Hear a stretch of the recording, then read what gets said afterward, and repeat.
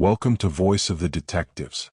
Today we dive into the world of charm, wit, and daring adventures with the iconic gentleman thief, Arsène Lupin, created by Maurice Leblanc. Lupin is no ordinary criminal. He's a master of disguise, a genius strategist, and a thief with a heart. Whether he's outwitting detectives, stealing priceless treasures, or solving mysteries for justice, Lupin's adventures are as thrilling as they are entertaining.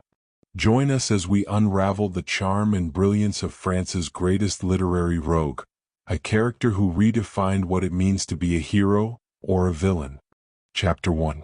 The Millionaire's Daughter.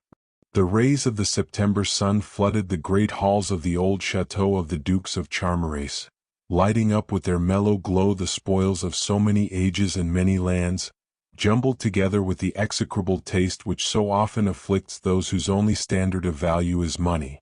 The golden light warmed the paneled walls and old furniture to a dull luster, and gave back to the fading gilt of the First Empire chairs and couches something of its old brightness. It illumined the long line of pictures on the walls, pictures of dead and gone Charmeraces, the stern or debonair faces of the men, soldiers, statesmen, dandies, the gentle or imperious faces of beautiful women. It flashed back from armor of brightly polished steel, and drew dull gleams from armor of bronze. The hues of rare porcelain, of the rich inlays of Oriental or Renaissance cabinets, mingled with the hues of the pictures, the tapestry, the Persian rugs about the polished floor to fill the hall with a rich glow of color. But of all the beautiful and precious things which the sun rays warmed to a clearer beauty, the face of the girl who sat writing at a table in front of the long windows, which opened onto the centuries-old turf of the broad terrace, was the most beautiful and the most precious. It was a delicate, almost frail beauty. Her skin was clear with the transparent luster of old porcelain, and her pale cheeks were only tinted with the pink of the faintest roses. Her straight nose was delicately cut, her rounded chin admirably molded.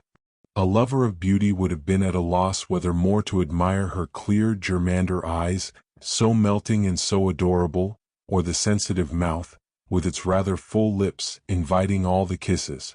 But assuredly he would have been grieved by the perpetual air of sadness which rested on the beautiful face, the wistful melancholy of the Slav, deepened by something of personal misfortune and suffering. Her face was framed by a mass of soft fair hair, shot with strands of gold where the sunlight fell on it, and little curls, rebellious to the comb, strayed over her white forehead, tiny feathers of gold. She was addressing envelopes, and a long list of names lay on her left hand. When she had addressed an envelope, she slipped into it a wedding card. On each was printed, M. Gournay Martin has the honor to inform you of the marriage of his daughter, Germaine, to the Duke of Charmerace. She wrote steadily on, adding envelope after envelope to the pile ready for the post, which rose in front of her. But now and again, when the flushed and laughing girls who were playing lawn tennis on the terrace raised their voices higher than usual as they called the score, and distracted her attention from her work, her gaze strayed through the open window and lingered on them wistfully, and as her eyes came back to her task she sighed with so faint a wistfulness that she hardly knew she sighed. Then a voice from the terrace cried, "Sonia? Sonia?" "Yes." "Emily Germain?" answered the writing girl. "Order tea, will you?" cried the voice, a petulant voice rather harsh to the ear. "Very well, Emily Germain," said Sonia, and having finished addressing the envelope under her pen, she laid it on the pile ready to be posted, and crossing the room to the old, wide fireplace, she rang the bell.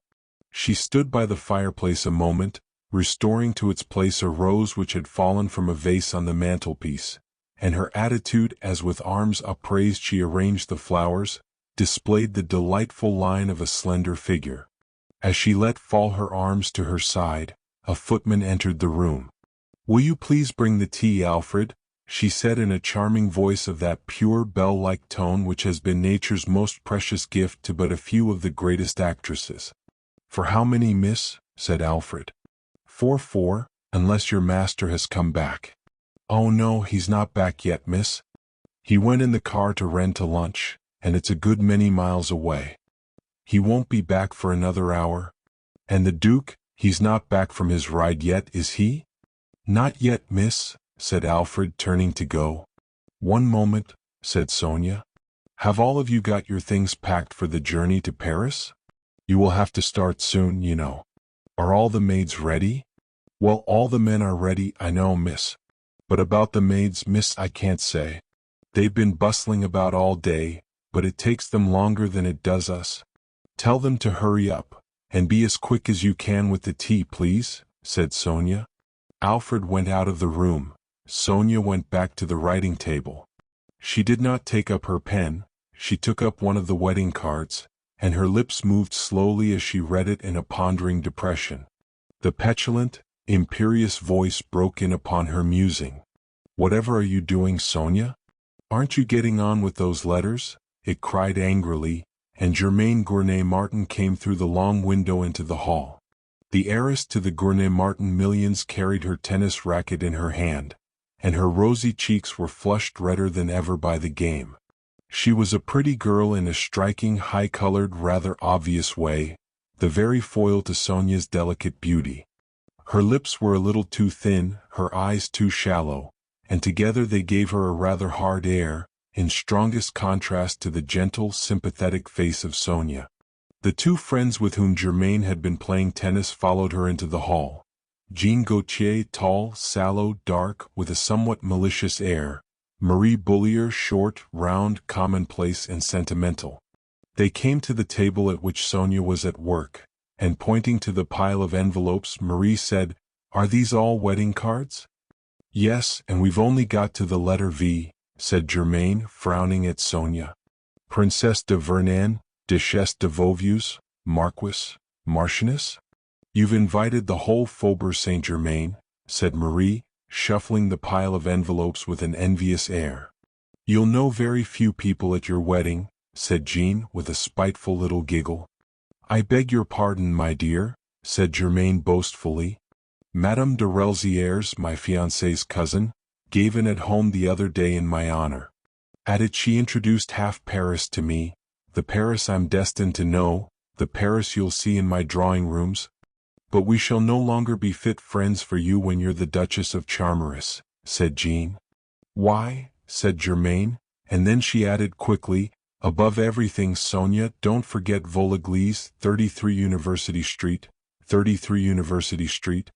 "Vol-Église, 33 University Street," said Sonia, taking a fresh envelope and beginning to address it. Wait, don't close the envelope. I'm wondering whether Vol-Église ought to have a cross, a double cross or a triple cross," said Germaine with an air of extreme importance. "What's that?" cried Marie and Jean together. "A single cross means an invitation to the church, a double cross an invitation to the marriage and the wedding breakfast, and the triple cross means an invitation to the marriage, the breakfast, and the signing of the marriage contract. What do you think the Duchess of Vol-Église ought to have?" "Don't ask me. I haven't the honor of knowing that great lady," cried Jean. "Nor I," said Marie. "Nor I," said Germaine. "But I have here the visiting list of the late Duchess of Charmeris, Jacques' mother." The two duchesses were on excellent terms. Besides, the Duchess of Vol-Église is rather worn out, but greatly admired for her piety. She goes to early service 3 times a week. "Then put 3 crosses," said Jean. "I shouldn't," said Marie quickly. "In your place, my dear, I shouldn't risk a slip. I should ask my fiancé's advice. He knows this world. Oh goodness, my fiancé. He doesn't care a rap about this kind of thing. He has changed so in the last 7 years. 7 years ago he took nothing seriously. Why, he set off on an expedition to the South Pole, just to show off. Oh, in those days he was truly a duke." "And today?" said Jean. "Oh, today he's a regular slow coach. Society gets on his nerves." "He's as sober as a judge," said Germaine. "He's as gay as a lark," said Sonia in sudden protest.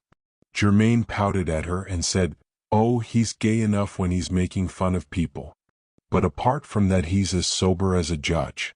"Your father must be delighted with the change," said Jean. "Naturally he's delighted. Why, he's lunching at Rennes today with the minister, with the sole object of getting Jacques decorated. Well, the Legion of Honor is a fine thing to have, said Marie. My dear, the Legion of Honor is all very well for middle-class people, but it's quite out of place for a duke, cried Germain. Alfred came in, bearing the tea tray, and set it on a little table near that at which Sonia was sitting. Germain, who was feeling too important to sit still, was walking up and down the room. Suddenly she stopped short, and pointing to a silver statuette which stood on the piano, she said, "What's this? Why is this statuette here?" "Why, when we came in, it was on the cabinet in its usual place," said Sonia in some astonishment. "Did you come into the hall while we were out in the garden, Alfred?" said Germain to the footman. "No, miss," said Alfred. "But someone must have come into it," Germain persisted. "I've not heard anyone. I was in my pantry," said Alfred. "It's very odd," said Germain. "It is odd," said Sonia. "Statuettes don't move about of themselves." All of them stared at the statuette as if they expected it to move again forthwith, under their very eyes. Then Alfred put it back in its usual place on one of the cabinets and went out of the room. Sonia poured out the tea, and over it they babbled about the coming marriage, the frocks they would wear at it, and the presents Germain had already received. That reminded her to ask Sonia if anyone had yet telephoned from her father's house in Paris, and Sonia said that no one had. "That's very annoying," said Germain. "It shows that nobody has sent me a present today." Pouting, she shrugged her shoulders with an air of a spoiled child, which sat but poorly on a well-developed young woman of 23. "It's Sunday. The shops don't deliver things on Sunday," said Sonia gently. But Germain still pouted like a spoiled child. "Isn't your beautiful Duke coming to have tea with us?" said Jean a little anxiously. "Oh yes, I'm expecting him at 4:30. He had to go for a ride with the two Dubits." "They're coming to tea here too," said Germain. "Gone for a ride with the two Dubits? But when?" cried Marie quickly. "This afternoon." "He can't be," said Marie. "My brother went to the Dubits' house after lunch to see André and Georges. They went for a drive this morning and won't be back till late tonight." "Well, but why did the Duke tell me so?" said Germain, knitting her brow with a puzzled air. "If I were you, I should inquire into this thoroughly. Dukes, well, we know what dukes are, it will be just as well to keep an eye on him," said Jean maliciously. Germain flushed quickly, and her eyes flashed. "Thank you. I have every confidence in Jacques. I am absolutely sure of him," she said angrily. "Oh well, if you're sure it's all right," said Jean. The ringing of the telephone bell made a fortunate diversion. Germain rushed to it, clapped the receiver to her ear, and cried, "Hello, is that you, Pierre? Oh, it's Victoire, is it? Ah, some presents have come, have they? Well, what are they?" "What? A paper knife, another paper knife, another Louis XVI inkstand, oh bother. Who are they from?" "Oh, from the Countess Rudolph and the Baron de Valery." Her voice rose high, thrilling with pride. Then she turned her face to her friends with the receiver still at her ear and cried, "Oh girls, a pearl necklace too. A large one. The pearls are big ones." "How jolly," said Marie. "Who sent it?" said Germain, turning to the telephone again. "Oh, a friend of Papa's," she added in a tone of disappointment. "Never mind, after all it's a pearl necklace. You'll be sure and lock the doors carefully, Victoire, won't you? And lock up the necklace in the secret cupboard." "Yes, thanks very much, Victoire. I shall see you tomorrow." She hung up the receiver and came away from the telephone frowning. "It's preposterous," she said pettishly. "Papa's friends and relations give me marvelous presents, and all the swells send me paper knives. It's all Jacques' fault. He's above all this kind of thing. The Faubourg Saint-Germain hardly knows that we're engaged. He doesn't go about advertising it," said Jean, smiling. "You're joking, but all the same what you say is true," said Germain. "That's exactly what his cousin Madame de Relzières said to me the other day at the at-home she gave in my honor. Wasn't it, Sonia? And she walked to the window and, turning her back on them, stared out of it. She has got her mouth full of that at home, said Jean to Marie in a low voice. There was an awkward silence. Marie broke it. Speaking of Madame de Relzières, do you know that she is on pins and needles with anxiety? Her son is fighting a duel today, she said. With whom? Said Sonia. No one knows. She got hold of a letter from the seconds, said Marie. My mind is quite at rest about Relzières, said Germain. He's a first-class swordsman. No one could beat him. Sonia did not seem to share her freedom from anxiety. Her forehead was puckered in little lines of perplexity, as if she were puzzling out some problem, and there was a look of something very like fear in her gentle eyes. Wasn't Relzières a great friend of your fiancé at one time? Said Jean. A great friend? I should think he was, said Germain. Why, it was through Relzières that we got to know Jacques. Where was that? Said Marie. Here, in this very chateau, said Germain. Actually in his own house? Said Marie in some surprise. Yes, actually here. Isn't life funny? Said Germain. If, a few months after his father's death, Jacques had not found himself hard up, and obliged to dispose of this chateau, to raise the money for his expedition to the South Pole, and if Papa and I had not wanted an historic chateau, and lastly, if Papa had not suffered from rheumatism, I should not be calling myself in a month from now the Duchess of Charmers. Now what on earth has your father's rheumatism got to do with your being Duchess of Charmerace? Cried Jean.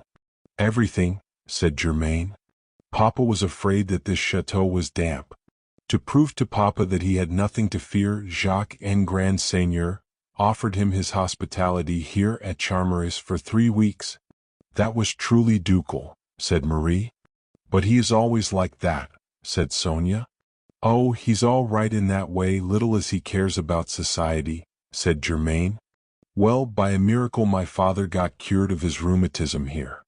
Jacques fell in love with me, Papa made up his mind to buy the chateau, and I demanded the hand of Jacques in marriage. You did? But you were only 16 then, said Marie with some surprise. Yes, but even at 16 a girl ought to know that a duke is a duke. I did, said Germain. Then since Jacques was setting out for the South Pole, and Papa considered me much too young to get married, I promised Jacques to wait for his return. Why, it was everything that's romantic, cried Marie. Romantic? Oh yes, said Germain, and she pouted. But between ourselves, if I'd known that he was going to stay all that time at the South Pole. That's true, broke in Marie. To go away for 3 years and stay away 7, at the end of the world. All Germain's beautiful youth, said Jean with her malicious smile. Thanks, said Germain tartly. Well, you are 23. It's the flower of one's age, said Jean. Not quite 23, said Germain hastily. And look at the wretched luck I've had. The Duke falls ill and is treated at Montevideo. As soon as he recovers, since he's the most obstinate person in the world, he resolves to go on with the expedition. He sets out, and for an age without a word of warning, there's no more news of him, no news of any kind. For 6 months, we believed him dead. Dead? Oh, how unhappy you must have been, said Sonia. Oh, don't speak of it. For 6 months I daren't put on a light frock, said Germain, turning to her. A lot she must have cared for him, whispered Jean to Marie. Fortunately, one fine day the letters began again. 3 months ago a telegram informed us that he was coming back, and at last the Duke returned, said Germain with a theatrical air. The Duke returned, cried Jean, mimicking her. Never mind. Fancy waiting nearly 7 years for one's fiancé. That was constancy, said Sonia. Oh, you're a sentimentalist, Emily Krichnoff, said Jean in a tone of mockery. It was the influence of the castle. What do you mean? Said Germain. Oh, to own the castle of Charmerace and call oneself Emily Grenay-Martin, it's not worth doing. One must become a duchess, said Jean. Yes, yes, and for all this wonderful constancy, 7 years of it, Germain was on the point of becoming engaged to another man, said Marie, smiling. And he a mere baron, said Jean, laughing. What? Is that true? Said Sonia. Didn't you know Emilie Krichnoff? She nearly became engaged to the Duke's cousin, the Baron de Relzières. It was not nearly so grand. Oh, it's all very well to laugh at me, but being the cousin and heir of the Duke, Relzières would have assumed the title, and I should have been Duchess just the same, said Germaine triumphantly. Evidently that was all that mattered, said Jean. Well, dear, I must be off. We've promised to run in to see the Comtesse de Grosjean. You know the Comtesse de Grosjean? She spoke with an air of careless pride and rose to go. Only by name. Papa used to know her husband on the stock exchange when he was still called simply M. Grosjean. For his part, Papa preferred to keep his name intact, said Germaine with quiet pride. Intact? That's one way of looking at it. Well then, I'll see you in Paris. You still intend to start tomorrow? Said Jean. Yes, tomorrow morning, said Germaine. Jean and Marie slipped on their dust coats to the accompaniment of chattering and kissing, and went out of the room. As she closed the door on them, Germaine turned to Sonia and said, I do hate those two girls. They're such horrible snobs. Oh, they're good-natured enough, said Sonia. Good-natured? Why, you idiot, they're just bursting with envy of me. Bursting, said Germaine. Well, they've every reason to be, she added confidently, surveying herself in a Venetian mirror with a petted child's self-content. Chapter 2. The Coming of the Charolais. Sonia went back to her table, and once more began putting wedding cards in their envelopes and addressing them. Germaine moved restlessly about the room, fidgeting with the bric-a-brac on the cabinets, shifting the pieces about, interrupting Sonia to ask whether she preferred this arrangement or that, throwing herself into a chair to read a magazine, getting up in a couple of minutes to straighten a picture on the wall, throwing out all the while idle questions not worth answering. 99 human beings would have been irritated to exasperation by her fidgeting. Sonia endured it with a perfect patience. 5 times Germaine asked her whether she should wear her heliotrope or her pink gown at a forthcoming dinner at Madame de Relzières'. 5 times Sonia said, without the slightest variation in her tone, I think you look better in the pink. And all the while the pile of addressed envelopes rose steadily. Presently the door opened, and Alfred stood on the threshold. 2 gentlemen have called to see you, miss, he said. Ah, the 2 Dubits, cried Germaine. They didn't give their names, miss?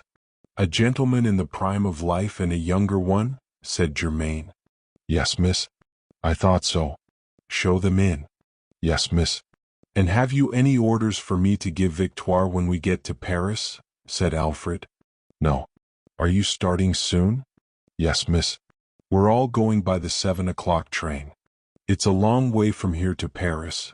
We shall only reach it at 9 in the morning. That will give us just time to get the house ready for you by the time you get there tomorrow evening, said Alfred. Is everything packed? Yes, miss, everything. The cart has already taken the heavy luggage to the station. All you'll have to do is to see after your bags. That's all right. Show M. Dubit and his brother in, said Germaine. She moved to a chair near the window, and disposed herself in an attitude of studied, and obviously studied, grace. As she leant her head at a charming angle back against the tall back of the chair, her eyes fell on the window and they opened wide. Why, whatever's this? She cried, pointing to it. Whatever's what? Said Sonia, without raising her eyes from the envelope she was addressing. Why, the window. One of the panes has been taken out. It looks as if it had been cut. So it has, just at the level of the fastening, said Sonia. And the 2 girls stared at the gap. Haven't you noticed it before? Said Germaine. No, the broken glass must have fallen outside, said Sonia. The noise of the opening of the door drew their attention from the window. 2 figures were advancing towards them. A short, round, tubby man of 55, red-faced, bald, with bright gray eyes, which seemed to be continually dancing away from meeting the eyes of any other human being. Behind him came a slim young man, dark and grave. For all the difference in their coloring, it was clear that they were father and son. their eyes were set so close together. The son seemed to have inherited, along with her black eyes, his mother's nose, thin and aquiline. The nose of the father started thin from the brow, but ended in a scarlet bulb eloquent of an exhaustive acquaintance with the vintages of the world. Germain rose, looking at them with an air of some surprise and uncertainty. These were not her friends, the Dubits. The elder man, advancing with a smiling bonhomie, bowed and said in an adenoid voice ingratiating of tone, "I'm M. Charolais, young ladies, M. Charolais, retired brewer, Chevalier of the Legion of Honor, landowner at Rennes. Let me introduce my son." The young man bowed awkwardly. "We came from Rennes this morning and we lunched at Curler's farm." "Shall I order tea for them?" whispered Sonia. "Gracious no," said Germain sharply under her breath. Then louder she said to M. Charolais, "And what is your object in calling?" "We asked to see your father," said M. Charolais, smiling with broad amiability, while his eyes danced across her face, avoiding any meeting with hers. "The footman told us that M. Gournay Martin was out, but that his daughter was at home. And we were unable, quite unable, to deny ourselves the pleasure of meeting you." With that he sat down, and his son followed his example. Sonia and Germain, taken aback, looked at one another in some perplexity. "What a fine chateau, Papa," said the young man. "Yes, my boy, it's a very fine chateau," said M. Charolais, looking round the hall with appreciative but greedy eyes. There was a pause. "It's a very fine chateau, young ladies," said M. Charolais. "Yes, but excuse me, what is it you have called about?" said Germain. M. Charolais crossed his legs, leant back in his chair, thrust his thumbs into the armholes of his waistcoat and said, "Well, we've come about the advertisement we saw in the Rennes Advertiser, that M. Gournay Martin wanted to get rid of a motor car, and my son is always saying to me, I should like a motor car which rushes the hills, Papa. He means a 60 horsepower. We've got a 60 horsepower, but it's not for sale. My father is even using it himself today," said Germain. "Perhaps it's the car we saw in the stable-yard," said M. Charolais. "No, that's a 30 to 40 horsepower. It belongs to me. But if your son really loves rushing hills, as you say, we have a 100 horsepower car which my father wants to get rid of. Wait, where's the photograph of it, Sonia? It ought to be here somewhere." The two girls rose, went to a table set against the wall beyond the window, and began turning over the papers with which it was loaded in the search for the photograph.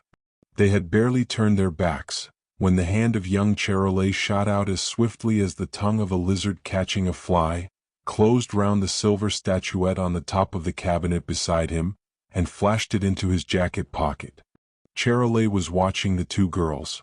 One would have said that he had eyes for nothing else, yet, without moving a muscle of his face, set in its perpetual beaming smile, he hissed in an angry whisper, "Drop it, you idiot! Put it back!" The young man scowled askance at him. "Curse you! Put it back," hissed Charolais. The young man's arm shot out with the same quickness, and the statuette stood in its place. There was just the faintest sigh of relief from Charolais, as Germain turned and came to him with the photograph in her hand. She gave it to him. "Ah, here we are," he said, putting on a pair of gold-rimmed pince-nez. "A 100 horsepower car. Well, this is something to talk over. What's the least you'll take for it?" "I have nothing to do with this kind of thing," cried Germain. "You must see my father. He will be back from Rennes soon. Then you can settle the matter with him." And Charolais rose and said, "Very good. We will go now and come back presently. I'm sorry to have intruded on you, young ladies, taking up your time like this." "Not at all, not at all," murmured Germain politely. "Goodbye, goodbye," said M. Charolais, and he and his son went to the door and bowed themselves out. "What creatures!" said Germain, going to the window as the door closed behind the two visitors. "All the same, if they do buy the 100 horsepower, Papa will be awfully pleased. It is odd about that pain. I wonder how it happened. It's odd too that Jacques hasn't come back yet. He told me that he would be here between 4:30 and 5. And the Dubits have not come either," said Sonia. But it's hardly 5 yet. Yes, that's so. The due-bits have not come either. What on earth are you wasting your time for? She added sharply, raising her voice.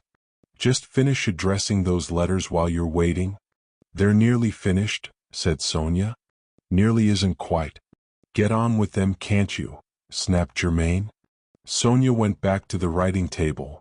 Just the slightest deepening of the faint pink roses in her cheeks marked her sense of Germain's rudeness. After 3 years as companion to Germain Martin, she was well inured to millionaire manners. They had almost lost the power to move her. Germain dropped into a chair for 20 seconds, then flung out of it. 10 minutes to 5, she cried. Jacques is late. It's the first time I've ever known him late. She went to the window and looked across the wide stretch of meadowland and woodland on which the chateau, set on the very crown of the ridge, looked down. The road, running with the irritating straightness of so many of the roads of France, was visible for a full 3 miles. It was empty. Perhaps the Duke went to the Château de Relzières to see his cousin, though I fancy that at bottom the Duke does not care very much for the Baron de Relzières. They always look as though they detested one another, said Sonia, without raising her eyes from the letter she was addressing. You've noticed that, have you? Said Germain. Now, as far as Jacques is concerned, he's so indifferent. Nonetheless, when we were at the Relzières on Thursday, I caught him quarreling with Paul de Relzières. Quarreling? Said Sonia sharply, with a sudden uneasiness in air and eyes and voice. Yes, quarreling. And they said goodbye to one another in the oddest way. But surely they shook hands? Said Sonia. Not a bit of it. They bowed as if each of them had swallowed a poker. Why, then, said Sonia, starting up with a frightened air, and her voice stuck in her throat. Then what? Said Germain, a little startled by her panic-stricken face. The duel? Monsieur de Relzières' duel? Cried Sonia. What? You don't think it was with Jacques? I don't know, but this quarrel, the Duke's manner this morning, the due-bits drive, said Sonia. Of course. It's quite possible, in fact it's certain, cried Germain. It's horrible, gasped Sonia. Just consider. Suppose something happened to him. Suppose the Duke. It's me the Duke's fighting about, cried Germain proudly, with a little skipping jump of triumphant joy. Sonia stared through her without seeing her. Her face was a dead white. Fear had chilled the luster from her skin. Her breath panted through her parted lips, and her dilated eyes seemed to look on some dreadful picture. Germain pirouetted about the hall at the very height of triumph. To have a duke fighting a duel about her was far beyond the wildest dreams of snobbishness. She chuckled again, and once she clapped her hands and laughed aloud. He's fighting a swordsman of the first class, an invincible swordsman. You said so yourself, Sonia muttered in a tone of anguish. And there's nothing to be done, nothing? She pressed her hands to her eyes as if to shut out a hideous vision. Germain did not hear her. She was staring at herself in a mirror and bridling to her own image. Sonia tottered to the window and stared down at the road along which must come the tidings of weal or irremediable woe. She kept passing her hand over her eyes as if to clear their vision. Suddenly she started and bent forward, rigid, all her being concentrated in the effort to see. Then she cried, Mademoiselle Germain. Look. What is it? Said Germain, coming to her side. A horseman. There, said Sonia, waving a hand towards the road. Yes, and isn't he galloping? Said Germain. It's he. It's the Duke, cried Sonia. Do you think so? Said Germain doubtfully. I'm sure of it, sure. Well, he gets here just in time for tea, said Germain in a tone of extreme satisfaction. He knows that I hate to be kept waiting. He said to me, I shall be back by 5 at the latest. And here he is. It's impossible, said Sonia. He has to go all the way round the park. There's no direct road, the brook is between us. All the same he's coming in a straight line, said Germain. It was true. The horseman had left the road and was galloping across the meadows straight for the brook. In 20 seconds he reached its treacherous bank, and as he set his horse at it, Sonia covered her eyes. "He's over," said Germain. "My father gave 300 guineas for that horse." Chapter 3. Lupin's Way. Sonia, in a sudden revulsion of feeling, in a reaction from her fears, slipped back and sat down at the tea table, panting quickly, struggling to keep back the tears of relief. She did not see the Duke gallop up the slope, dismount, and hand over his horse to the groom who came running to him. There was still a mist in her eyes to blur his figure as he came through the window. "If it's for me, plenty of tea, very little cream, and 3 lumps of sugar," he cried in a gay, ringing voice and pulled out his watch. "5 to the minute, that's all right." And he bent down, took Germain's hand, and kissed it with an air of gallant devotion. If he had indeed just fought a duel, there were no signs of it in his bearing. His air, his voice were entirely careless. He was a man whose whole thought at the moment was fixed on his tea and his punctuality. He drew a chair near the tea table for Germain, sat down himself, and Sonia handed him a cup of tea with so shaky a hand that the spoon clinked in the saucer. "You've been fighting a duel?" said Germain. "What? You've heard already?" said the Duke in some surprise. "I've heard," said Germain. "Why did you fight it?" "You're not wounded, your Grace?" said Sonia anxiously. "Not a scratch," said the Duke, smiling at her. "Will you be so good as to get on with those wedding cards, Sonia?" said Germain sharply, and Sonia went back to the writing table. Turning to the Duke, Germain said, "Did you fight on my account?" "Would you be pleased to know that I had fought on your account?" said the Duke, and there was a faint mocking light in his eyes, far too faint for the self-satisfied Germain to perceive. "Yes, but it isn't true." "You've been fighting about some woman," said Germain petulantly. "If I had been fighting about a woman, it could only be you," said the Duke. "Yes, that is so. Of course. It could hardly be about Sonia or my maid," said Germain. "But what was the reason of the duel?" "Oh, the reason of it was entirely childish," said the Duke. "I was in a bad temper, and de Relzières said something that annoyed me. Then it wasn't about me, and if it wasn't about me, it wasn't really worthwhile fighting," said Germain in a tone of acute disappointment. The mocking light deepened a little in the Duke's eyes. "Yes, but if I had been killed, everybody would have said, 'The Duke of Charmerace has been killed in a duel about Mademoiselle Grenay-Martin.' That would have sounded very fine indeed," said the Duke, and a touch of mockery had crept into his voice. "Now, don't begin trying to annoy me again," said Germain pettishly. "The last thing I should dream of, my dear girl," said the Duke, smiling. "And de Relzières? Is he wounded?" said Germain. "Poor dear de Relzières. He won't be out of bed for the next 6 months," said the Duke, and he laughed lightly and gaily. "Good gracious!" cried Germain. "It will do poor dear de Relzières a world of good. He has a touch of enteritis, and for enteritis there is nothing like rest," said the Duke. Sonia was not getting on very quickly with the wedding cards. Germain was sitting with her back to her, and over her shoulder Sonia could watch the face of the Duke, an extraordinarily mobile face changing with every passing mood. Sometimes his eyes met hers, and hers fell before them. But as soon as they turned away from her she was watching him again, almost greedily, as if she could not see enough of his face in which strength of will and purpose was mingled with a faint ironic skepticism, and tempered by a fine air of race. He finished his tea, then he took a morocco case from his pocket and said to Germain, "It must be quite 3 days since I gave you anything." He opened the case, disclosed a pearl pendant, and handed it to her. "Oh, how nice!" she cried, taking it. She took it from the case, saying that it was a beauty. She showed it to Sonia, then she put it on and stood before a mirror admiring the effect. To tell the truth, the effect was not entirely desirable. The pearls did not improve the look of her rather coarse brown skin, and her skin added nothing to the beauty of the pearls. Sonia saw this, and so did the Duke. He looked at Sonia's white throat. She met his eyes and blushed. She knew that the same thought was in both their minds. The pearls would have looked infinitely better there.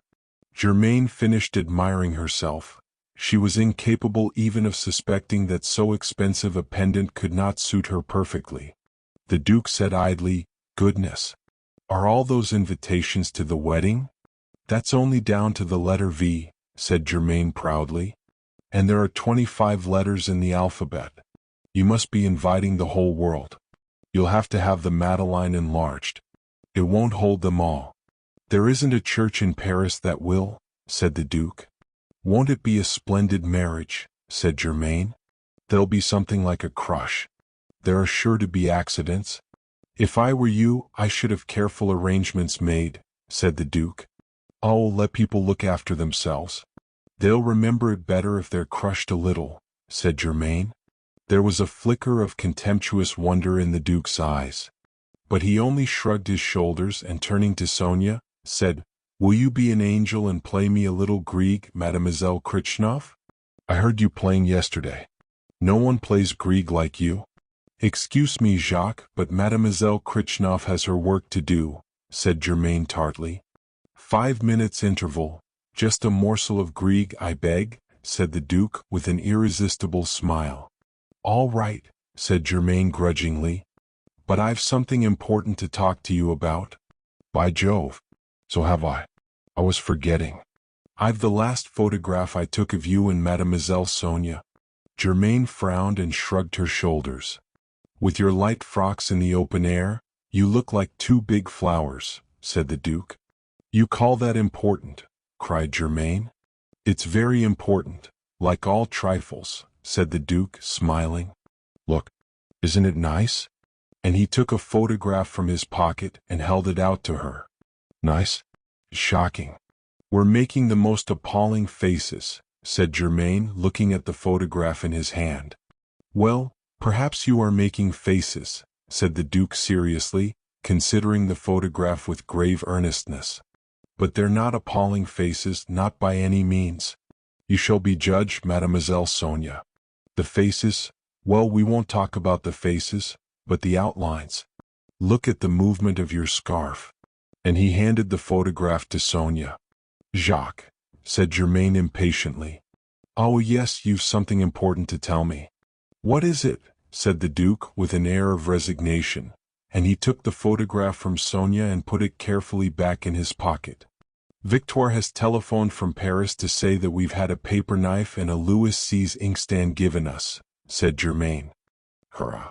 cried the Duke in a sudden shout that made them both jump. "And a pearl necklace," said Germaine. "Hurrah!" cried the Duke. "You're perfectly childish," said Germaine pettishly. "I tell you we've been given a paper knife and you shout hurrah. I say we've been given a pearl necklace and you shout hurrah. You can't have the slightest sense of values." "I beg your pardon. This pearl necklace is from one of your father's friends, isn't it?" said the Duke.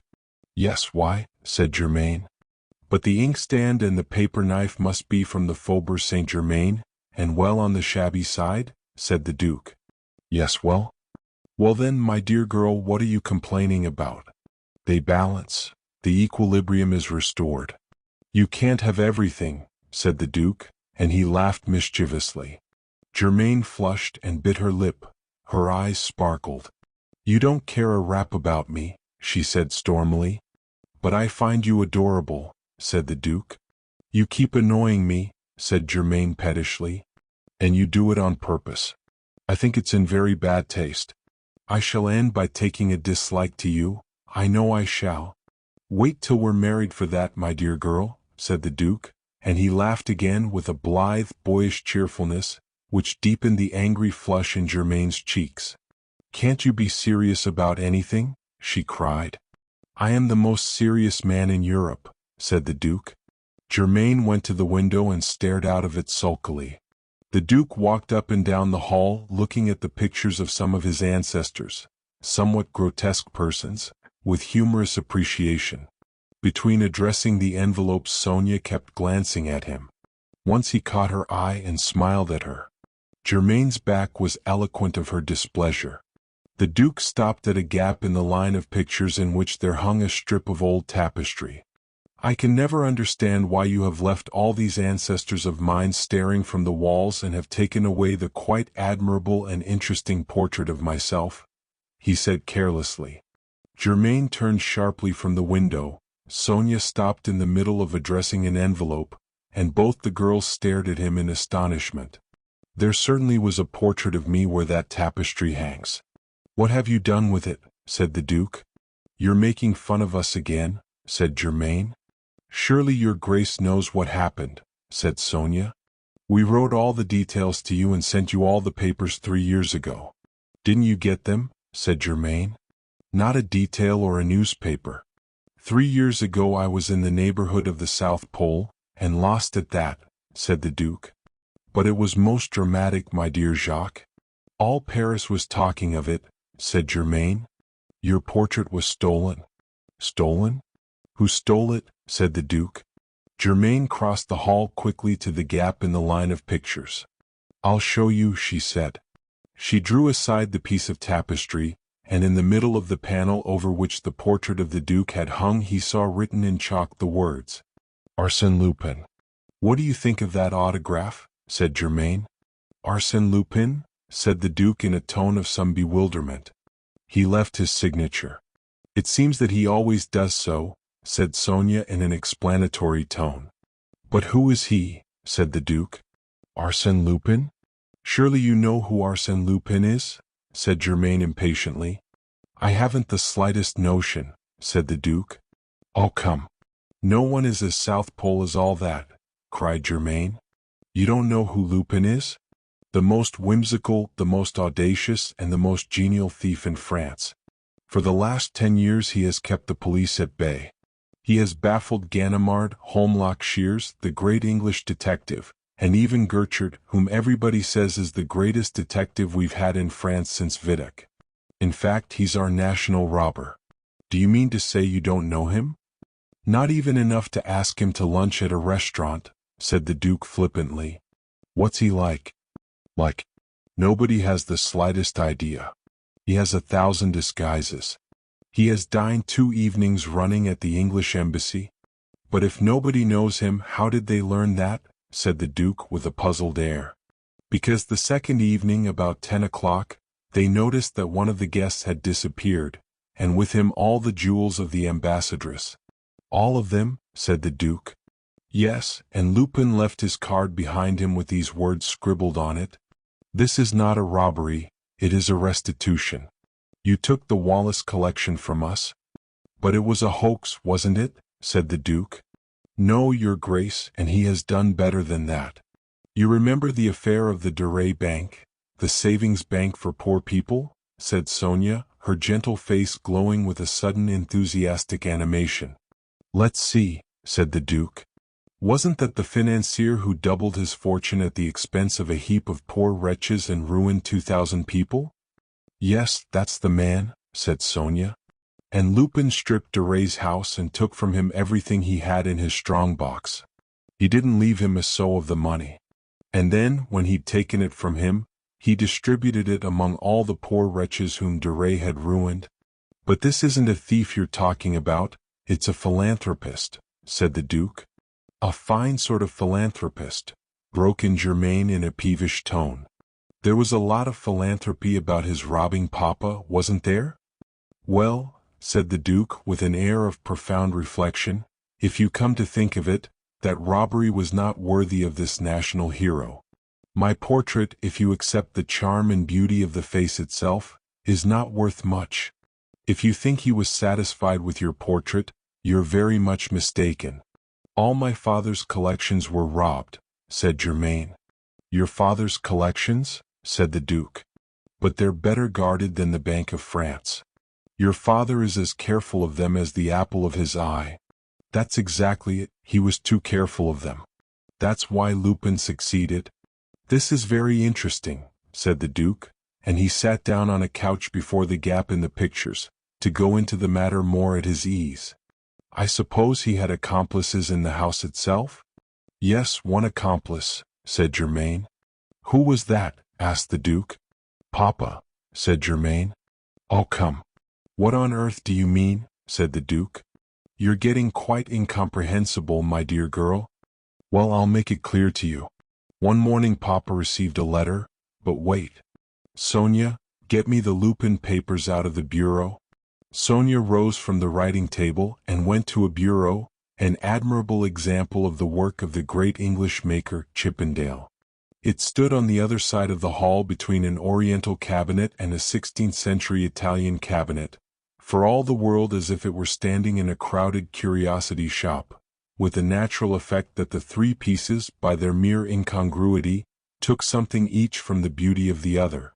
Sonia raised the flap of the bureau, and taking from one of the drawers a small portfolio, turned over the papers in it and handed a letter to the Duke. "This is the envelope," she said. "It's addressed to M. Gournay Martin, collector, at the Château de Charmerace, Ille-et-Vilaine." The Duke opened the envelope and took out a letter. "It's an odd handwriting," he said. "Read it carefully," said Germain. It was an uncommon handwriting. The letters of it were small but perfectly formed. It looked the handwriting of a man who knew exactly what he wanted to say, and liked to say it with extreme precision. The letter ran, "Dear Sir, please forgive my writing to you without our having been introduced to one another, but I flatter myself that you know me at any rate by name. There is in the drawing-room next your hall a Gainsborough of admirable quality which affords me infinite pleasure. Your Goyas in the same drawing-room are also to my liking, as well as your Van Dyck. In the further drawing-room I note the Renaissance cabinets, a marvelous pair, the Flemish tapestry, the Fragonard, the clock signed Boule, and various other objects of less importance. But above all I have set my heart on that coronet which you bought at the sale of the Marquise de Ferronay, and which was formerly worn by the unfortunate Princess de Lamballe. I take the greatest interest in this coronet, in the first place on account of the charming and tragic memories which it calls up in the mind of a poet passionately fond of history, and in the second place, though it is hardly worthwhile talking about that kind of thing, on account of its intrinsic value. I reckon indeed that the stones in your coronet are, at the very lowest, worth 500,000 francs. I beg you, my dear sir, to have these different objects properly packed up, and to forward them, addressed to me, carriage paid, to the Batignolles station. Failing this, I shall proceed to remove them myself on the night of Thursday, August 7th. Please pardon the slight trouble to which I am putting you, and believe me, yours very sincerely, Arsène Lupin. P.S. It occurs to me that the pictures have not glass before them. It would be as well to repair this omission before forwarding them to me, and I am sure that you will take this extra trouble cheerfully. I am aware, of course, that some of the best judges declare that a picture loses some of its quality when seen through glass. But it preserves them, and we should always be ready and willing to sacrifice a portion of our own pleasure for the benefit of posterity. France demands it of us. Oh. The Duke laughed and said, "Really, this is extraordinarily funny. It must have made your father laugh." "Laugh?" said Germain. "You should have seen his face. He took it seriously enough, I can tell you." "Not to the point of forwarding the things to Batignolles, I hope," said the Duke. "No, but to the point of being driven wild," said Germain. And since the police had always been baffled by Lupin, he had the brilliant idea of trying what soldiers could do. The commandant at Rennes is a great friend of Papa's, and Papa went to him and told him about Lupin's letter and what he feared. The colonel laughed at him, but he offered him a corporal and 6 soldiers to guard his collection, on the night of the 7th. It was arranged that they should come from Rennes by the last train so that the burglars should have no warning of their coming. Well, they came, 7 picked men who had seen service in Tonquin. We gave them supper, and then the corporal posted them in the hall and the 2 drawing rooms where the pictures and things were. At 11 we all went to bed, after promising the corporal that, in the event of any fight with the burglars, we would not stir from our rooms. I can tell you I felt awfully nervous. I couldn't get to sleep for ages and ages. Then, when I did not wake till morning. The night had passed absolutely quietly. Nothing out of the common had happened. There had not been the slightest noise. I woke Sonia and my father. We dressed as quickly as we could and rushed down to the drawing room. She paused dramatically. Well, said the Duke. Well, it was done. What was done? Said the Duke. Everything, said Germain. Pictures had gone, tapestries had gone, cabinets had gone, and the clock had gone. And the coronet too, said the Duke. Oh no. That was at the Bank of France. And it was doubtless to make up for not getting it that Lupin stole your portrait.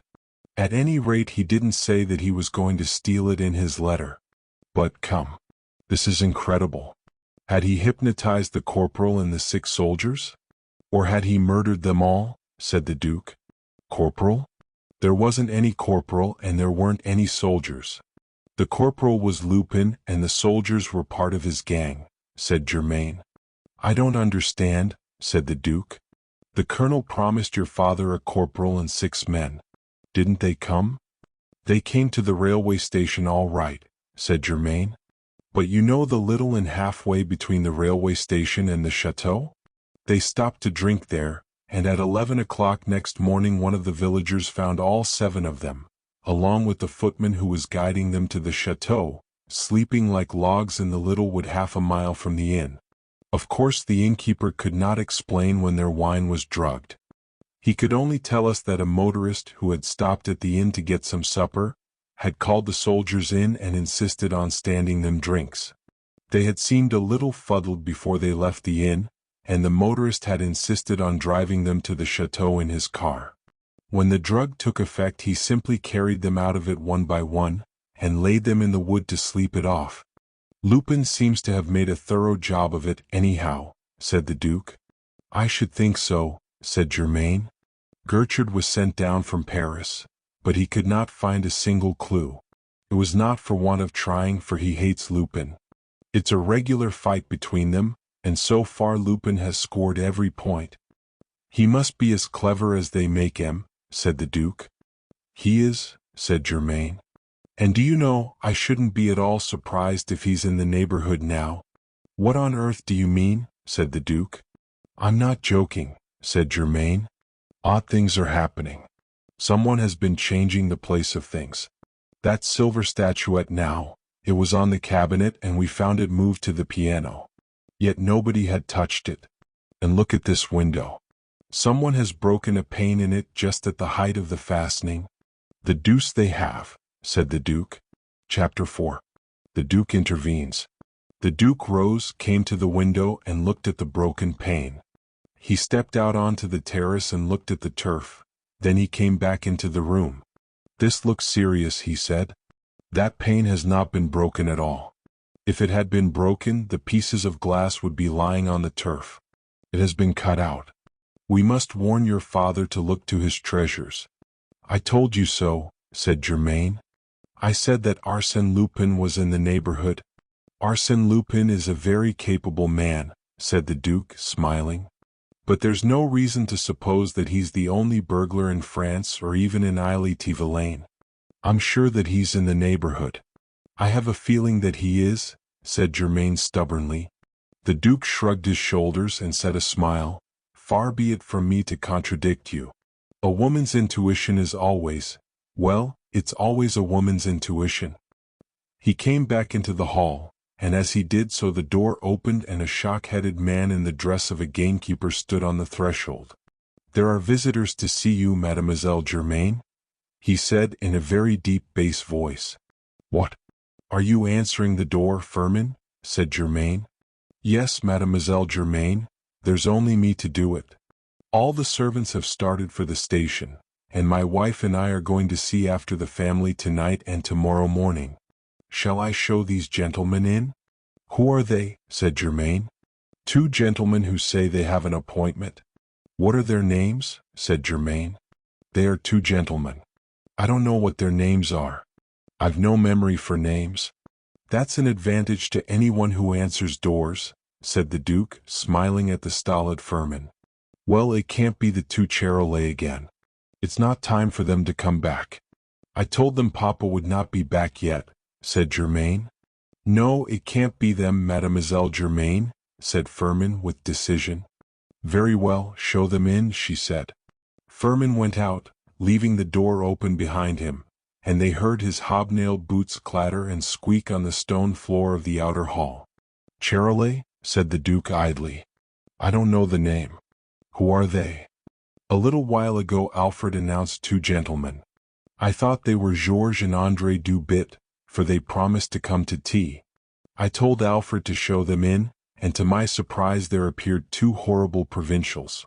I never— oh—" She stopped short, for there, coming through the door, were the 2 Charolais, father and son. Charolais pressed his motor cap to his bosom and bowed low. "Once more I salute you, mademoiselle," he said. His son bowed and revealed behind him another young man. "My second son. He has a chemist's shop," said Charolais, waving a large red hand at the young man.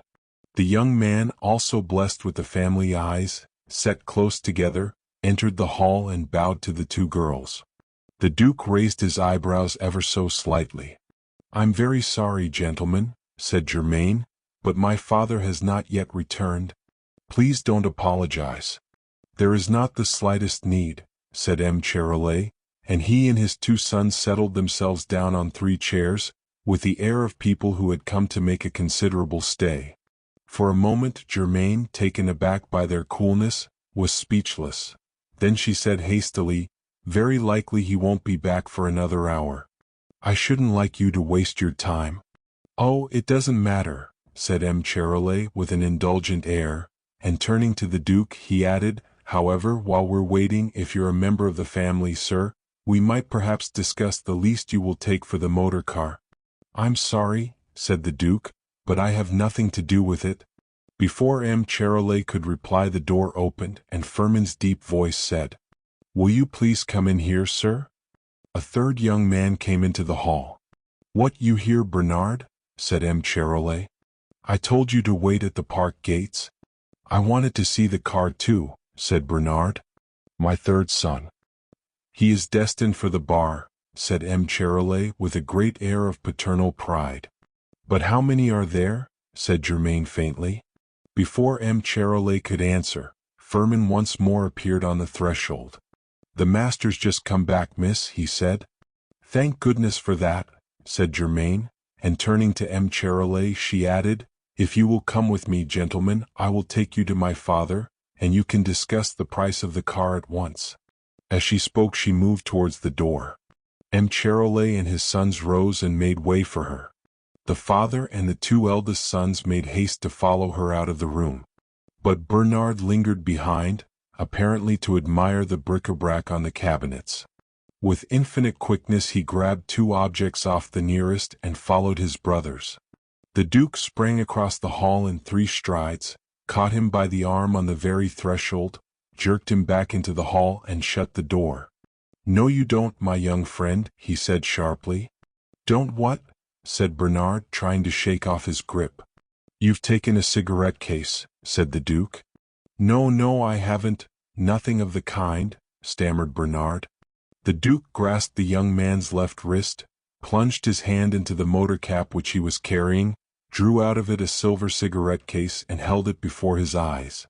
Bernard turned pale to the lips. His frightened eyes seemed about to leap from their sockets.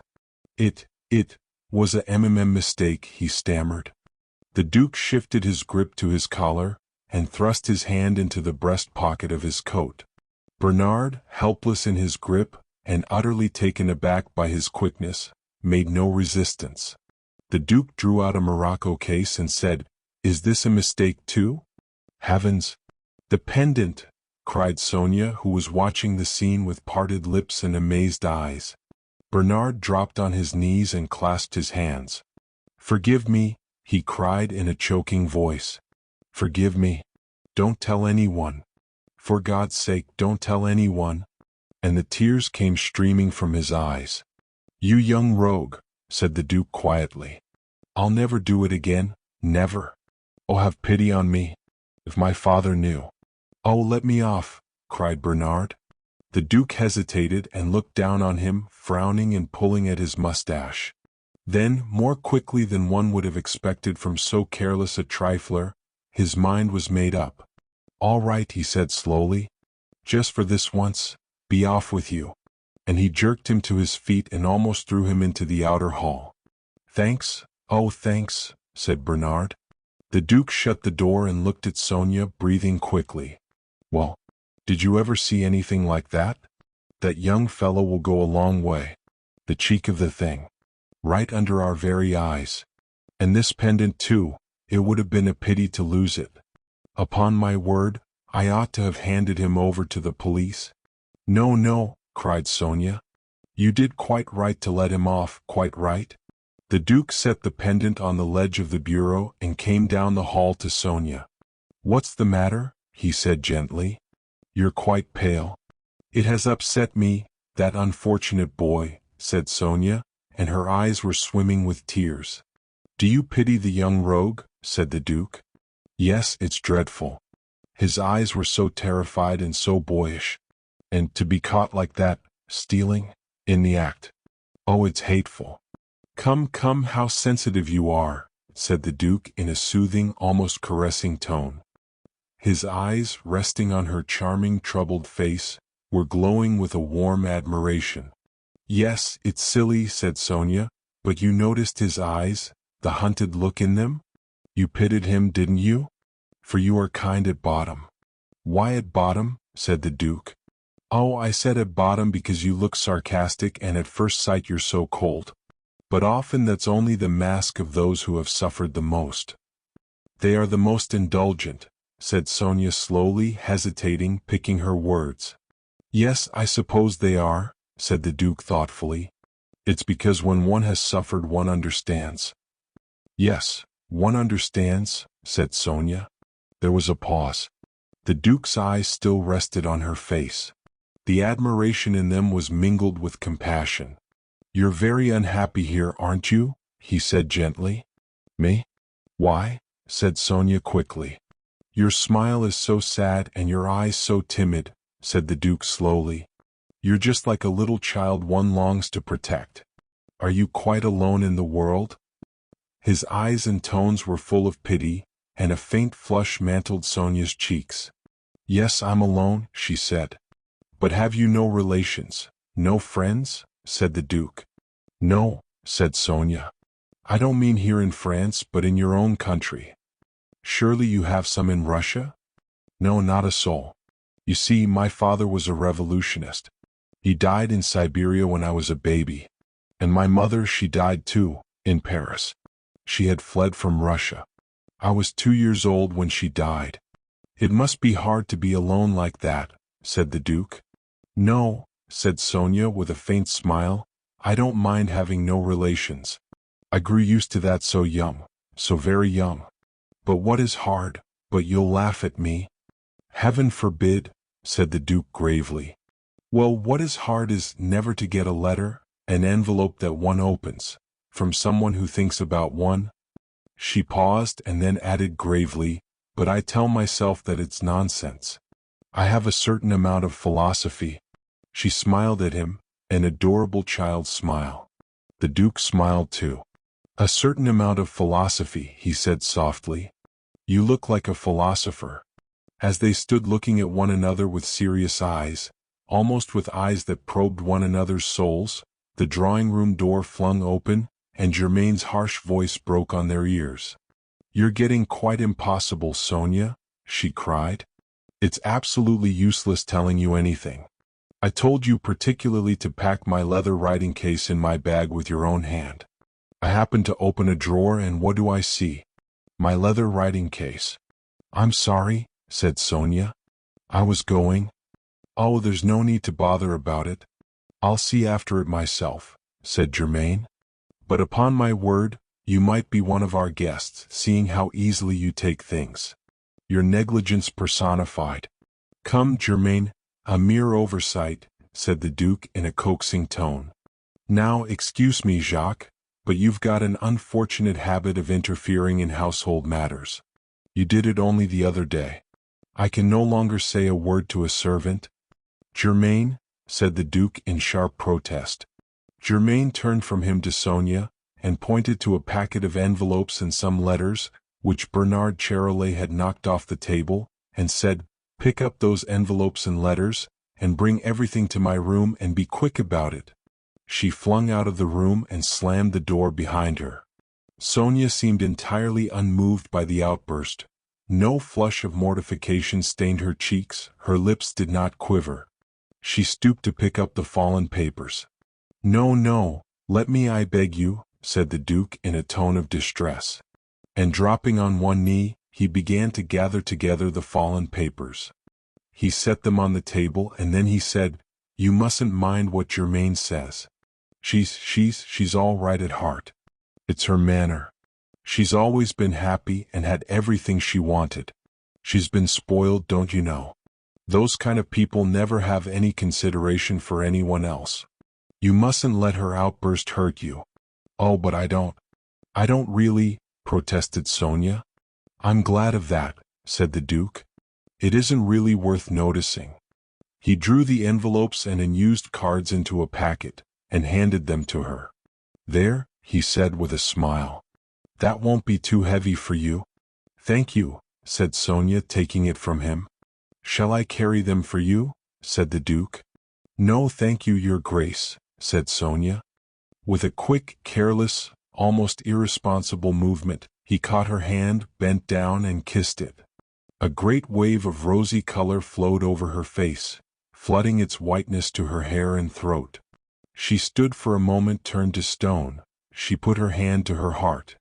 Then on hasty, faltering feet she went to the door, opened it, paused on the threshold, turned and looked back at him and vanished. Chapter 5. A letter from Lupin.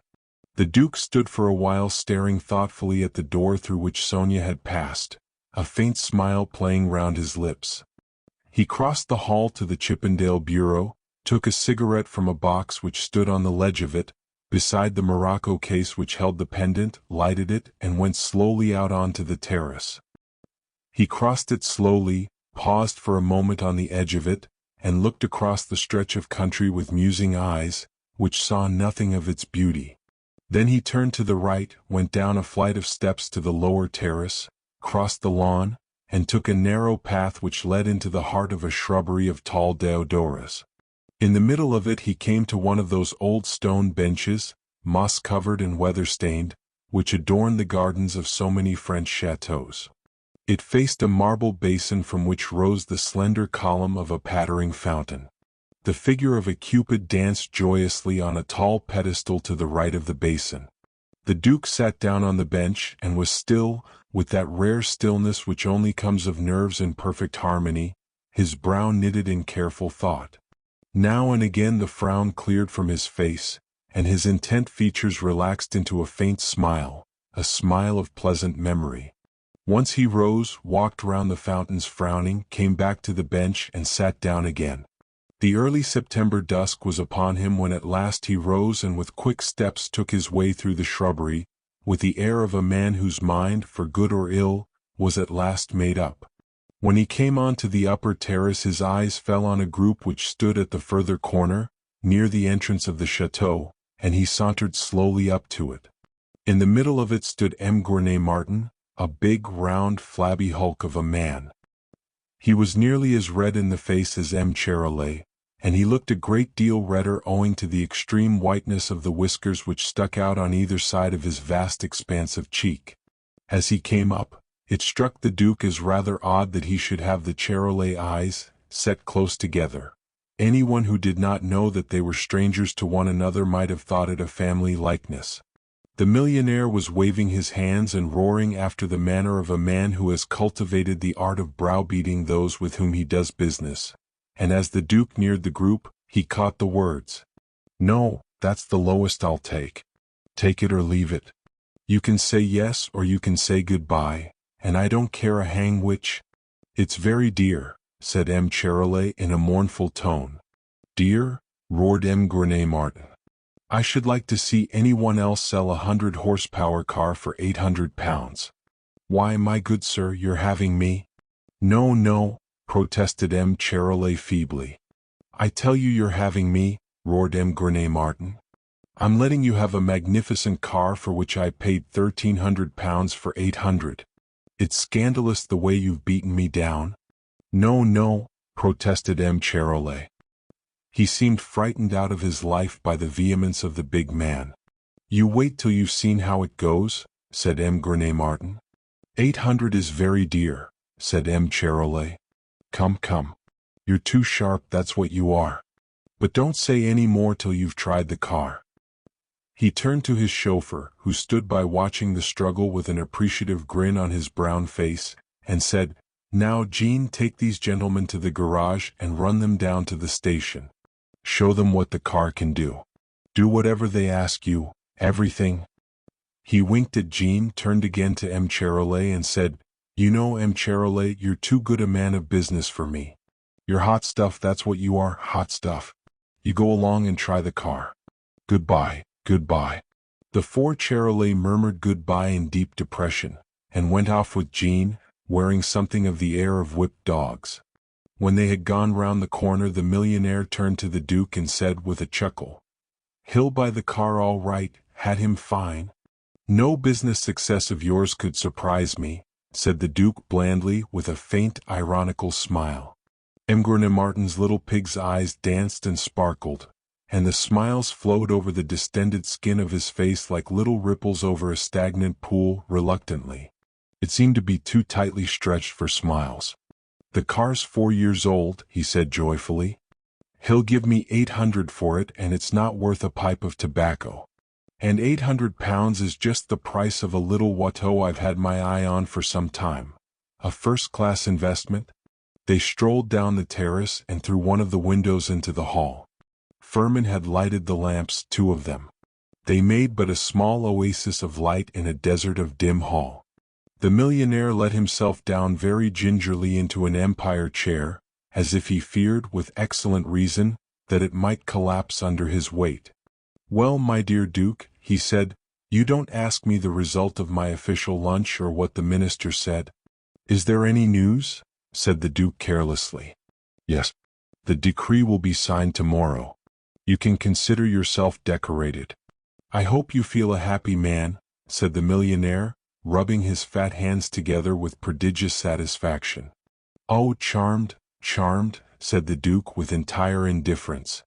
"As for me, I'm delighted, delighted," said the millionaire. "I was extremely keen on your being decorated.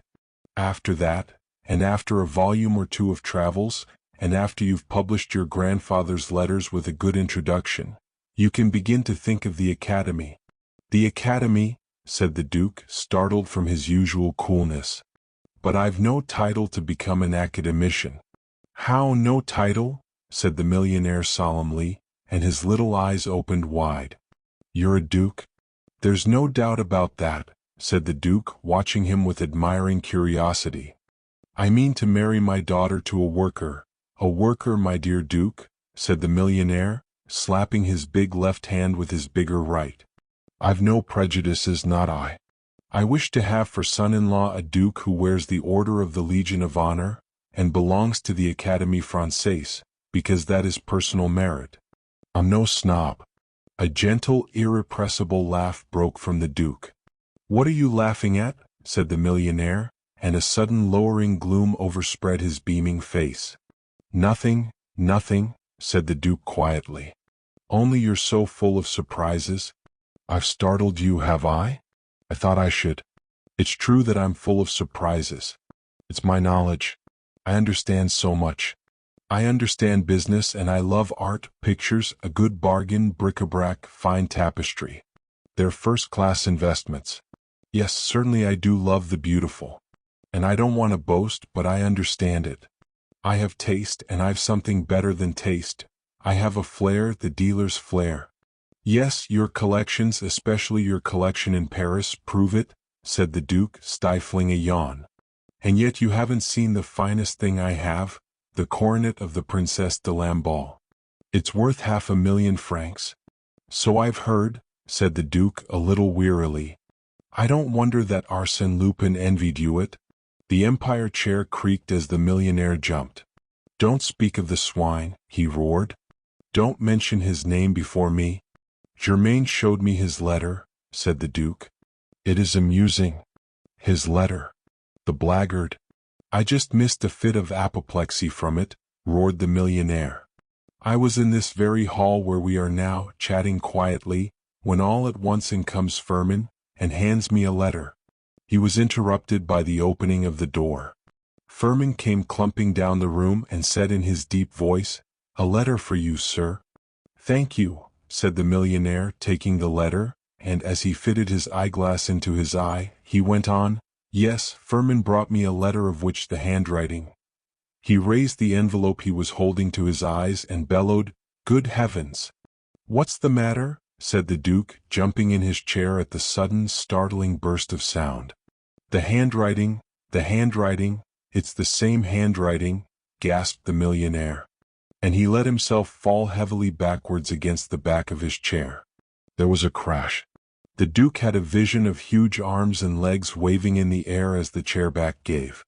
There was another crash. The chair collapsed. The huge bulk banged to the floor. The laughter of the Duke rang out uncontrollably. He caught one of the waving arms, and jerked the flabby giant to his feet with an ease which seemed to show that his muscles were of steel. "Come," he said, laughing still. "This is nonsense. What do you mean by the same handwriting? It can't be. It is the same handwriting. Am I likely to make a mistake about it?" spluttered the millionaire. And he tore open the envelope with an air of frenzy. He ran his eyes over it, and they grew larger and larger. They grew almost of an average size. "Listen," he said, "listen.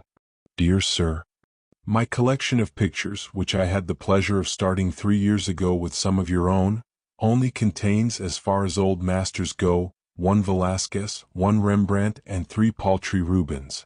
You have a great many more. Since it is a shame such masterpieces should be in your hands, I propose to appropriate them, and I shall set about a respectful acquisition of them in your Paris house tomorrow morning. Yours very sincerely, Arsène Lupin." "He's humbugging," said the Duke. Wait, gasped the millionaire. "There's a postscript. Listen. Peace. You must understand that since you have been keeping the coronet of the Princesse de Lamballe during these 3 years, I shall avail myself of the same occasion to compel you to restore that piece of jewelry to me. The thief. The scoundrel. I'm choking," gasped the millionaire, clutching at his collar. To judge from the blackness of his face, and the way he staggered and dropped onto a couch, which was fortunately stronger than the chair, he was speaking the truth. "Furman! Furman!" shouted the Duke. "A glass of water. Quick! Your master's ill." He rushed to the side of the millionaire, who gasped, "Telephone! Telephone to the prefecture of police. Be quick!" The Duke loosened his collar with deft fingers, tore a Van Loo fan from its case hanging on the wall, and fanned him furiously. Furman came clumping into the room with a glass of water in his hand. The drawing-room door opened, and Germaine and Sonia, alarmed by the Duke's shout, hurried in. "Quick! You're smelling salts," said the Duke. Sonia ran across the hall, opened one of the drawers in the Oriental cabinet, and ran to the millionaire with a large bottle of smelling salts in her hand. The Duke took it from her and applied it to the millionaire's nose. The millionaire sneezed thrice with terrific violence. The Duke snatched the glass from Furman and dashed the water into his host's purple face. The millionaire gasped and spluttered. Germaine stood staring helplessly at her gasping sire. "Whatever's the matter?" she said. "It's this letter," said the Duke. "A letter from Lupin." "I told you so. I said that Lupin was in the neighborhood," cried Germaine triumphantly. "Furman, where's Furman?" said the millionaire, dragging himself upright. He seemed to have recovered a great deal of his voice. "Oh, there you are." He jumped up, caught the gamekeeper by the shoulder, and shook him furiously. "This letter. Where did it come from? Who brought it?" he roared. "It was in the letterbox of the lodge at the bottom of the park. My wife found it there," said Furman, and he twisted out of the millionaire's grasp. "Just as it was 3 years ago," roared the millionaire with an air of desperation. "It's exactly the same coup. Oh, what a catastrophe! What a catastrophe!" He made as if to tear out his hair, then, remembering its scantiness, refrained. "Now come, it's no use losing your head," said the Duke with quiet firmness. "If this letter isn't a hoax." "Hoax?" bellowed the millionaire. "Was it a hoax 3 years ago?" "Very good," said the Duke. "But if this robbery with which you're threatened is genuine, it's just childish." "How?" said the millionaire. "Look at the date of the letter.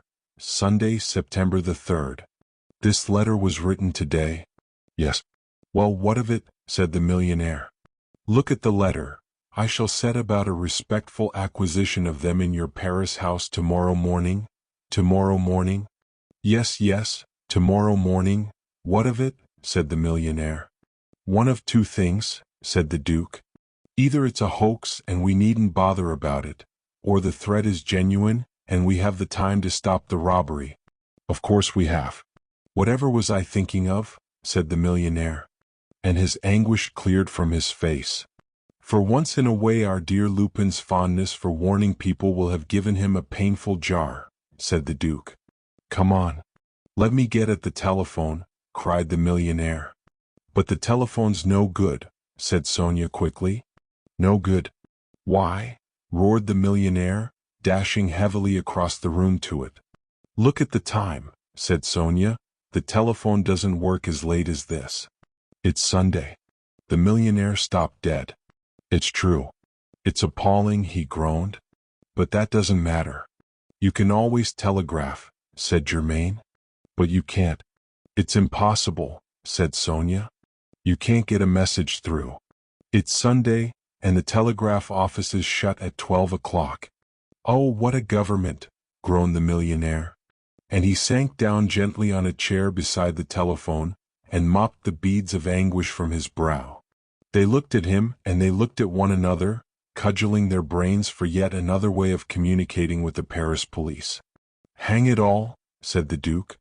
"There must be some way out of the difficulty."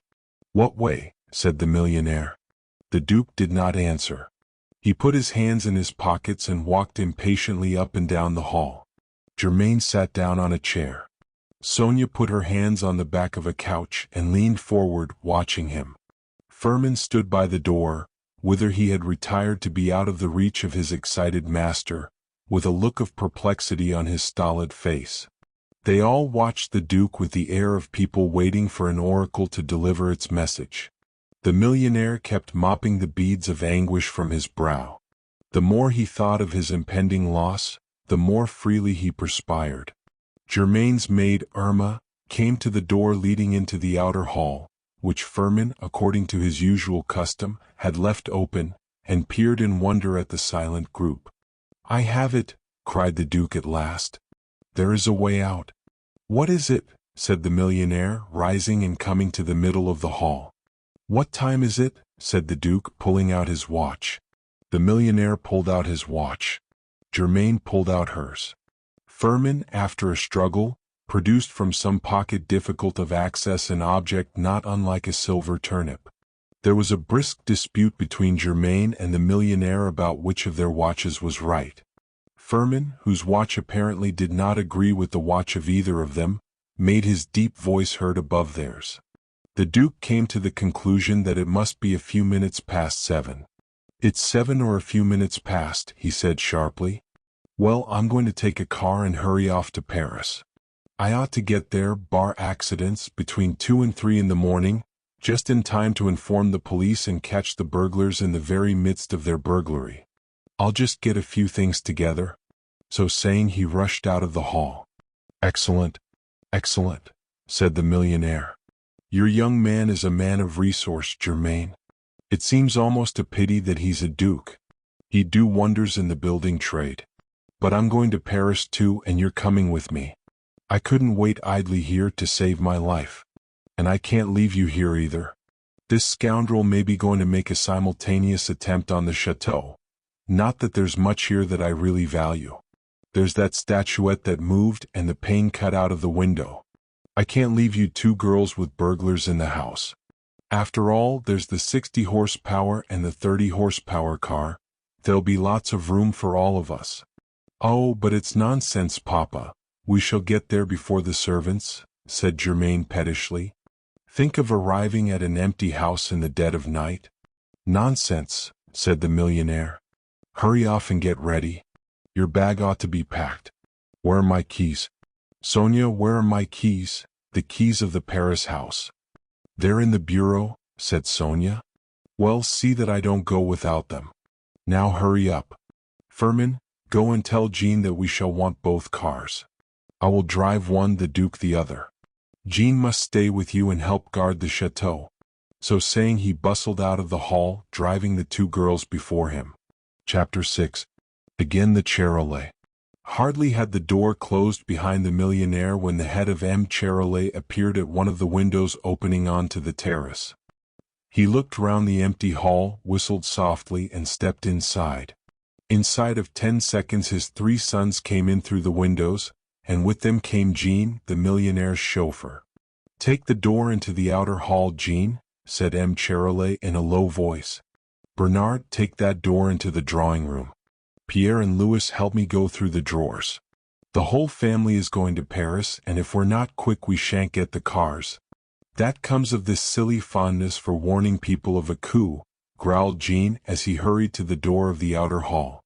It would have been so simple to rob the Paris house without sending that infernal letter. It was sure to knock them all silly. What harm can the letter do, you fool? Said M. Charolais. It's Sunday. We want them knocked silly for tomorrow to get hold of the coronet. Oh, to get hold of that coronet. It must be in Paris. I've been ransacking this chateau for hours. Jean opened the door of the outer hall half an inch and glued his eyes to it. Bernard had done the same with the door opening into the drawing room. M. Charolais, Pierre, and Louis were opening drawers, ransacking them, and shutting them with infinite quickness and noiselessly. Bureau. Which is the bureau? The place is stuffed with bureaus, growled M. Charolais. I must have those keys. That plain thing with the brass handles in the middle on the left. That's a bureau, said Bernard softly. Why didn't you say so? Growled M. Charolais. He dashed to it and tried it. It was locked. Locked, of course. Just my luck. Come and get it open, Pierre. Be smart. The son he had described as an engineer came quickly to the bureau, fitting together as he came the two halves of a small jemmy. He fitted it into the top of the flap. There was a crunch and the old lock gave. He opened the flap and he and M. Charolais pulled open drawer after drawer. Quick. Here's that fat old fool, said Jean in a hoarse, hissing whisper. He moved down the hall, blowing out one of the lamps as he passed it. In the 7th drawer lay a bunch of keys. M. Charolais snatched it up, glanced at it, took a bunch of keys from his own pocket, put it in the drawer, closed it, closed the flap, and rushed to the window. Jean and his sons were already out on the terrace. M. Charolais was still a yard from the window when the door into the outer hall opened and in came M. Gournay-Martin. He caught a glimpse of a back vanishing through the window and bellowed, "Hi! A man! A burglar! Firmin! Firmin!"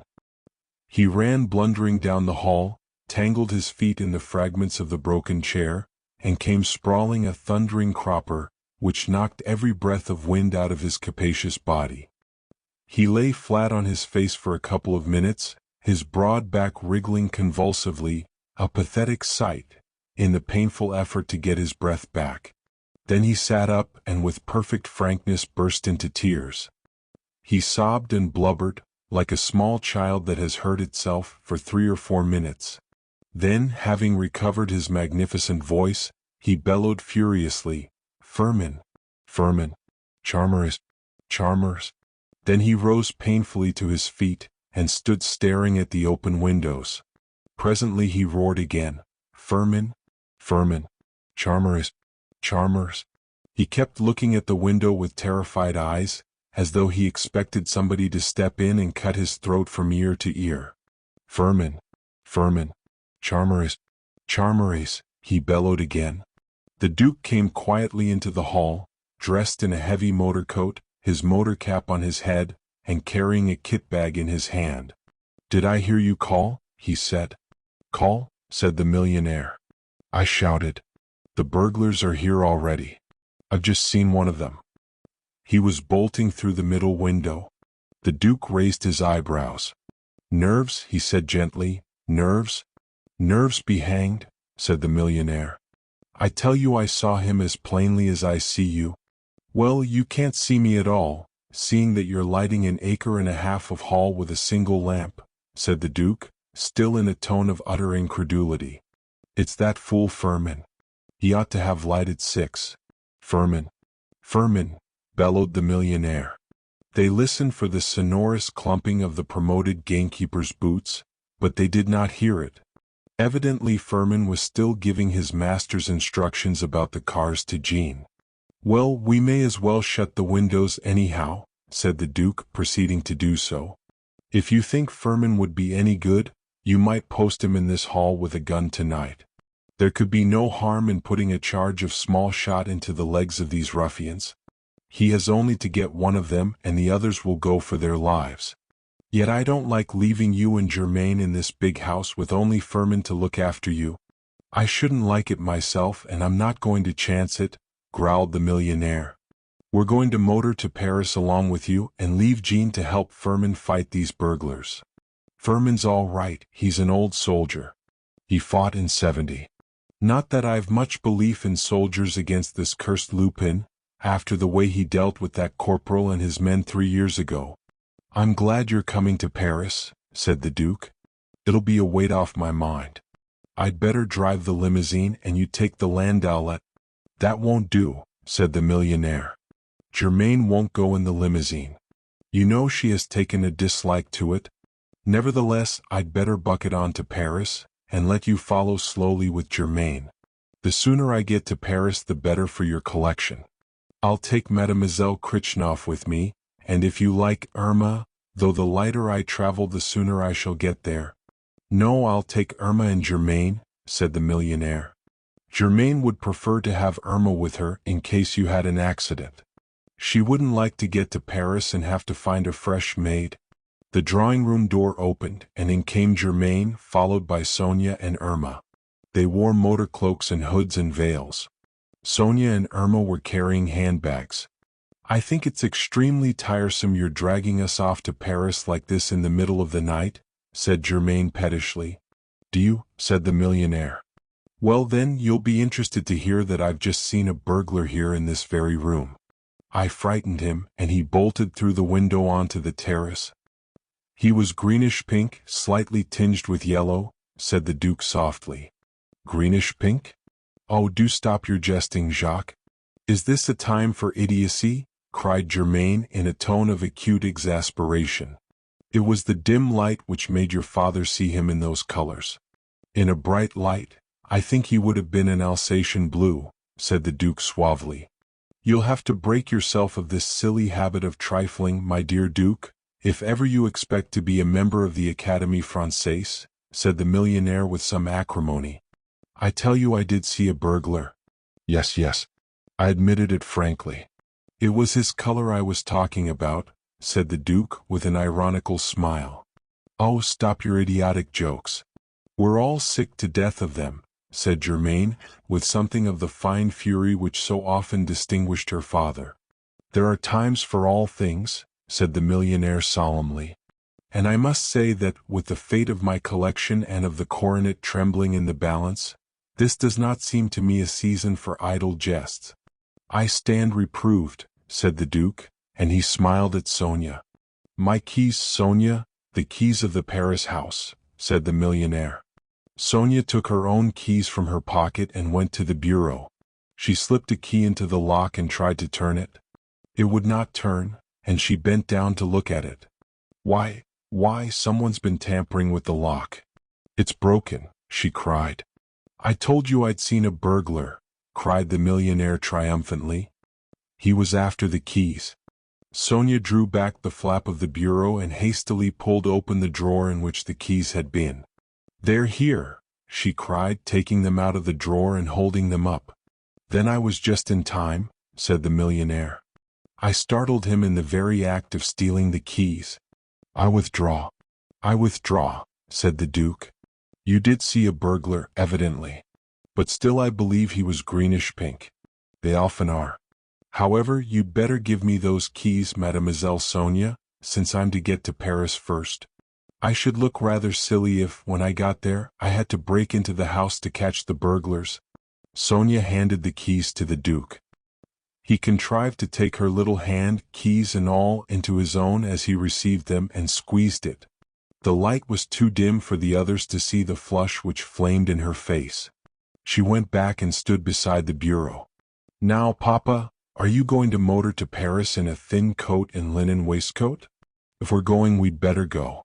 You always do keep us waiting half an hour whenever we start to go anywhere," said Germain firmly. The millionaire bustled out of the room. With a gesture of impatience, Germain dropped into a chair. Irma stood waiting by the drawing-room door. Sonia sat down by the bureau. There came a sharp patter of rain against the windows. Rain. It only wanted that. "It's going to be perfectly beastly," cried Germain. "Oh well, you must make the best of it. At any rate you're well wrapped up, and the night is warm enough, though it is raining," said the Duke. "Still, I could have wished that Lupin confined his operations to fine weather." He paused and added cheerfully, "But after all, it will lay the dust." They sat for 3 or 4 minutes in a dull silence, listening to the pattering of the rain against the panes. The Duke took his cigarette case from his pocket and lighted a cigarette. Suddenly he lost his bored air. His face lighted up, and he said joyfully, "Of course, why didn't I think of it? Why should we start from a pit of gloom like this? Let us have the proper illumination which our enterprise deserves." With that he set about lighting all the lamps in the hall. There were lamps on stands, lamps on brackets, lamps on tables, and lamps which hung from the roof, old-fashioned lamps with new reservoirs, new lamps of what is called chaste design, brass lamps, silver lamps, and lamps in porcelain. The Duke lighted them one after another, patiently, missing none, with a cold perseverance. The operation was punctuated by exclamations from Germain. They were all to the effect that she could not understand how he could be such a fool. The Duke paid no attention whatever to her. His face illumined with boyish glee, he lighted lamp after lamp. Sonia watched him with a smiling admiration of the childlike enthusiasm with which he performed the task. Even the stolid face of the ox-eyed Irma relaxed into grins, which he smoothed quickly out with a respectful hand. The Duke had just lighted the 22nd lamp when in bustled the millionaire. "What's this? What's this?" he cried, stopping short, blinking. "Just some more of Jacques' foolery," cried Germain in tones of the last exasperation.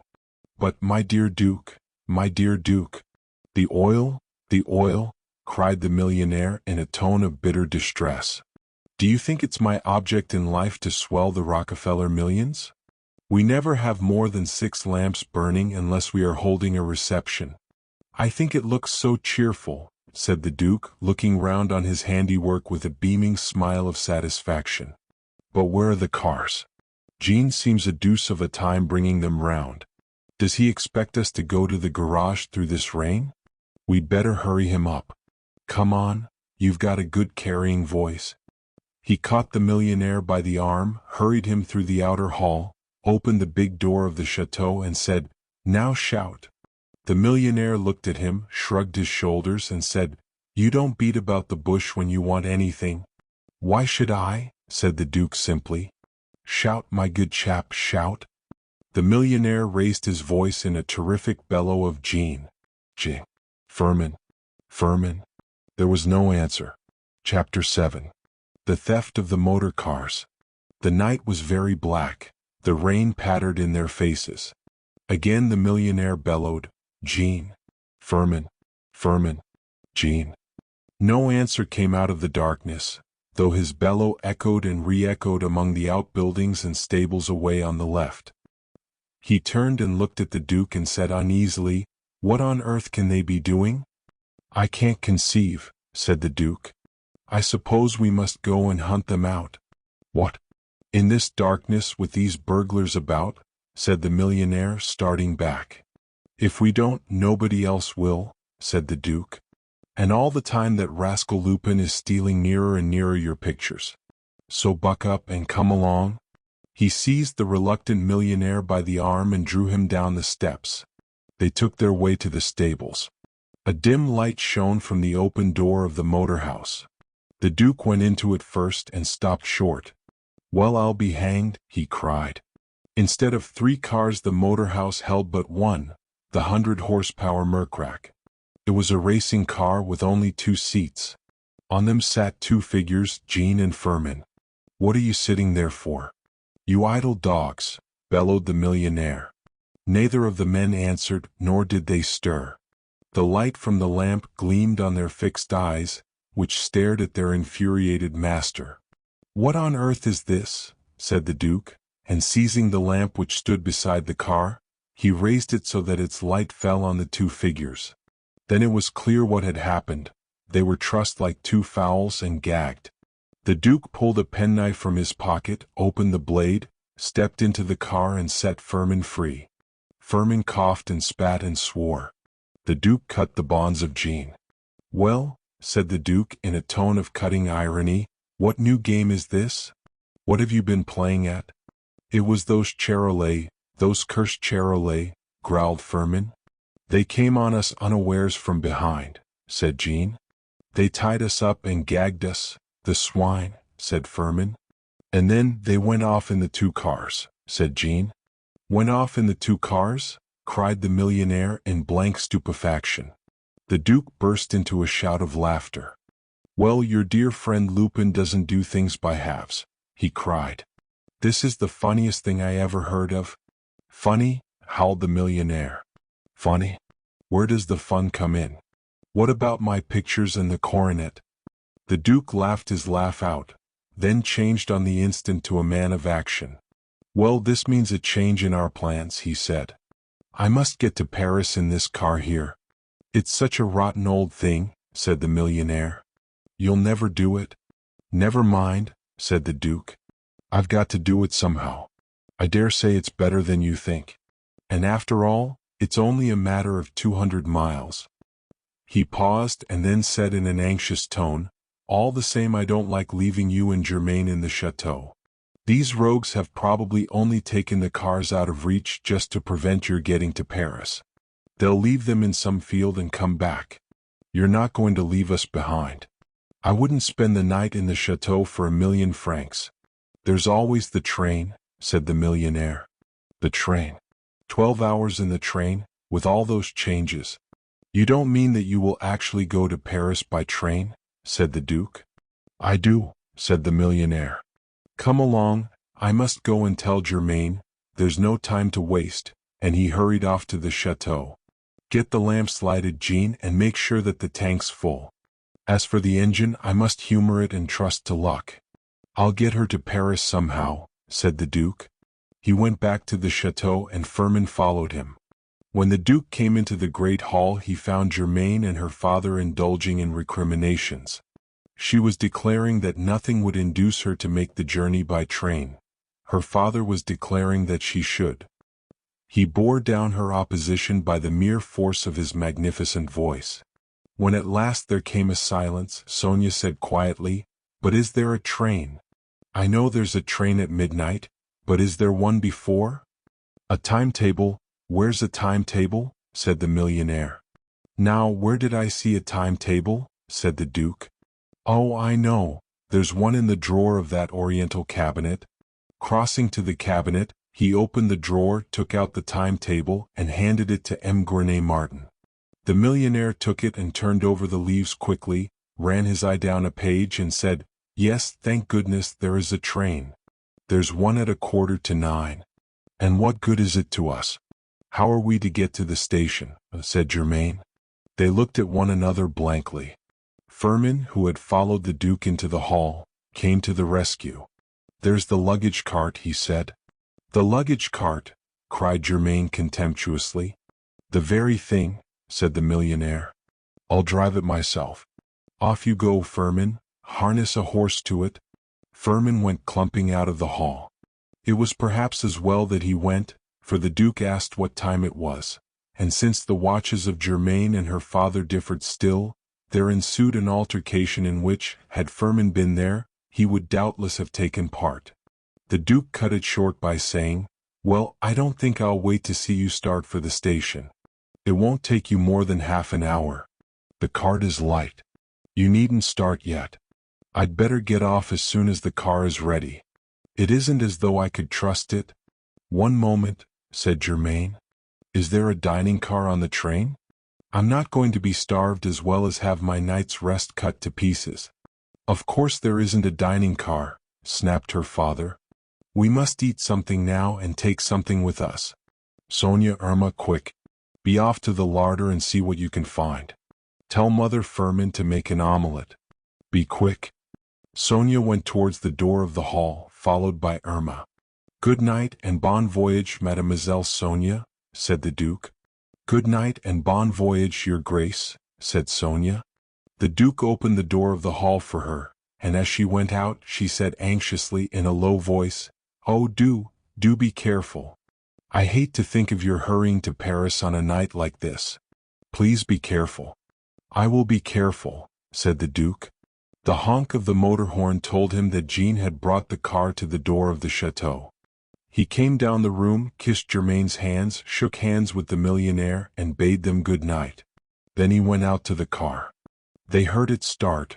The rattle of it grew fainter and fainter down the long avenue and died away. M. Gournay Martin arose and began putting out lamps.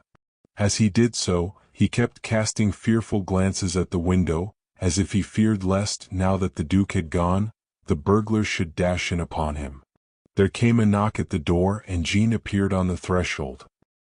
His Grace told me that I was to come into the house, and help Firmin look after it, he said.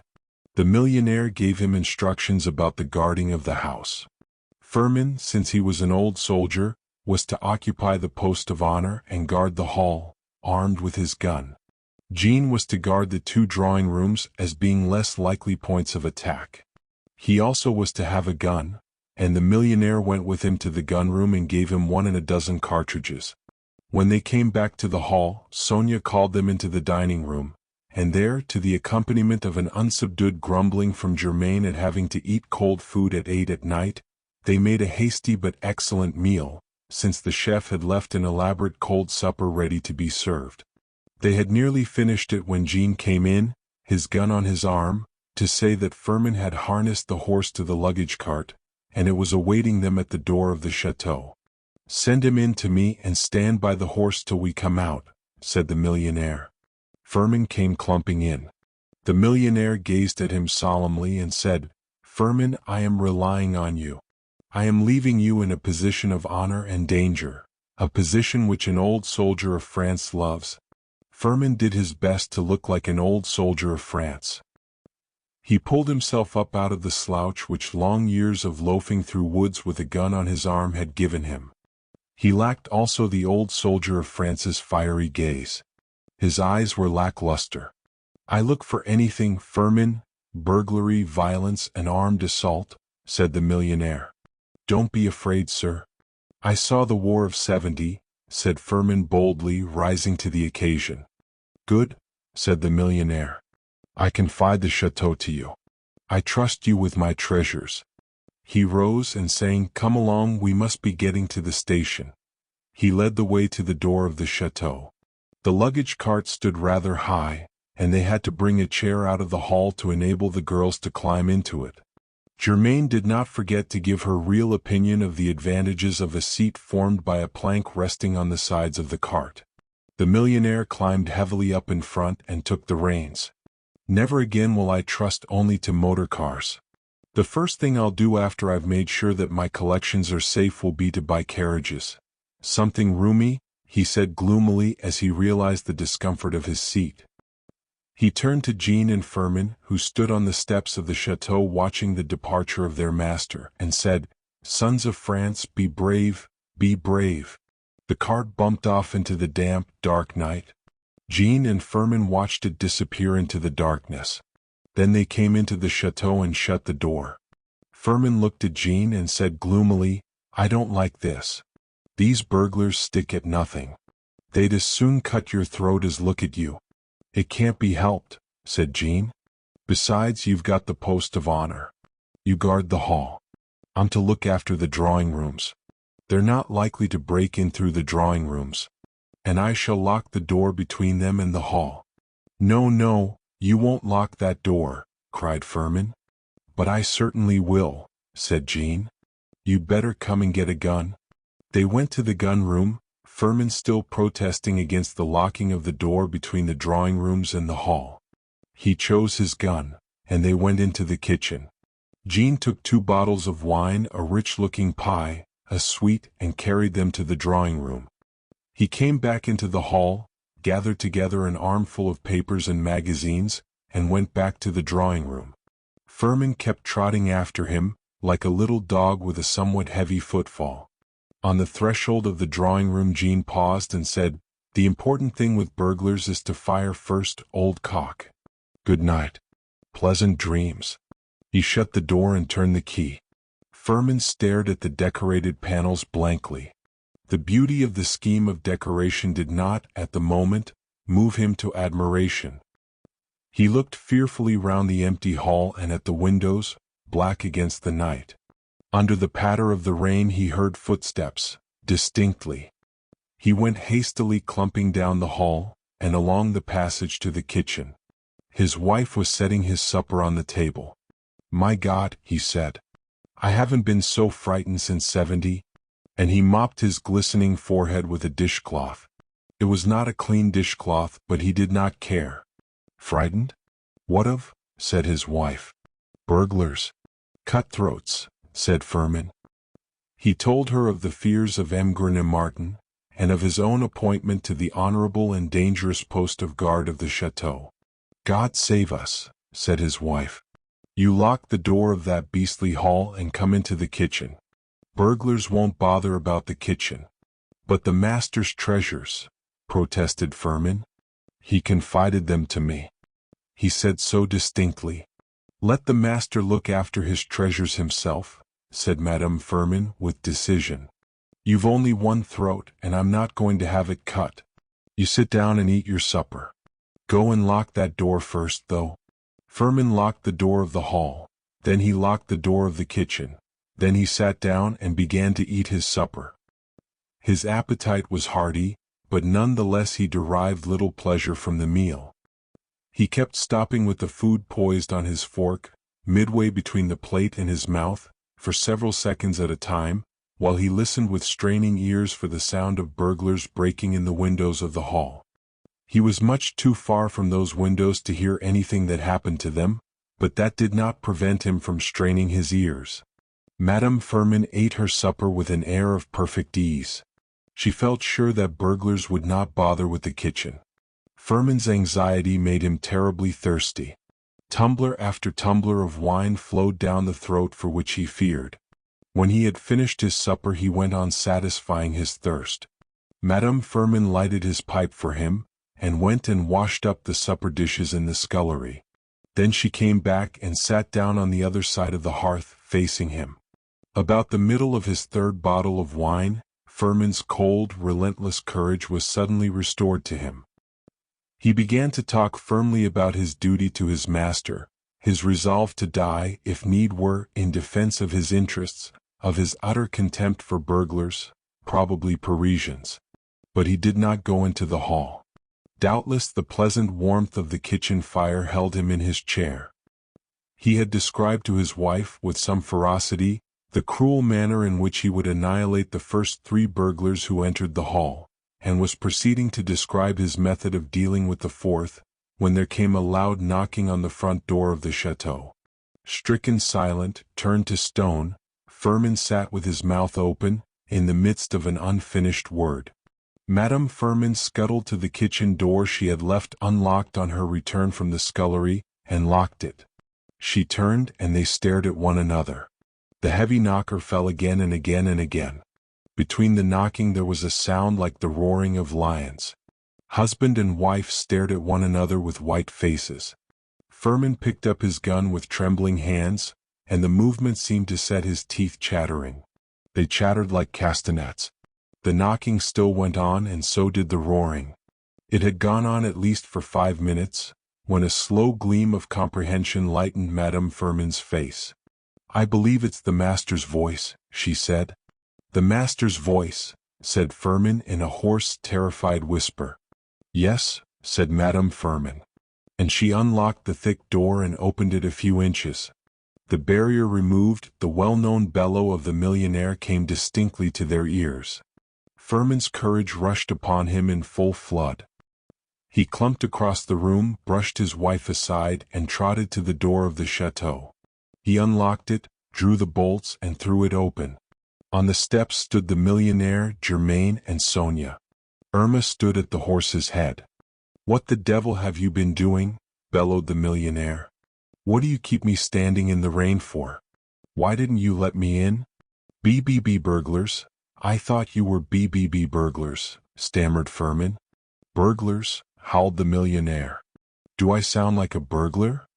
At the moment he did not. He sounded more like a bull of Bashan. He bustled past Firmin to the door of the hall. "Here. What's this locked for?" he bellowed. I locked it in case burglars should get in while I was opening the front door," stammered Firmin. The millionaire turned the key, opened the door, and went into the hall. Germain followed him. She threw off her dripping coat and said with some heat, "I can't conceive why you didn't make sure that there was a train at 9:15. I will not go to Paris tonight. Nothing shall induce me to take that midnight train." "Nonsense," said the millionaire. "Nonsense, you'll have to go. Where's that infernal timetable?" He rushed to the table onto which he had thrown the timetable after looking up the train, snatched it up, and looked at the cover. "Why, hang it," he cried. "It's for June 1903. "Oh," cried Germain almost in a scream. "It's incredible. It's one of Jacques' jokes." Chapter 8. The Duke arrives. The morning was gloomy, and the police station with its bare, whitewashed walls, their white expanse was only broken by notice boards to which were pinned portraits of criminals with details of their appearance, their crime, and the reward offered for their apprehension, with its shabby furniture and its dingy fireplace, presented a dismal and sordid appearance entirely in keeping with the September gray. The inspector sat at his desk, yawning after a night which had passed without an arrest. He was waiting to be relieved. The policeman at the door and the two policemen sitting on a bench by the wall yawned in sympathy. The silence of the street was broken by the rattle of an uncommonly noisy motor car. It stopped before the door of the police station, and the eyes of the inspector and his men turned, idly expectant, to the door of the office. It opened, and a young man in motor coat and cap stood on the threshold. He looked round the office with alert eyes, which took in everything, and said in a brisk, incisive voice, "I am the Duke of Charmerace. I am here on behalf of M. Grenay Martin. Last evening he received a letter from Arsène Lupin saying he was going to break into his Paris house this very morning." At the name of Arsène Lupin the inspector sprang from his chair, the policemen from their bench. On the instant they were wide awake, attentive, full of zeal. "The letter, your grace," said the inspector briskly. The Duke pulled off his glove, drew the letter from the breast pocket of his undercoat, and handed it to the inspector. The inspector glanced through it and said, "Yes, I know the handwriting well." Then he read it carefully and added, "Yes, it's his usual letter." "There's no time to be lost," said the Duke quickly. "I ought to have been here hours ago." "Hours?" "I had a breakdown. I'm afraid I'm too late as it is." "Come along, your grace. Come along, you," said the inspector briskly. The four of them hurried out of the office and down the steps of the police station. In the roadway stood a long gray racing car, caked with muds, gray mud, brown mud, red mud, from end to end. It looked as if it had brought samples of the soil of France from many districts. "Come along, I'll take you in the car. Your men can trot along beside us," said the Duke to the inspector. He slipped into the car, the inspector jumped in and took the seat beside him, and they started. They went slowly to allow the two policemen to keep up with them. Indeed, the car could not have made any great pace, for the tire of the off hind wheel was punctured and deflated. In 3 minutes they came to the Grenay Martin house, a wide-fronted mass of undistinguished masonry, in an undistinguished row of exactly the same pattern. There were no signs that anyone was living in it. Blinds were drawn, shutters were up over all the windows, upper and lower. No smoke came from any of its chimneys, though indeed it was full early for that. Pulling a bunch of keys from his pocket, the Duke ran up the steps. The inspector followed him. The Duke looked at the bunch, picked out the latchkey and fitted it into the lock. It did not open it. He drew it out and tried another key and another. The door remained locked. "Let me, your grace," said the inspector. "I'm more used to it. I shall be quicker." The Duke handed the keys to him, and one after another the inspector fitted them into the lock. It was useless. None of them opened the door. "They've given me the wrong keys," said the Duke with some vexation. "Or no, stay, I see what's happened. The keys have been changed." "Changed?" said the inspector. "When? Where?" "Last night at Charmeris," said the Duke. M. Gournay Martin declared that he saw a burglar slip out of one of the windows of the hall of the chateau, and we found the lock of the bureau in which the keys were kept broken. The inspector seized the knocker and hammered on the door. "Try that door there," he cried to his men, pointing to a side door on the right, the tradesman's entrance, giving access to the back of the house. It was locked. There came no sound of movement in the house in answer to the inspector's knocking. "Where's the concierge?" he said. The Duke shrugged his shoulders. "There's a housekeeper too, a woman named Victoire," he said. "Let's hope we don't find them with their throats cut." "That isn't Lupin's way," said the inspector. "They won't have come to much harm." "It's not very likely that they'll be in a position to open doors," said the Duke drily. "Hadn't we better have it broken open and be done with it?" The inspector hesitated. "People don't like their doors broken open," he said. "And M. Gournay Martin?" "Oh, I'll take the responsibility of that," said the Duke.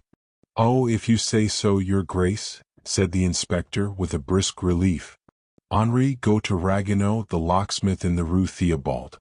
Bring him here as quickly as ever you can get him. Tell him it's a couple of Louis if he's here inside of 10 minutes, said the Duke. The policeman hurried off. The inspector bent down and searched the steps carefully. He searched the roadway. The Duke lighted a cigarette and watched him. The house of the millionaire stood next but one to the corner of a street which ran at right angles to the one in which it stood, and the corner house was empty. The inspector searched the road, then he went round the corner. The other policeman went along the road, searching in the opposite direction. The Duke leant against the door and smoked on patiently.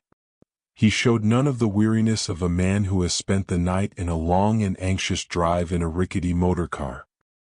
His eyes were bright and clear. He looked as fresh as if he had come from his bed after a long night's rest. If he had not found the South Pole, he had at any rate brought back fine powers of endurance from his expedition in search of it. The inspector came back wearing a disappointed air. "Have you found anything?" said the Duke. "Nothing," said the inspector. He came up the steps and hammered again on the door. No one answered his knock. There was a clatter of footsteps, and Henri and the locksmith, a burly, bearded man, his bag of tools slung over his shoulder, came hurrying up. He was not long getting to work, but it was not an easy job. The lock was strong. At the end of 5 minutes he said that he might spend an hour struggling with the lock itself. Should he cut away a piece of the door round it? "Cut away," said the Duke. The locksmith changed his tools, and in less than 3 minutes he had cut away a square piece from the door, a square in which the lock was fixed, and taken it bodily away. The door opened. The inspector drew his revolver and entered the house. The Duke followed him. The policemen drew their revolvers and followed the Duke. The big hall was but dimly lighted. One of the policemen quickly threw back the shutters of the windows and let in the light. The hall was empty, the furniture in perfect order. There were no signs of burglary there. "The concierge?" said the inspector, and his men hurried through the little door on the right which opened into the concierge's rooms. In half a minute one of them came out and said, "Gagged and bound, and his wife too." "But the rooms which were to be plundered are upstairs," said the Duke, "the big drawing rooms on the first floor. Come on, we may be just in time. The scoundrels may not yet have got away." He ran quickly up the stairs, followed by the inspector, and hurried along the corridor to the door of the big drawing room. He threw it open and stopped dead on the threshold. He had arrived too late. The room was in disorder. Chairs were overturned. There were empty spaces on the wall where the finest pictures of the millionaire had been hung. The window facing the door was wide open. The shutters were broken. One of them was hanging crookedly from only its bottom hinge. The top of a ladder rose above the windowsill, and beside it, astraddle the sill, was an empire card table, half inside the room, half out. On the hearth rug, before a large tapestry fire screen, which masked the wide fireplace, built in imitation of the big, wide fireplaces of our ancestors, and rose to the level of the chimney-piece, a magnificent chimney-piece in carved oak, were some chairs tied together ready to be removed. The Duke and the inspector ran to the window and looked down into the garden. It was empty. At the further end of it, on the other side of its wall, rose the scaffolding of a House A building. The burglars had found every convenience to their hand: a strong ladder, an egress through the door in the garden wall, and then through the gap formed by the house in process of erection, which had rendered them independent of the narrow passage between the walls of the gardens, which debouched into a side street on the right. The Duke turned from the window, glanced at the wall opposite, then, as if something had caught his eye, went quickly to it. "Look here," he said, and he pointed to the middle of one of the empty spaces in which a picture had hung. There, written neatly in blue chalk, were the words, "Arsène Lupin." "This is a job for Gertrude," said the inspector. "But I had better get an examining magistrate to take the matter in hand first." And he ran to the telephone. The Duke opened the folding doors which led into the second drawing room. The shutters of the windows were open, and it was plain that Arsène Lupin had plundered it also of everything that had struck his fancy. In the gaps between the pictures on the walls was again the signature, Arsène Lupin. The inspector was shouting impatiently into the telephone, bidding a servant wake her master instantly. He did not leave the telephone till he was sure that she had done so, that her master was actually awake, and had been informed of the crime. The Duke sat down in an easy chair and waited for him. When he had finished telephoning, the inspector began to search the two rooms for traces of the burglars. He found nothing, not even a finger mark. When he had gone through the two rooms, he said, "The next thing to do is to find the housekeeper. She may be sleeping still, she may not even have heard the noise of the burglars." "I find all this extremely interesting," said the Duke, and he followed the inspector out of the room. The inspector called up the two policemen who had been freeing the concierge and going through the rooms on the ground floor. They did not then examine any more of the rooms on the first floor to discover if they also had been plundered. They went straight up to the top of the house, the servants' quarters. The inspector called, "Victoire! Victoire," 2 or 3 times, but there was no answer. They opened the door of room after room and looked in, the inspector taking the rooms on the right, the policeman the rooms on the left. "Here we are," said one of the policemen. "This room's been recently occupied." They looked in and saw that the bed was unmade. Plainly Victoire had slept in it. "Where can she be?" said the Duke. "Be?" said the inspector. "I expect she's with the burglars, an accomplice." "I gather that M. Gournay Martin had the greatest confidence in her," said the Duke. "He'll have less now," said the inspector drily. "It's generally the confidential ones who let their masters down." The inspector and his men set about a thorough search of the house. They found the other rooms undisturbed. In half an hour they had established the fact that the burglars had confined their attention to the 2 drawing rooms. They found no traces of them, and they did not find Victoire. The concierge could throw no light on her disappearance. He and his wife had been taken by surprise in their sleep and in the dark. They had been gagged and bound, they declared, without so much as having set eyes on their assailants. The Duke and the inspector came back to the plundered drawing room. The inspector looked at his watch and went to the telephone. "I must let the prefecture know," he said. "Be sure you ask them to send Gertrude," said the Duke. "Gertrude?" said the inspector doubtfully. M. Formery, the examining magistrate, does not get on very well with Gertrude. What sort of a man is M. Formery? Is he capable? Said the Duke. Oh yes, yes. He's very capable, said the inspector quickly. But he doesn't have very good luck. M. Gournay Martin particularly asked me to send for Gertrude if I arrived too late, and found the burglary already committed, said the Duke. It seems that there is war to the knife between Gertrude and this Arsène Lupin. In that case Gertrude will leave no stone unturned to catch the rascal and recover the stolen treasures. M. Gournay Martin felt that Gertrude was the man for this piece of work very strongly indeed. Very good, Your Grace, said the inspector. And he rang up the prefecture of police. The Duke heard him report the crime and asked that Gertrude should be sent. The official in charge at the moment seemed to make some demur. The Duke sprang to his feet and said in an anxious tone, "Perhaps I'd better speak to him myself." He took his place at the telephone and said, "I am the Duke of Charmerace. M. Gournay Martin begged me to secure the services of M. Gertrude. He laid the greatest stress on my securing them. If on reaching Paris I found that the crime had already been committed." The official at the other end of the line hesitated. He did not refuse on the instant as he had refused the inspector. It may be that he reflected that M. Gournay Martin was a millionaire and a man of influence, that the Duke of Charmerace was a duke, that he, at any rate, had nothing whatever to gain by running counter to their wishes. He said that Chief Inspector Gertrude was not at the prefecture, that he was off duty, that he would send down 2 detectives who were on duty at once and summon Chief Inspector Gertrude with all speed. The Duke thanked him and rang off. "That's all right," he said cheerfully, turning to the inspector. "What time will M. Formery be here?" "Well, I don't expect him for another hour," said the inspector. "He won't come till he's had his breakfast. He always makes a good breakfast before setting out to start an inquiry, lest he shouldn't find time to make one after he's begun it." Breakfast, that's a great idea," said the Duke. "Now you come to remind me, I'm absolutely famished. I got some supper on my way late last night, but I've had nothing since. I suppose nothing interesting will happen till M. Formery comes, and I may as well get some food. But I don't want to leave the house. I think I'll see what the concierge can do for me."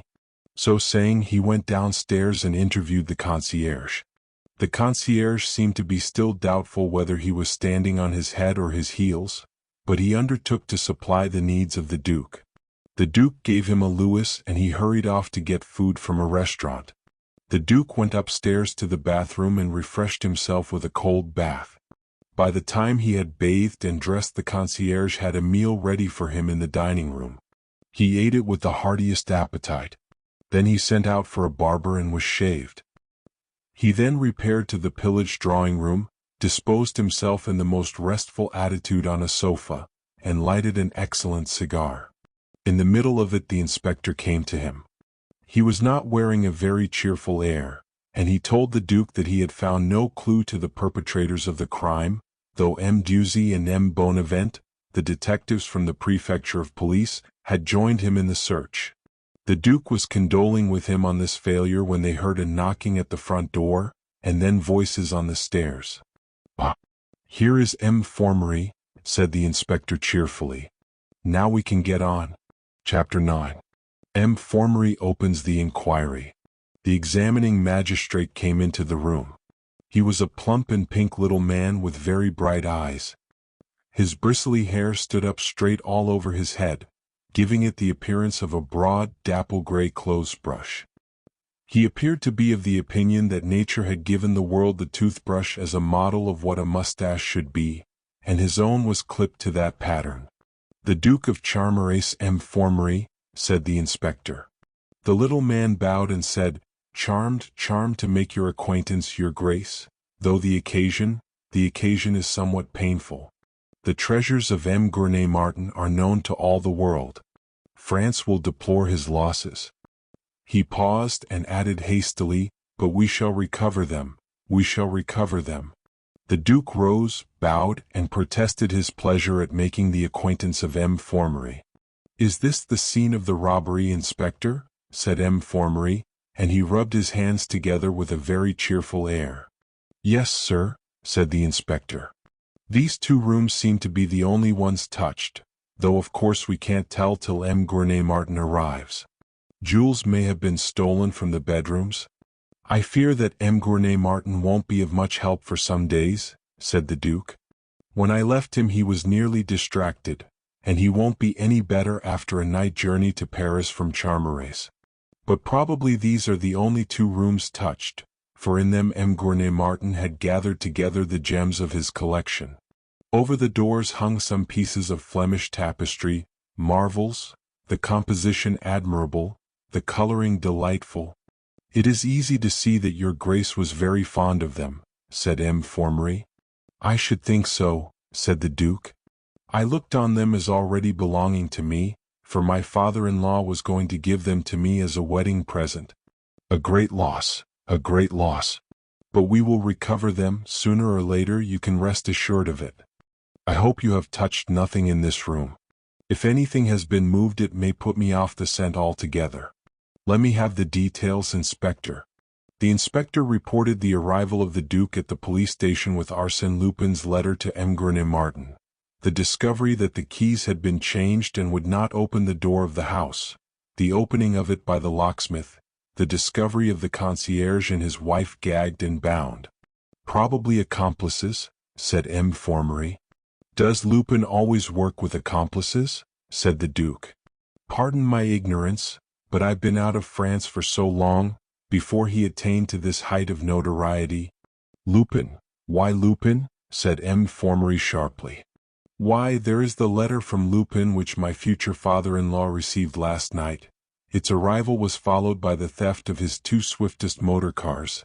And then these signatures on the wall here, said the Duke in some surprise at the question. Lupin. Lupin.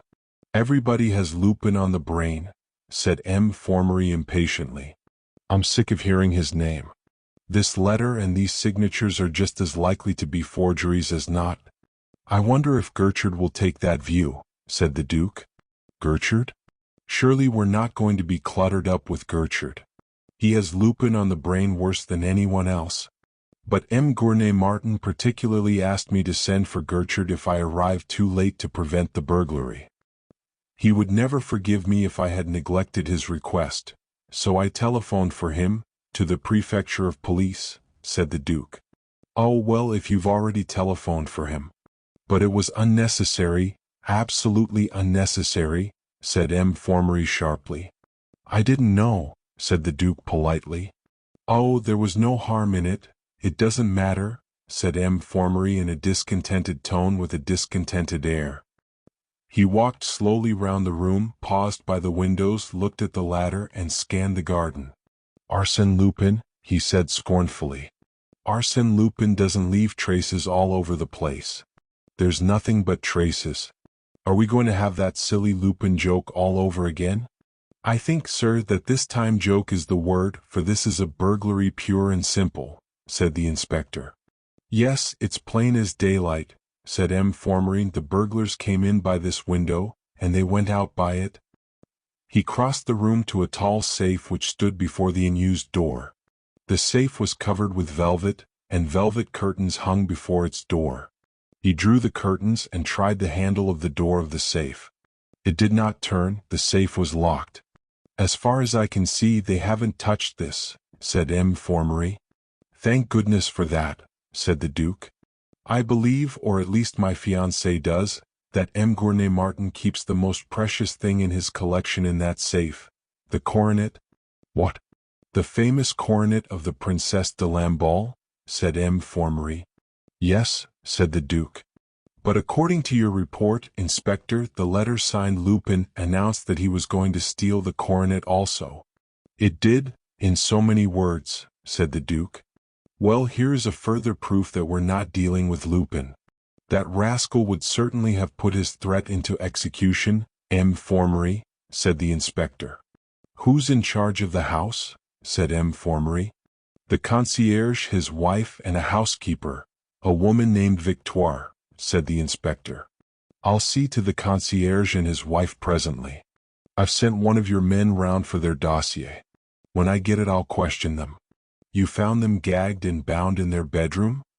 Yes, Formery, and always this imitation of Lupin. A yellow gag, blue cords, and the motto, I take, therefore I am, on a scrap of cardboard, his usual bag of tricks. Then once again they're going to touch us up in the papers. It's any odds on it, said Formery gloomily. Where's the housekeeper? I should like to see her. The fact is, we don't know where she is, said the inspector. You don't know where she is? Said Formery. We can't find her anywhere, said the inspector. That's excellent, excellent. We found the accomplice, said Formery with lively delight, and he rubbed his hands together. At least we haven't found her, but we know her. I don't think that's the case, said the Duke. At least, my future father-in-law and my fiancé had both of them the greatest confidence in her. Yesterday she telephoned to us at the Château de Charmerace. All the jewels were left in her charge, and the wedding presents as they were sent in. And these jewels and wedding presents, have they been stolen too? Said Formery. They don't seem to have been touched, said the Duke, though of course we can't tell till Grenay Martin arrives. As far as I can see, the burglars have only touched these 2 drawing rooms. That's very annoying, said Formery. I don't find it so, said the Duke, smiling. I was looking at it from the professional point of view, said Formery. He turned to the inspector and added, You can't have searched thoroughly. This housekeeper must be somewhere about, if she's really trustworthy. Have you looked in every room in the house? In every room, under every bed, in every corner and every cupboard, said the inspector. Bother, said Formery. Are there no scraps of torn clothes, no bloodstains, no traces of murder, nothing of interest? Nothing, said the inspector. But this is very regrettable, said Formery. Where did she sleep? Was her bed unmade? Her room is at the top of the house, said the inspector. The bed had been slept in, but she does not appear to have taken away any of her clothes. Extraordinary. This is beginning to look a very complicated business, said Formery gravely. Perhaps Gertrude will be able to throw a little more light on it, said the Duke. Formery frowned and said, Yes, yes. Gertrude is a good assistant in a business like this. A little visionary, a little fanciful, wrong-headed in fact. But after all he is Gertrude. Only, since Lupin is his bugbear, he's bound to find some means of muddling us up with that wretched animal. You're going to see Lupin mixed up with all this to a dead certainty, Your Grace? The Duke looked at the signatures on the wall. It seems to me that he is pretty well mixed up with it already, he said quietly. Believe me, Your Grace, in a criminal affair it is, above all things, necessary to distrust appearances. I am growing more and more confident that some ordinary burglars have committed this crime and are trying to put us off the scent by diverting our attention to Lupin. The Duke stooped down carelessly and picked up a book which had fallen from a table. Excuse me, but please, do not touch anything, said Formery quickly. Why, this is odd, said the Duke, staring at the floor. What is odd? Said Formery. Well, this book looks as if it had been knocked off the table by one of the burglars. And look here, here's a footprint under it, a footprint on the carpet, said the Duke. Formery and the inspector came quickly to the spot. There, where the book had fallen, plainly imprinted on the carpet, was a white footprint. Formery and the inspector stared at it. It looks like plaster. How did plaster get here? Said Formery, frowning at it. Well, suppose the robbers came from the garden, said the Duke. Of course they came from the garden, Your Grace. Where else should they come from? Said Formery, with a touch of impatience in his tone. Well, at the end of the garden they're building a house, said the Duke. Of course, said Formery, taking him up quickly. The burglars came here with their boots covered with plaster. They've swept away all the other marks of their feet from the carpet. But whoever did the sweeping was too slack to lift up that book and sweep under it. This footprint, however, is not of great importance, though it is corroborative of all the other evidence we have that they came and went by the garden. There's the ladder and that table half out of the window. Still, this footprint may turn out useful after all. You had better take the measurements of it, Inspector. Here's a foot rule for you. I make a point of carrying this foot rule about with me, Your Grace. You would be surprised to learn how often it has come in useful." He took a little ivory foot rule from his waistcoat pocket, and gave it to the inspector, who fell on his knees and measured the footprint with the greatest care. "I must take a careful look at that house they're building. I shall find a good many traces there, to a dead certainty," said M. Formery. The inspector entered the measurements of the footprint in his notebook. There came the sound of a knocking at the front door. "I shall find footprints of exactly the same dimensions as this one at the foot of some heap of plaster beside that house," said M. Formery, with an air of profound conviction, pointing through the window to the house building beyond the garden. A policeman opened the door of the drawing room and saluted. "If you please, sir, the servants have arrived from Charmeris," he said. "Let them wait in the kitchen and the servants' offices," said M. Formery. He stood silent, buried in profound meditation for a couple of minutes. Then he turned to the Duke and said, "What was that you said about a theft of motor cars at Charmeris?" When he received the letter from Arsène Lupin, M. Gournay-Martin decided to start for Paris at once, said the Duke. "But when we sent for the cars we found that they had just been stolen. M. Gournay-Martin's chauffeur and another servant were in the garage gagged and bound. Only an old car, 100-horsepower Mercrac, was left. I drove it to Paris, leaving M. Gournay-Martin and his family to come on by train." Very important indeed," said M. Formery. He thought for a moment and then added, "Were the motor cars the only things stolen? Were there no other thefts?" "Well, as a matter of fact, there was another theft, or rather an attempt at theft," said the Duke with some hesitation. "The rogues who stole the motor cars presented themselves at the chateau under the name of Charolais, a father and 3 sons, on the pretext of buying the 100-horsepower Mercrac. M. Gournay-Martin had advertised it for sale in the Rennes Advertiser. They were waiting in the big hall of the chateau, which the family uses as the chief living room, for the return of M. Gournay-Martin. He came, and as they left the hall one of them attempted to steal a pendant set with pearls which I had given to Mademoiselle Gournay-Martin half an hour before. I caught him in the act and saved the pendant." Good. "Wait, we have one of the gang. Wait till I question him," said M. Formery, rubbing his hands, and his eyes sparkled with joy. "Well, no, I'm afraid we haven't," said the Duke in an apologetic tone. "What? We haven't? Has he escaped from the police?" "Oh, those country police," cried M. Formery. "No, I didn't charge him with the theft," said the Duke. "You didn't charge him with the theft?" cried M. Formery, astounded. "No, he was very young and he begged so hard. I had the pendant. I let him go," said the Duke. "Oh, Your Grace, Your Grace. Your duty to society," cried M. Formery.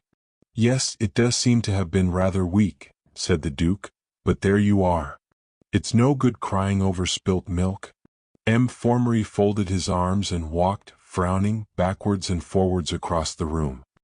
He stopped, raised his hand with a gesture commanding attention, and said, "I have no hesitation in saying that there is a connection, an intimate connection, between the thefts at Charmeris and this burglary." The Duke and the inspector gazed at him with respectful eyes. At least, the eyes of the inspector were respectful. The Duke's eyes twinkled. "I am gathering up the threads," said M. Formery. "Inspector, bring up the concierge and his wife. I will question them on the scene of the crime. Their dossier should be here. If it is, bring it up with them. If not, no matter, bring them up without it." The inspector left the drawing room. M. Formery plunged at once into frowning meditation. "I find all this extremely interesting," said the Duke. "Charmed?" "Charmed," said M. Formery, waving his hand with an absent-minded air. The inspector entered the drawing room followed by the concierge and his wife. He handed a paper to M. Formery. The concierge, a bearded man of about 60, and his wife, a somewhat bearded woman of about 55, stared at M. Formery with fascinated, terrified eyes. He sat down in a chair, crossed his legs, read the paper through, and then scrutinized them keenly. "Well, have you recovered from your adventure?" he said. "Oh yes, sir," said the concierge. "They hustled us a bit, but they did not really hurt us." "Nothing to speak of, that is," said his wife. "But all the same, it's a disgraceful thing that an honest woman can't sleep in peace in her bed of a night without being disturbed by rascals like that. And if the police did their duty, things like this wouldn't happen. And I don't care who hears me say it." "You say that you were taken by surprise in your sleep?" said M. Formery. "You say you saw nothing and heard nothing?" "There was no time to see anything or hear anything. They trussed us up like greased lightning," said the concierge. "But the gag was the worst," said the wife. "To lie there and not be able to tell the rascals what I thought about them." "Didn't you hear the noise of footsteps in the garden?" said M. Formery. "One can't hear anything that happens in the garden from our bedroom," said the concierge. "Even the night when Emily Germain's Great Dane barked from 12 o'clock till 7 in the morning, all the household was kept awake except us. But bless you, sir, we slept like tops," said his wife proudly. "If they sleep like that, it seems rather a waste of time to have gagged them," whispered the Duke to the inspector. The inspector grinned and whispered scornfully, "Oh, them common folks, they do sleep like that, your grace." "Didn't you hear any noise at the front door?" said M. Formery. "No, we heard no noise at the door," said the concierge. "Then you heard no noise at all the whole night?" said M. Formery. "Oh yes, sir, we heard noise enough after we'd been gagged," said the concierge. "Now this is important," said M. Formery. "What kind of a noise was it?" "Well, it was a bumping kind of noise," said the concierge. "And there was a noise of footsteps walking about the room." "What room? Where did these noises come from?" said M. Formery. "From the room over our heads, the big drawing room," said the concierge. "Didn't you hear any noise of a struggle as if somebody was being dragged about? No screaming or crying?" said M. Formery. The concierge and his wife looked at one another with inquiring eyes. "No, I didn't," said the concierge. "Neither did I," said his wife. M. Formery paused. Then he said, "How long have you been in the service of M. Grenet Martin?" "A little more than a year," said the concierge. M. Formery looked at the paper in his hand, frowned, and said severely, "I see you've been convicted twice, my man." "Yes, sir, but—" "My husband's an honest man, sir, perfectly honest," broke in his wife. "You've only to ask M. Grenet Martin. He'll—" "Be so good as to keep quiet, my good woman," said M. Formery, and turning to her husband he went on, "At your first conviction you were sentenced to a day's imprisonment with costs. At your second conviction you got 3 days' imprisonment." "I'm not going to deny it, sir," said the concierge, "but it was an honorable imprisonment." "Honorable?" said M. Formery. "The first time I was a gentleman's servant and I got a day's imprisonment for crying, 'Hurrah for the general strike!' on the 1st of May. You were a valet?" "In whose service?" said M. Formery. "In the service of M. Genlis, the socialist leader." "And your second conviction?" said M. Formery. "It was for having cried in the porch of St. Clotilde, 'Down with the cows!'" "Meaning the police, sir," said the concierge. "And were you in the service of M. Genlis then?" said M. Formery. "No, sir, I was in the service of M. Bussy-Rabutin, the royalist deputy." "You don't seem to have very well-defined political convictions," said M. Formery. "Oh yes, sir, I have," the concierge protested. "I'm always devoted to my masters, and I have the same opinions that they have, always." "Very good, you can go," said M. Formery. The concierge and his wife left the room, looking as if they did not quite know whether to feel relieved or not. "Those two fools are telling the exact truth, unless I'm very much mistaken," said M. Formery. "They look honest enough people," said the Duke. "Well, now to examine the rest of the house," said M. Formery. "I'll come with you if I may," said the Duke. By all means," said M. Formery. "I find it all so interesting," said the Duke. Chapter 10. Gertrude Assis. Leaving a policeman on guard at the door of the drawing-room, Formery, the Duke, and the inspector set out on their tour of inspection. It was a long business, for Formery examined every room with the most scrupulous care, with more care, indeed, than he had displayed in his examination of the drawing-rooms. In particular, he lingered long in the bedroom of Victoire, discussing the possibilities of her having been murdered and carried away by the burglars along with their booty. He seemed, if anything, disappointed at finding no blood-stains, but to find real consolation in the thought that she might have been strangled. He found the inspector in entire agreement with every theory he enunciated, and he grew more and more disposed to regard him as a zealous and trustworthy officer. Also, he was not at all displeased at enjoying this opportunity of impressing the Duke with his powers of analysis and synthesis. He was unaware that, as a rule, the Duke's eyes did not usually twinkle as they twinkled during this solemn and deliberate progress through the house of Martin. Formery had so exactly the air of a sleuth-hound, and he was even noisier. Having made this thorough examination of the house, Formery went out into the garden and set about examining that.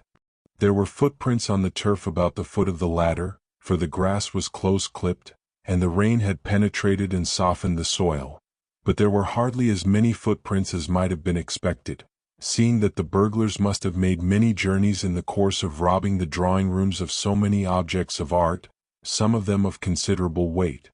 The footprints led to a path of hard gravel, and Formery led the way down it, out of the door in the wall at the bottom of the garden, and into the space round the house which was being built. As Formery had divined, there was a heap, or, to be exact, there were several heaps of plaster about the bottom of the scaffolding. Unfortunately, there were also hundreds of footprints. Formery looked at them with longing eyes, but he did not suggest that the inspector should hunt about for a set of footprints of the size of the one he had so carefully measured on the drawing-room carpet. While they were examining the ground round the half-built house, a man came briskly down the stairs from the second floor of the house of Martin. He was an ordinary-looking man, almost insignificant, of between 40 and 50, and of rather more than middle height. He had an ordinary, rather shapeless mouth, an ordinary nose, an ordinary chin, an ordinary forehead, rather low, and ordinary ears. He was wearing an ordinary top hat, by no means new. His clothes were the ordinary clothes of a fairly well-to-do citizen, and his boots had been chosen less to set off any slenderness his feet might possess than for their comfortable roominess. Only his eyes relieved his face from insignificance. They were extraordinarily alert eyes, producing in those on whom they rested the somewhat uncomfortable impression that the depths of their souls were being penetrated. He was the famous Chief Inspector Gertrude, head of the detective department of the Prefecture of Police, and sworn foe of Arsène Lupin. The policeman at the door of the drawing-room saluted him briskly. He was a fine, upstanding, red-faced young fellow, adorned by a rich black mustache of extraordinary fierceness. "Shall I go and inform Formery that you have come, Gertrude?" he said. "No, there's no need to take the trouble," said Gertrude in a gentle, rather husky voice. "Don't bother anyone about me, I'm of no importance." "Oh, come, Gertrude," protested the policeman. "Of no importance," said Gertrude decisively. "For the present, Formery is everything. I'm only an assistant." He stepped into the drawing-room and stood looking about it, curiously still. It was almost as if the whole of his being was concentrated in the act of seeing, as if all the other functions of his mind and body were in suspension. Formery and the inspector have just been up to examine the housekeeper's room. It's right at the top of the house, on the second floor. You take the servants' staircase. Then it's right at the end of the passage on the left. "Would you like me to take you up to it, sir?" said the policeman eagerly. His heart was in his work. "Thank you, I know where it is, I've just come from it," said Gertrude gently. A grin of admiration widened the already wide mouth of the policeman, and showed a row of very white, able-looking teeth. "Ah, Gertrude," he said, "you're cleverer than all the examining magistrates in Paris put together." "You ought not to say that, my good fellow." I can't prevent you thinking it, of course, but you ought not to say it, said Gertrude with husky gentleness, and the faintest smile played round the corners of his mouth. He walked slowly to the window and the policeman walked with him. Have you noticed this, sir? Said the policeman, taking hold of the top of the ladder with a powerful hand. It's probable that the burglars came in and went away by this ladder. Thank you, said Gertrude. They have even left this card table on the windowsill, said the policeman, and he patted the card table with his other powerful hand. Thank you, said Gertrude. They don't think it's Lupin's work at all, said the policeman. They think that Lupin's letter announcing the burglary and these signatures on the walls are only a ruse. Is that so? Said Gertrude. Is there any way I can help you, sir? Said policeman. Yes, said Gertrude. Take up your post outside that door and admit no one but M. Formery, the inspector, Bonavent, or Dusy without consulting me. And he pointed to the drawing-room door. Shan't I admit the Duke of Charmeris? He's taking a great interest in this affair, said the policeman. The Duke of Charmeris? Oh yes, admit the Duke of Charmeris, said Gertrude. The policeman went to his post of responsibility, a proud man. Hardly had the door closed behind him when Gertrude was all activity and eyes. He examined the ladder, the gaps on the wall from which the pictures had been taken, the signatures of Arsène Lupin. The very next thing he did was to pick up the book which the Duke had set on the top of the footprint again, to preserve it, and he measured, pacing it, the distance between the footprint and the window.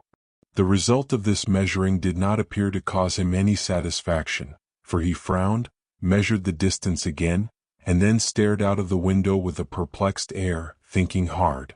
It was curious that, when he concentrated himself on a process of reasoning, his eyes seemed to lose something of their sharp brightness and grew a little dim. At last he seemed to come to some conclusion. He turned away from the window, drew a small magnifying glass from his pocket, dropped on his hands and knees, and began to examine the surface of the carpet with the most minute care. He examined a space of it nearly 6 feet square, stopped, and gazed round the room. His eyes rested on the fireplace, which he could see under the bottom of the big tapestried fire screen which was raised on legs about a foot high, fitted with big casters. His eyes filled with interest.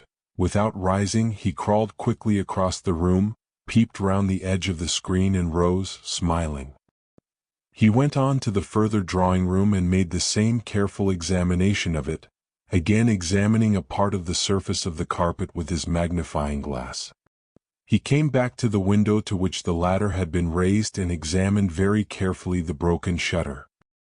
He whistled softly to himself, lighted a cigarette, and leant against the side of the window. He looked out of it, with dull eyes which saw nothing, the while his mind worked upon the facts he had discovered. He had stood there plunged in reflection for perhaps 10 minutes, when there came a sound of voices and footsteps on the stairs. He awoke from his absorption, seemed to prick his ears, then slipped a leg over the window ledge and disappeared from sight down the ladder. The door opened, and in came M. Formery, the Duke, and the inspector. M. Formery looked round the room with eyes which seemed to expect to meet a familiar sight, then walked to the other drawing-room and looked round that. He turned to the policeman who had stepped inside the drawing-room and said sharply, "M. Gertrude is not here." "I left him here," said the policeman. "He must have disappeared. He's a wonder." "Of course," said M. Formery. "He has gone down the ladder to examine that house they're building. He's just following in our tracks and doing all over again the work we've already done. He might have saved himself the trouble. We could have told him all he wants to know. But there. He very likely would not be satisfied till he had seen everything for himself. He may see something which we have missed," said the Duke.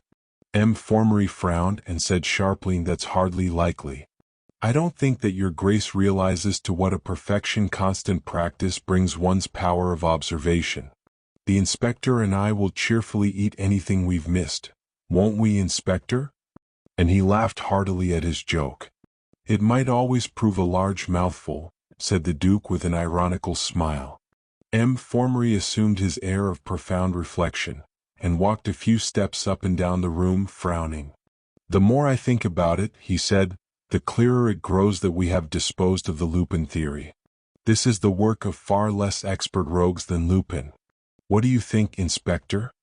Yes, I think you have disposed of that theory, sir, said the inspector with ready acquiescence. All the same, I'd wager anything that we haven't disposed of it to the satisfaction of Gertrude, said M. Formery. Then he must be very hard to satisfy, said the Duke. Oh, in any other matter he's open to reason, said M. Formery, but Lupin is his fixed idea. It's an obsession, almost a mania. But yet he never catches him, said the Duke. No, and he never will. His very obsession by Lupin hampers him. It cramps his mind and hinders its working, said M. Formery. He resumed his meditative pacing, stopped again, and said, but considering everything, especially the absence of any traces of violence, combined with her entire disappearance, I have come to another conclusion. Victoire is the key to the mystery. She is the accomplice. She never slept in her bed. She unmated to put us off the scent. That, at any rate, is something gained to have found the accomplice. We shall have this good news at least to tell M. Martin on his arrival. Do you really think that she's the accomplice? Said the Duke. I'm dead sure of it, said M. Formery. We will go up to her room and make another thorough examination of it. Gertrude's head popped up above the windowsill. My dear M. Formery, he said, I beg that you will not take the trouble. M. Formery's mouth opened. What? You Gertrude? He stammered. Myself, said Gertrude, and he came to the top of the ladder and slipped lightly over the windowsill into the room. He shook hands with M. Formery and nodded to the inspector. Then he looked at the Duke with an air of inquiry. Let me introduce you, said M. Formery. Chief Inspector Gertrude, head of the detective department, the Duke of Charmerace. The Duke shook hands with Gertrude, saying, I'm delighted to make your acquaintance, M. Gertrude. I've been expecting your coming with the greatest interest. Indeed, it was I who begged the officials at the Prefecture of Police to put this case in your hands. I insisted on it. What were you doing on that ladder? Said M. Formery, giving Gertrude no time to reply to the Duke. I was listening, said Gertrude simply, listening. I like to hear people talk when I'm engaged on a case. It's a distraction, and it helps. I really must congratulate you, my dear M. Formery, on the admirable manner in which you have conducted this inquiry. M. Formery bowed and regarded him with a touch of suspicion. There are one or two minor points on which we do not agree, but on the whole your method has been admirable, said Gertrude. Well, about Victoire, said M. Formery. You're quite sure that an examination, a more thorough examination of her room is unnecessary? Yes, I think so, said Gertrude. I have just looked at it myself. The door opened and in came Bonavent, one of the detectives who had come earlier from the prefecture. In his hand he carried a scrap of cloth. He saluted Gertrude and said to M. Formery, I have just found this scrap of cloth on the edge of the well at the bottom of the garden. The concierge's wife tells me that it has been torn from Victoire's dress. I feared it, said M. Formery, taking the scrap of cloth from him. I feared foul play. We must go to the well at once, send someone down it, or have it dragged. He was moving hastily to the door, when Gertrude said in his husky, gentle voice, I don't think there is any need to look for Victoire in the well. But this scrap of cloth, said M. Formery, holding it out to him. Yes, yes, that scrap of cloth, said Gertrude. And turning to the Duke, he added, Do you know if there's a dog or cat in the house, your Grace? I suppose that, as the fiancé of Mademoiselle Martin, you are familiar with the house. What on earth? Said M. Formery. Excuse me, interrupted Gertrude. But this is important, very important. Yes, there is a cat, said the Duke. I've seen a cat at the door of the concierge's rooms. It must have been that cat which took this scrap of cloth to the edge of the well, said Gertrude gravely. This is ridiculous, preposterous, cried M. Formery, beginning to flush. Here we're dealing with the most serious crime, a murder, the murder of Victoire, and you talk about cats.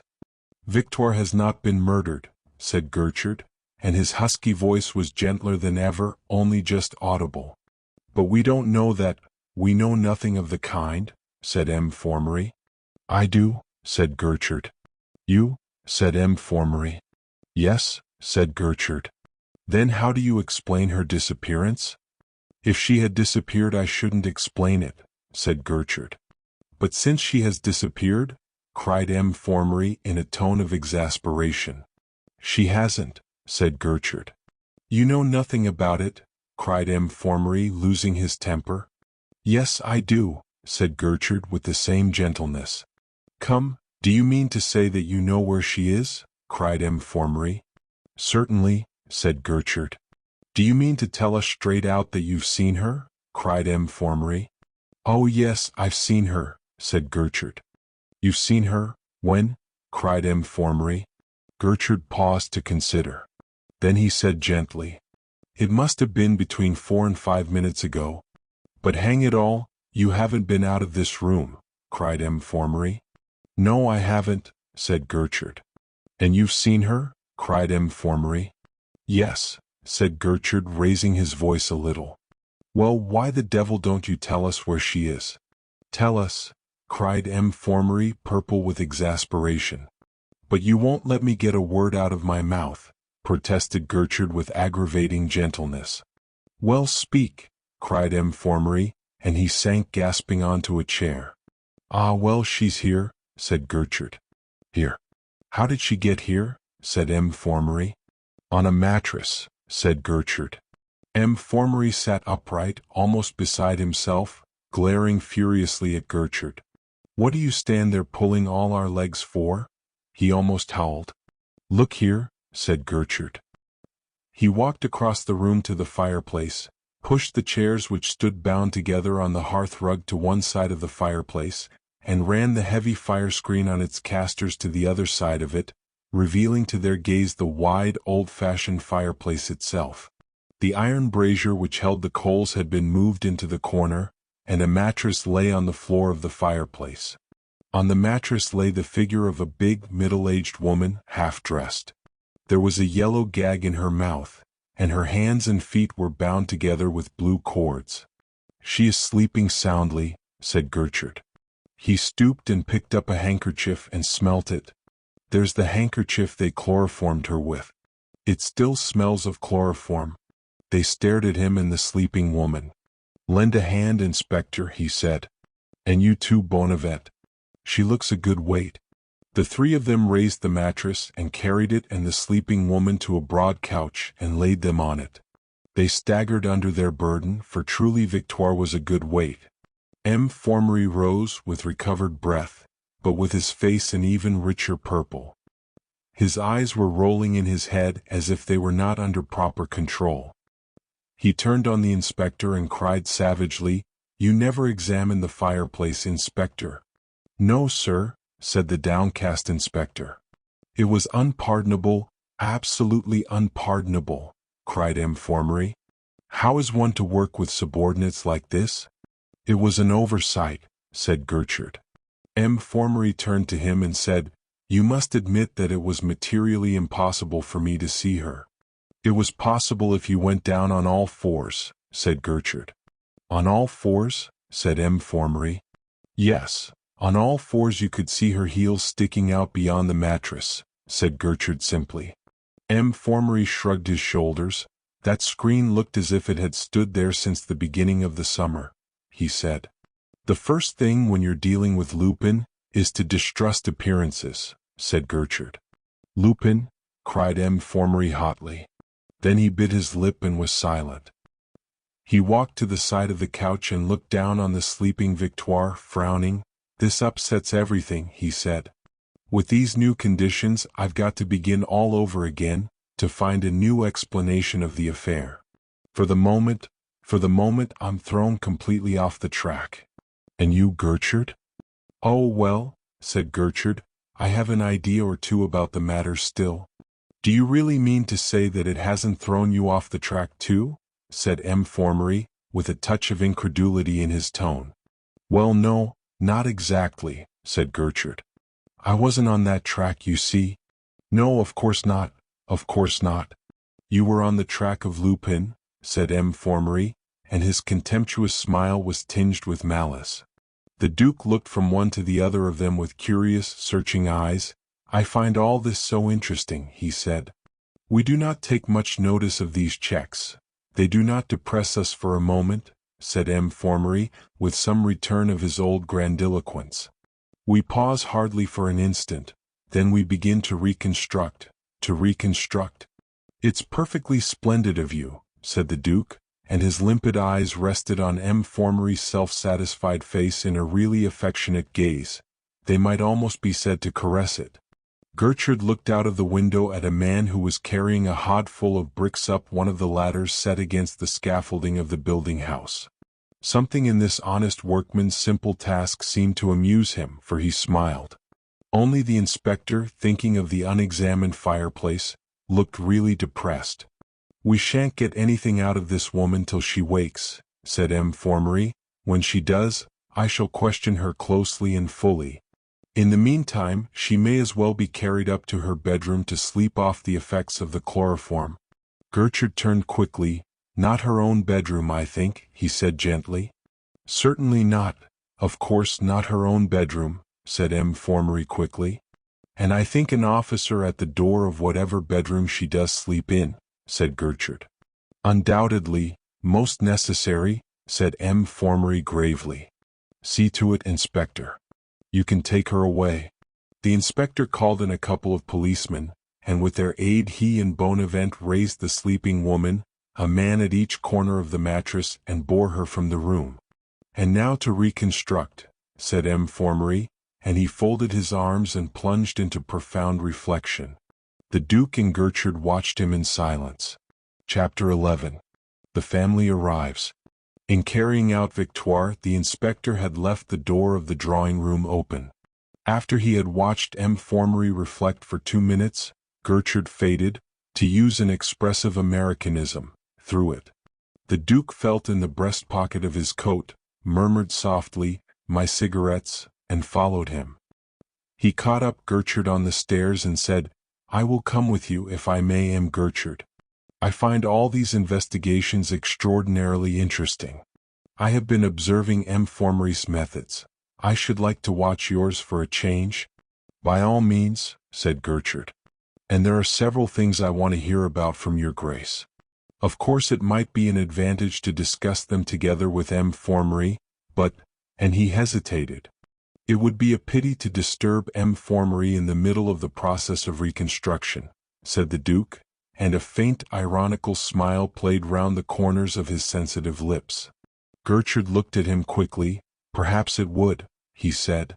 They went through the house, out of the back door and into the garden. Gertrude moved about 20 yards from the house. Then he stopped and questioned the Duke at great length. He questioned him first about the Charolais, their appearance, their actions, especially about Bernard's attempt to steal the pendant, and the theft of the motor cars. "I have been wondering whether M. Charolais might not have been Arsène Lupin himself," said the Duke. "It's quite possible," said Gertrude. "There seem to be no limits whatever to Lupin's powers of disguising himself. My colleague, Ganimard, has come across him at least 3 times that he knows of as a different person. And no single time could he be sure that it was the same man.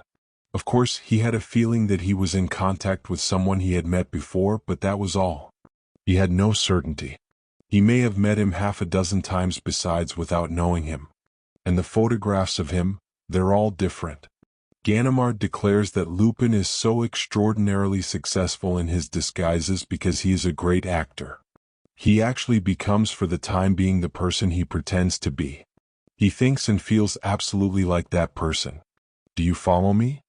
"Oh yes, but he must be rather fluid, this Lupin," said the Duke, and then he added thoughtfully, "It must be awfully risky to come so often into actual contact with men like Ganimard and you. Lupin has never let any consideration of danger prevent him doing anything that caught his fancy. He has odd fancies too. He's a humorist of the most varied kind, grim, ironic, farcical as the mood takes him. He must be awfully trying to live with, said Gertrude. Do you think humorists are trying to live with? Said the Duke in a meditative tone. I think they brighten life a good deal, but of course there are people who do not like them. The middle classes? Yes, they're all very well in their place, but to live with they must be trying, said Gertrude quickly. He went on to question the Duke closely and at length about the household of Emgren Martin, saying that Arsène Lupin worked with the largest gang a burglar had ever captained, and it was any odds that he had introduced one, if not more, of that gang into it. Moreover, in the case of a big affair like this, Lupin himself often played 2 or 3 parts under as many disguises. If he was Charolais, I don't see how he could be one of Emgren Martin's household too, said the Duke in some perplexity. I don't say that he was Charolais, said Gertrude. It is quite a moot point. On the whole, I'm inclined to think that he was not. The theft of the motor cars was a job for a subordinate. He would hardly bother himself with it. The Duke told him all that he could remember about the millionaire's servants, and, under the clever questioning of the detective, he was surprised to find how much he did remember, all kinds of odd details about them which he had scarcely been aware of observing. The two of them, as they talked, afforded an interesting contrast. The Duke, with his air of distinction and race, his ironic expression, his mobile features, his clear enunciation and well-modulated voice, his easy carriage of an accomplished fencer, a fencer with muscles of steel, seemed to be a man of another kind from the slow-moving detective, with his husky voice, his common, slurring enunciation, his clumsily molded features, so ill-adapted to the expression of emotion and intelligence. It was a contrast almost between the hawk and the mole, the warrior and the workman. Only in their eyes were they alike. Both of them had the keen, alert eyes of observers. Perhaps the most curious thing of all was that, in spite of the fact that he had for so much of his life been an idler, trifling away his time in the pursuit of pleasure, except when he had made his expedition to the South Pole, the Duke gave one the impression of being a cleverer man, of a far finer brain, than the detective who had spent so much of his life sharpening his wits on the more intricate problems of crime. When Gertrude came to the end of his questions, the Duke said, "You have given me a very strong feeling that it is going to be a deuce of a job to catch Lupin. I don't wonder that, so far, you have none of you laid hands on him." "But we have," cried Gertrude quickly. "Twice Ganimard has caught him. Once he had him in prison and actually brought him to trial. Lupin became another man and was let go from the very dock." "Really? It sounds absolutely amazing," said the Duke. "And then, in the affair of the Blue Diamond, Ganimard caught him again. He has his weakness, Lupin. It's women. It's a very common weakness in these masters of crime. Ganimard and Holmlock Shears in that affair got the better of him by using his love for a woman, the fair-haired lady, she was called, to nab him." "A shabby trick," said the Duke. "Shabby?" said Gertrude in a tone of utter wonder. "How can anything be shabby in the case of a rogue like this?" Perhaps not, still," said the Duke and stopped. The expression of wonder faded from Gertrude's face and he went on, "Well, Holmlock Shears recovered the Blue Diamond and Ganimard nabbed Lupin. He held him for 10 minutes, then Lupin escaped." "What became of the fair-haired lady?" said the Duke. "I don't know. I have heard that she is dead," said Gertrude. "Now I come to think of it, I heard quite definitely that she died. It must be awful for a woman to love a man like Lupin, the constant, wearing anxiety," said the Duke thoughtfully. "I dare say. Yet he can have his pick of sweethearts. I've been offered thousands of francs by women of your Grace's world and wealthy Viennese, to make them acquainted with Lupin," said Gertrude. "You don't surprise me," said the Duke with his ironic smile. "Women never do stop to think, where one of their heroes is concerned." "And did you do it?" "How could I? If I only could. If I could find Lupin entangled with a woman like Ganimard did, well," said Gertrude between his teeth, "he'd never get out of your clutches," said the Duke with conviction. I think not," said Gertrude grimly. But come, I may as well get on. He walked across the turf to the foot of the ladder and looked at the footprints round it. He made but a cursory examination of them, and took his way down the garden path, out of the door in the wall into the space about the house that was building. He was not long examining it, and he went right through it out into the street on which the house would face when it was finished. He looked up and down it and began to retrace his footsteps. I've seen all I want to see out here. We may as well go back to the house, he said to the Duke. I hope you've seen what you expected to see, said the Duke. Exactly what I expected to see, exactly, said Gertrude. That's as it should be, said the Duke. They went back to the house and found M. Formery in the drawing room, still engaged in the process of reconstruction.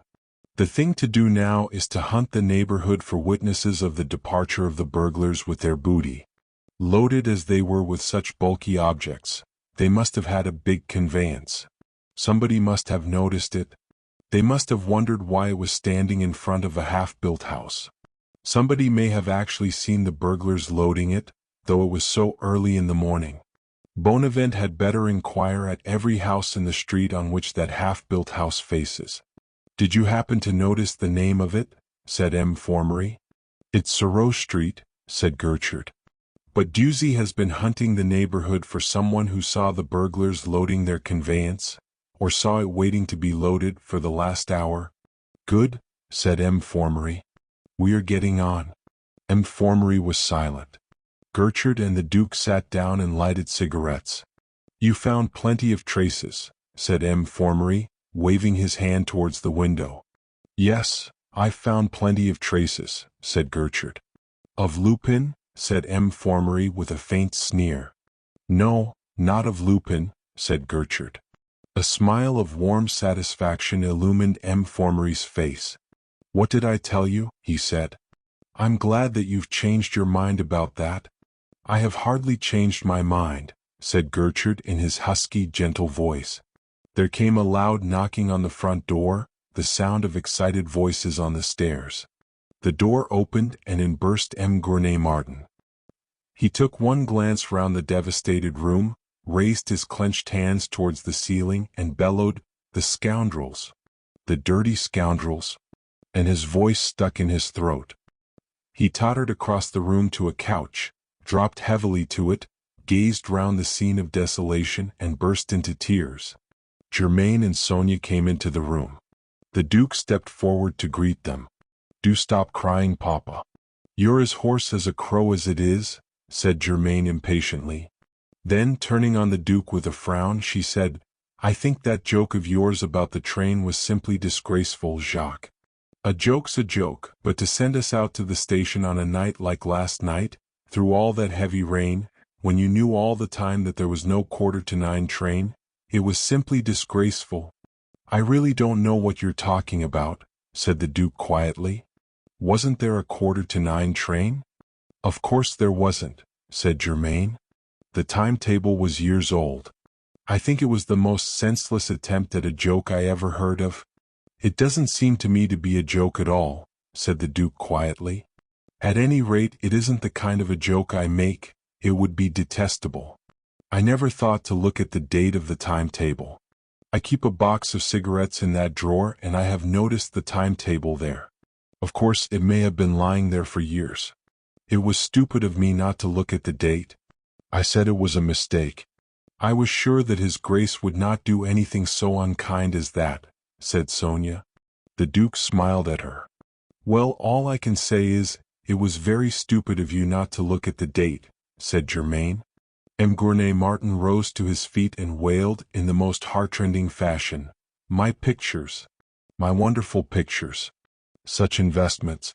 And my cabinets! My Renaissance cabinets! They can't be replaced. They were unique. They were worth 150,000 francs.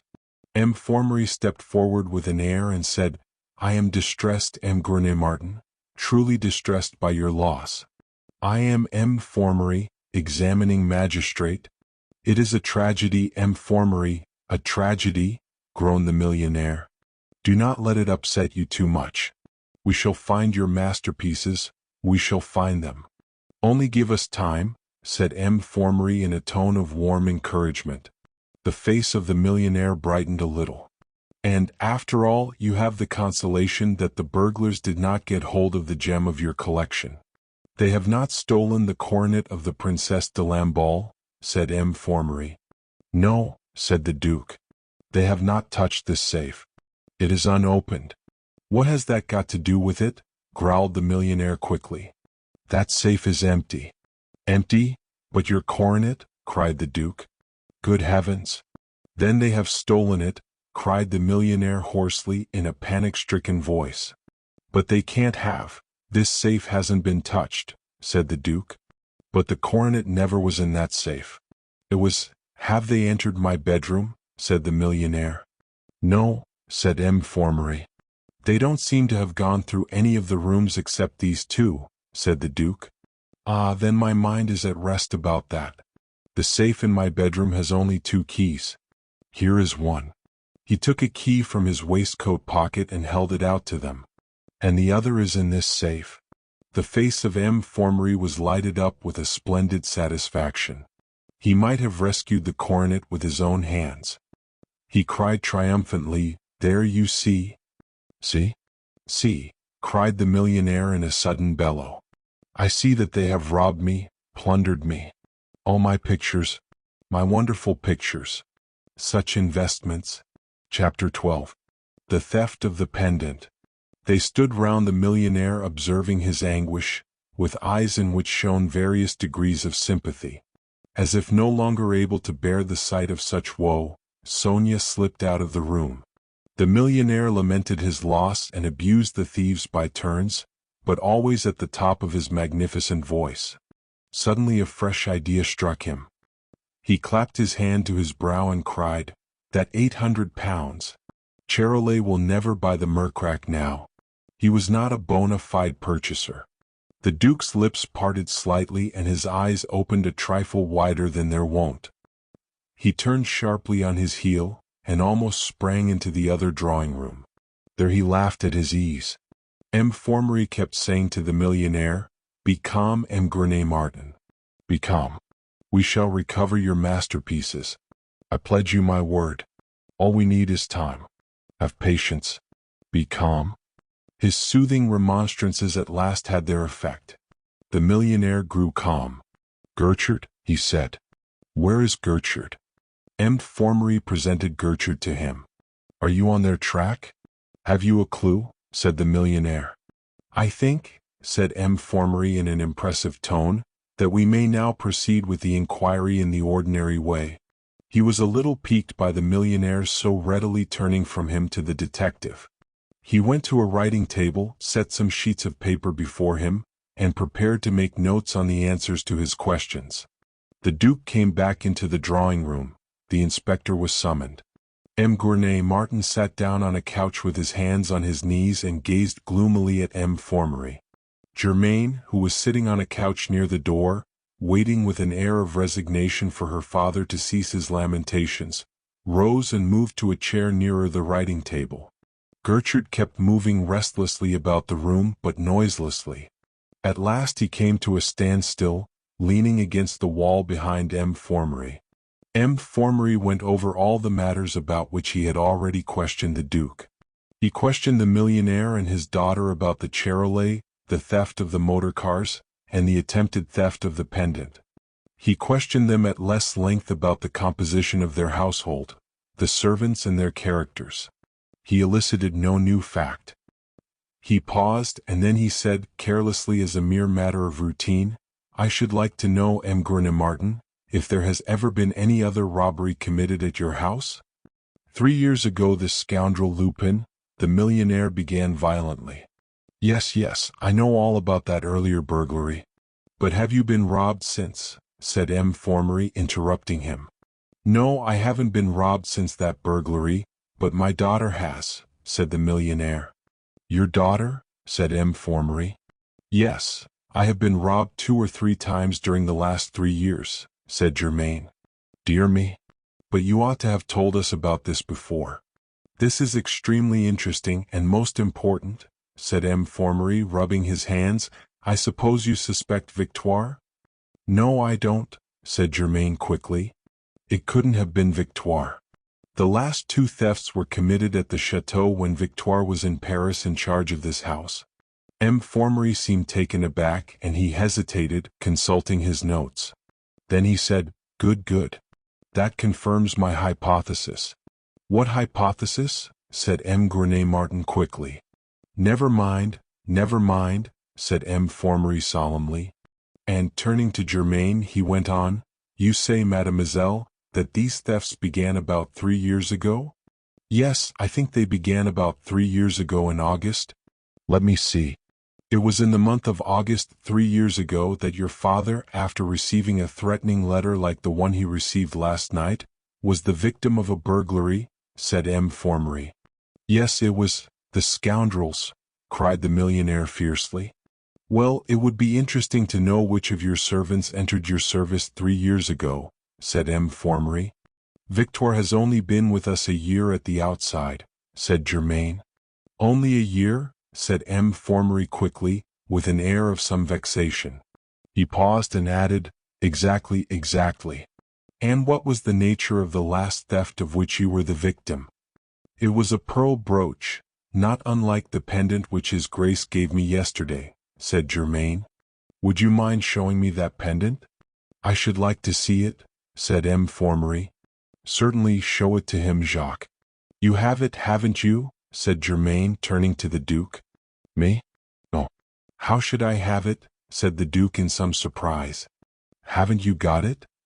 I've only got the case, the empty case, said Germain with a startled air. The empty case? Said the Duke with growing surprise. Yes, said Germain. It was after we came back from our useless journey to the station. I remembered suddenly that I had started without the pendant. I went to the bureau and picked up the case, and it was empty. One moment, said M. Formery. Didn't you catch this young Bernard Charolais with this case in his hands, your Grace?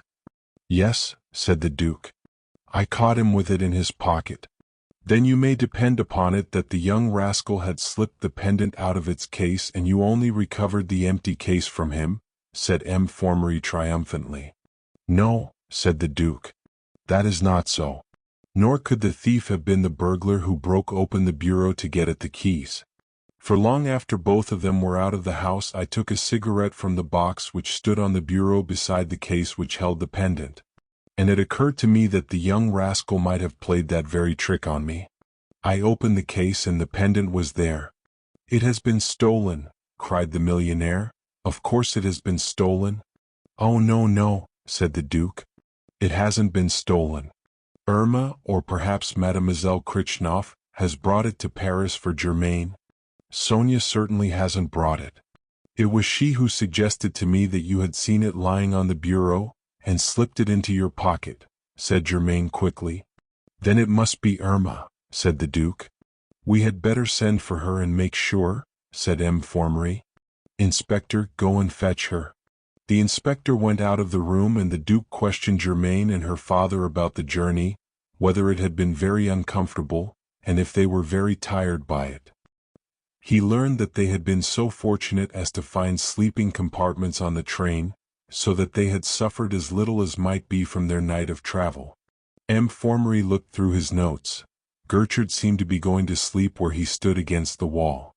The inspector came back with Irma. She wore the frightened, half-defensive, half-defiant air which people of her class wear when confronted by the authorities. Her big, cow's eyes rolled uneasily. Oh, Irma, Germain began. M. Formery cut her short, somewhat brusquely. Excuse me. I am conducting this inquiry, he said. And then, turning to Irma, he added, Now, don't be frightened, Mademoiselle Irma. I want to ask you a question or two. Have you brought up to Paris the pendant which the Duke of Charmerace gave your mistress yesterday? Me, sir? No, sir. I haven't brought the pendant, said Irma. You're quite sure? Said M. Formery. Yes, sir. I haven't seen the pendant. Didn't Mademoiselle Germain leave it on the bureau? Said Irma. How do you know that? Said M. Formery. I heard Mademoiselle Germain say that it had been on the bureau. I thought that perhaps Mademoiselle Krichnoff had put it in her bag." "Why should Mademoiselle Krichnoff put it in her bag?" said the Duke quickly. "To bring it up to Paris for Mademoiselle Germaine," said Irma. "But what made you think that?" said Gertrude, suddenly intervening. "Oh, I thought Mademoiselle Krichnoff might have put it in her bag because I saw her standing by the bureau," said Irma. "Ah, and the pendant was on the bureau?" said M. Formery. "Yes, sir," said Irma. There was a silence. Suddenly the atmosphere of the room seemed to have become charged with an oppression, a vague menace. Gertrude seemed to have become wide awake again. Germaine and the Duke looked at one another uneasily. "Have you been long in the service of Mademoiselle Grenay Martin?" said M. Formery. 6 months, sir," said Irma. "Very good, thank you." "You can go," said M. Formery. "I may want you again presently." Irma went quickly out of the room with an air of relief. M. Formery scribbled a few words on the paper before him and then said, "Well, I will proceed to question Mademoiselle Krichnoff." "Mademoiselle Krichnoff is quite above suspicion," said the Duke quickly. "Oh yes, quite," said Germaine. "How long has Mademoiselle Krichnoff been in your service, mademoiselle?" said Gertrude. "Let me think," said Germaine, knitting her brow. "Can't you remember?" said M. Formery. "Just about 3 years," said Germaine. "That's exactly the time at which the thefts began," said M. Formery. "Yes," said Germaine reluctantly. "Ask Mademoiselle Krichnoff to come here, Inspector," said M. Formery. "Yes, sir," said the inspector. "I'll go and fetch her. I know where to find her," said the Duke quickly, moving toward the door. "Please, please, your grace," protested Gertrude. "The inspector will fetch her." The Duke turned sharply and looked at him. "I beg your pardon, but do you?" he said.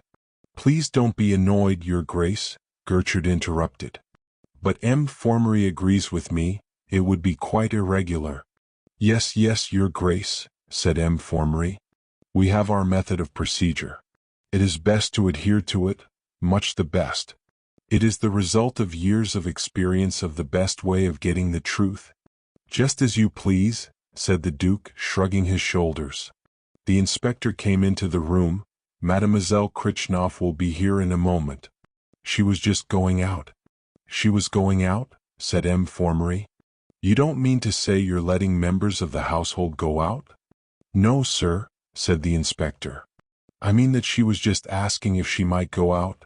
M. Formery beckoned the inspector to him, and said to him in a voice too low for the others to hear, "Just slip up to her room and search her trunks." "There is no need to take the trouble," said Gertrude in the same low voice, but with sufficient emphasis. "No, of course not. There's no need to take the trouble," M. Formery repeated after him. The door opened and Sonia came in. She was still wearing her traveling costume, and she carried her cloak on her arm. She stood looking round her with an air of some surprise. Perhaps there was even a touch of fear in it. The long journey of the night before did not seem to have dimmed at all her delicate beauty. The Duke's eyes rested on her in an inquiring, wondering, even searching gaze. She looked at him and her own eyes fell. "Will you come a little nearer, mademoiselle?" said M. Formery. "There are 1 or 2 questions." "Will you allow me?" said Gertrude in a tone of such deference that it left M. Formery no grounds for refusal. M. Formery flushed and ground his teeth. "Have it your own way," he said ungraciously. "Mademoiselle Krichnoff," said Gertrude in a tone of the most good-natured courtesy, "there is a matter on which M. Formery needs some information. The pendant which the Duke of Charmerace gave Mademoiselle Grenay Martin yesterday has been stolen." "Stolen? Are you sure?" said Sonia in a tone of mingled surprise and anxiety. "Quite sure," said Gertrude. "We have exactly determined the conditions under which the theft was committed. But we have every reason to believe that the culprit, to avoid detection, has hidden the pendant in the traveling bag or trunk of somebody else in order to—" "My bag is upstairs in my bedroom, sir," Sonia interrupted quickly. "Here is the key of it." In order to free her hands to take the key from her wrist bag, she set her cloak on the back of a couch. It slipped off it and fell to the ground at the feet of the Duke, who had not returned to his place beside Germain. While she was groping in her bag for the key and all eyes were on her, the Duke, who had watched her with a curious intentness ever since her entry into the room, stooped quietly down and picked up the cloak. His hand slipped into the pocket of it. His fingers touched a hard object wrapped in tissue paper. They closed round it, drew it from the pocket, and, sheltered by the cloak, transferred it to his own. He set the cloak on the back of the sofa, and very softly moved back to his place by Germain's side. No one in the room observed the movement, not even Gertrude. He was watching Sonia too intently. Sonia found the key and held it out to Gertrude. He shook his head and said, "There is no reason to search your bag, none whatever. Have you any other luggage?" She shrank back a little from his piercing eyes, almost as if their gaze scared her. "Yes, my trunk, it's upstairs in my bedroom too. Open?" She spoke in a faltering voice, and her troubled eyes could not meet those of the detective. "You were going out, I think," said Gertrude gently. "I was asking leave to go out." "There is some shopping that must be done," said Sonia. "You do not see any reason why Mademoiselle Krichnoff should not go out, M'Formery, do you?" said Gertrude. "Oh no, none whatever. Of course she can go out," said M'Formery. Sonia turned round to go. "One moment," said Gertrude, coming forward. "You've only got that wrist bag with you?" "Yes," said Sonia. "I have my money and my handkerchief in it," and she held it out to him. Gertrude's keen eyes darted into it, and he muttered, "No point in looking in that. I don't suppose anyone would have had the audacity," and he stopped. Sonia made a couple of steps toward the door, turned, hesitated, came back to the couch and picked up her cloak. There was a sudden gleam in Gertrude's eyes, a gleam of understanding, expectation, and triumph. He stepped forward and holding out his hands said, "Allow me." "No, thank you," said Sonia. "I'm not going to put it on." "No, but it's possible. Someone may have. Have you felt in the pockets of it? That one now. It seems as if that one." He pointed to the pocket which had held the packet. Sonia started back with an air of utter dismay. Her eyes glanced wildly round the room as if seeking an avenue of escape. Her fingers closed convulsively on the pocket. "But this is abominable," she cried. "You look as if—" "I beg you, mademoiselle," interrupted Gertrude. "We are sometimes obliged." "Really, Mademoiselle Sonia," broke in the Duke in a singularly clear and piercing tone, "I cannot see why you should object to this mere formality." "Oh, but," gasped Sonia, raising her terror-stricken eyes to his. The Duke seemed to hold them with his own, and he said in the same clear, piercing voice, "There isn't the slightest reason for you to be frightened." Sonia let go of the cloak, and Gertrude, his face all alight with triumph, plunged his hand into the pocket. He drew it out empty and stared at it, while his face fell to an utter, amazed blankness. "Nothing? Nothing?" he muttered under his breath. And he stared at his empty hand as if he could not believe his eyes. By a violent effort he forced an apologetic smile on his face and said to Sonia, "1,000 apologies, mademoiselle." He handed the cloak to her. Sonia took it and turned to go. She took a step towards the door and tottered. The Duke sprang forward and caught her as she was falling. "Do you feel faint?"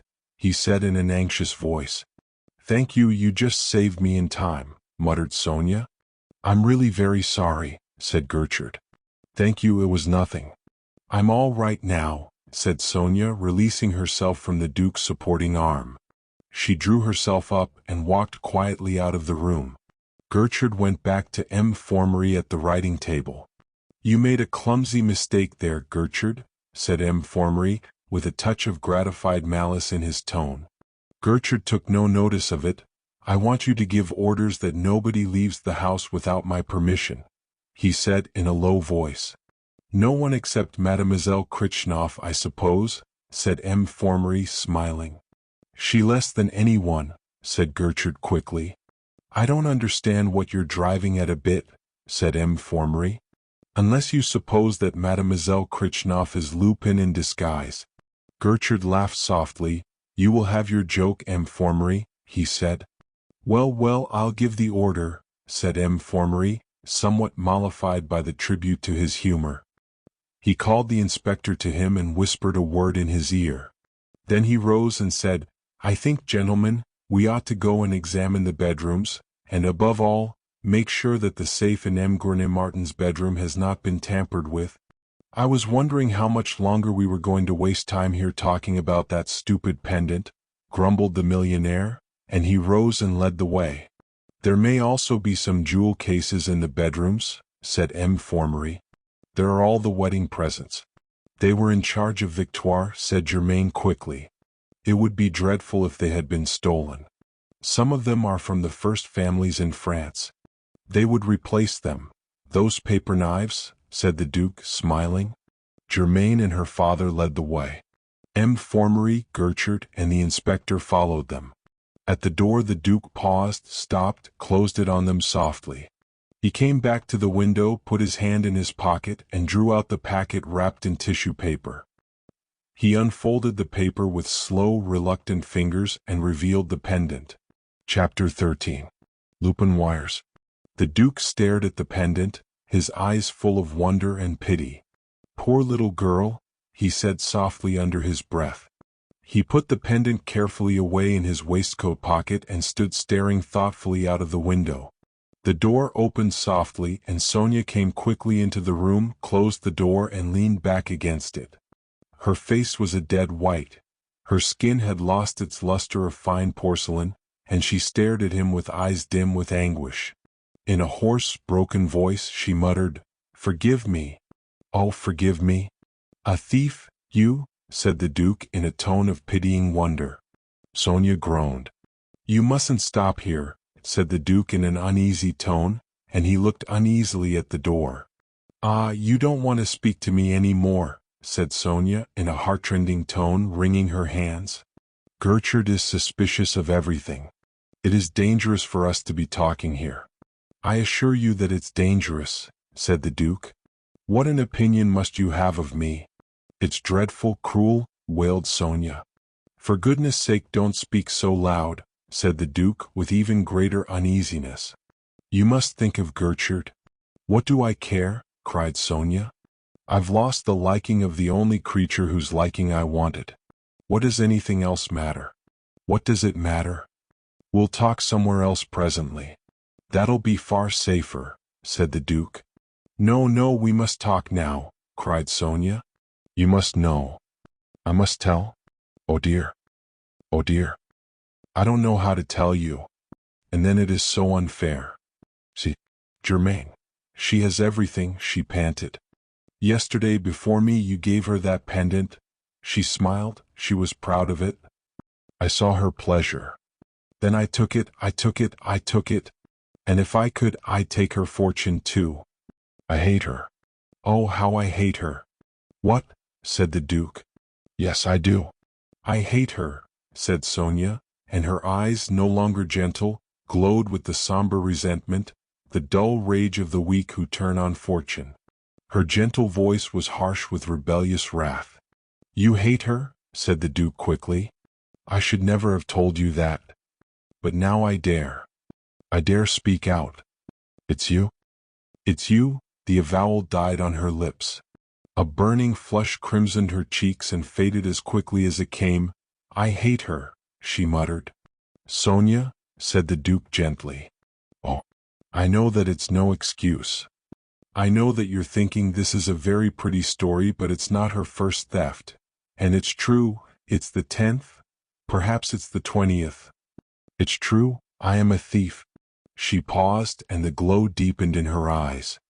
"But there's one thing you must believe, you shall believe. Since you came, since I've known you, since the first day you set eyes on me, I have stolen no more. Till yesterday when you gave her the pendant before me. I could not bear it. I could not." She paused and looked at him with eyes that demanded an assent. "I believe you," said the Duke gravely. She heaved a deep sigh of relief and went on more quietly. Some of its golden tone had returned to her voice. "And then, if you knew how it began, the horror of it," she said.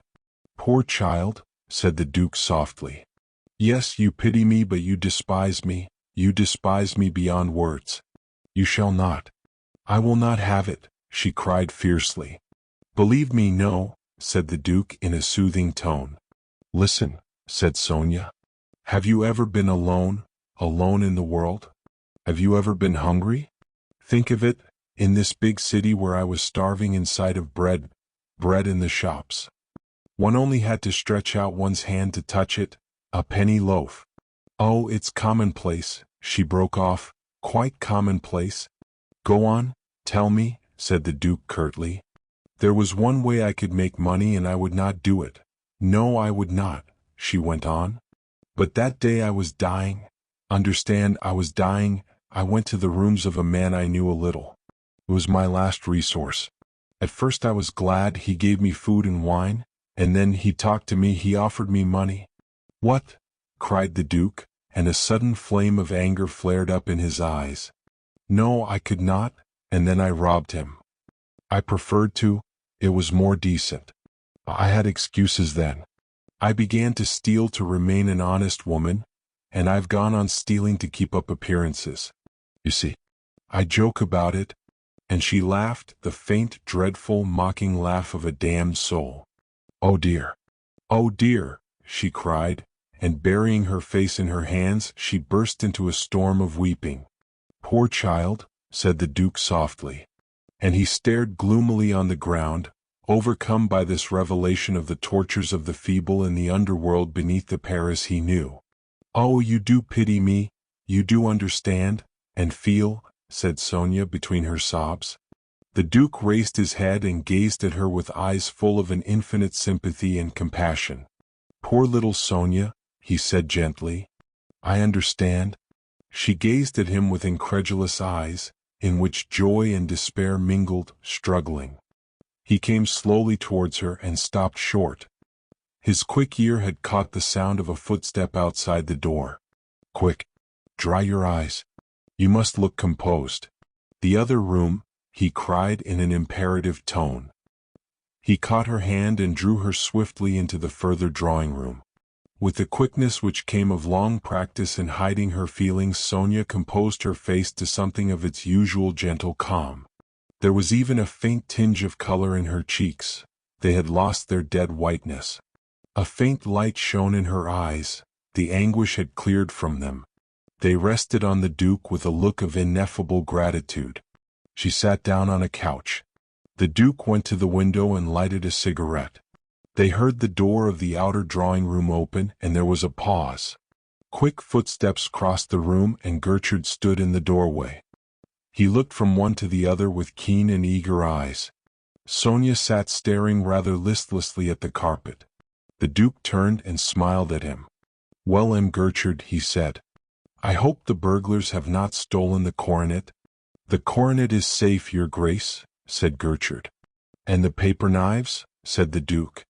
The paper knives? Said Gertrude with an inquiring air. The wedding presents? Said the Duke. Yes, your grace, the wedding presents are safe, said Gertrude. I breathe again, said the Duke languidly.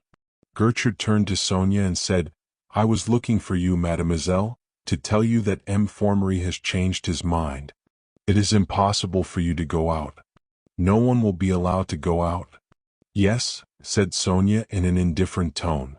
We should be very much obliged if you would go to your room, said Gertrude. Your meals will be sent up to you. What? Said Sonia, rising quickly, and she looked from Gertrude to the Duke. The Duke gave her the faintest nod. Very well, I will go to my room, she said coldly.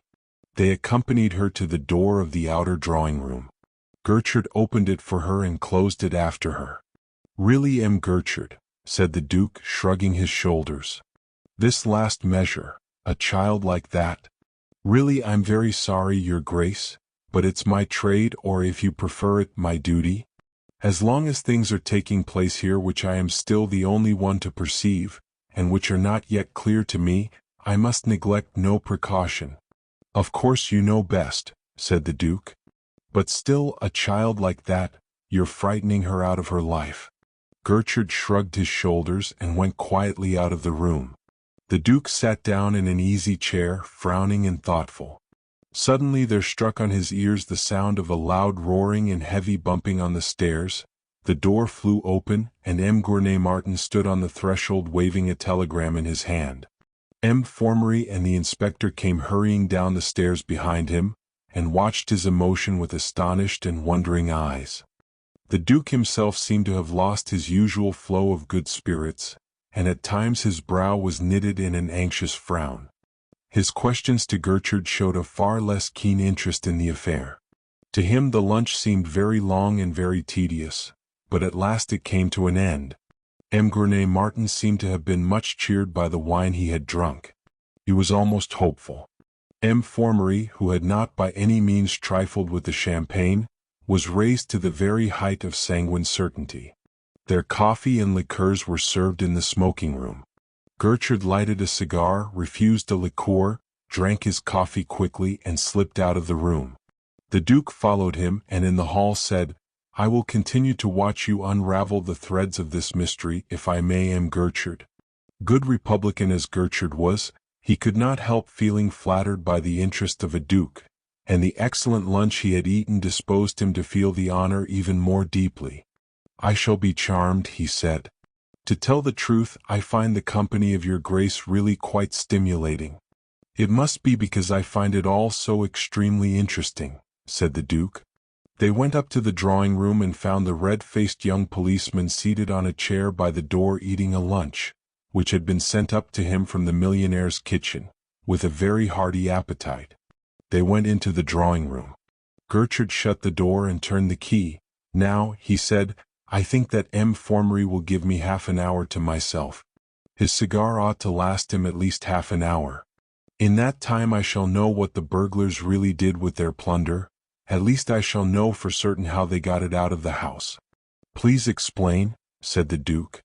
"I thought we knew how they got it out of the house." And he waved his hand towards the window. "Oh, that's childish," said Gertrude contemptuously. "Those are traces for an examining magistrate. The ladder, the table on the window-sill, they lead nowhere. The only people who came up that ladder were the two men who brought it from the scaffolding. You can see their footsteps.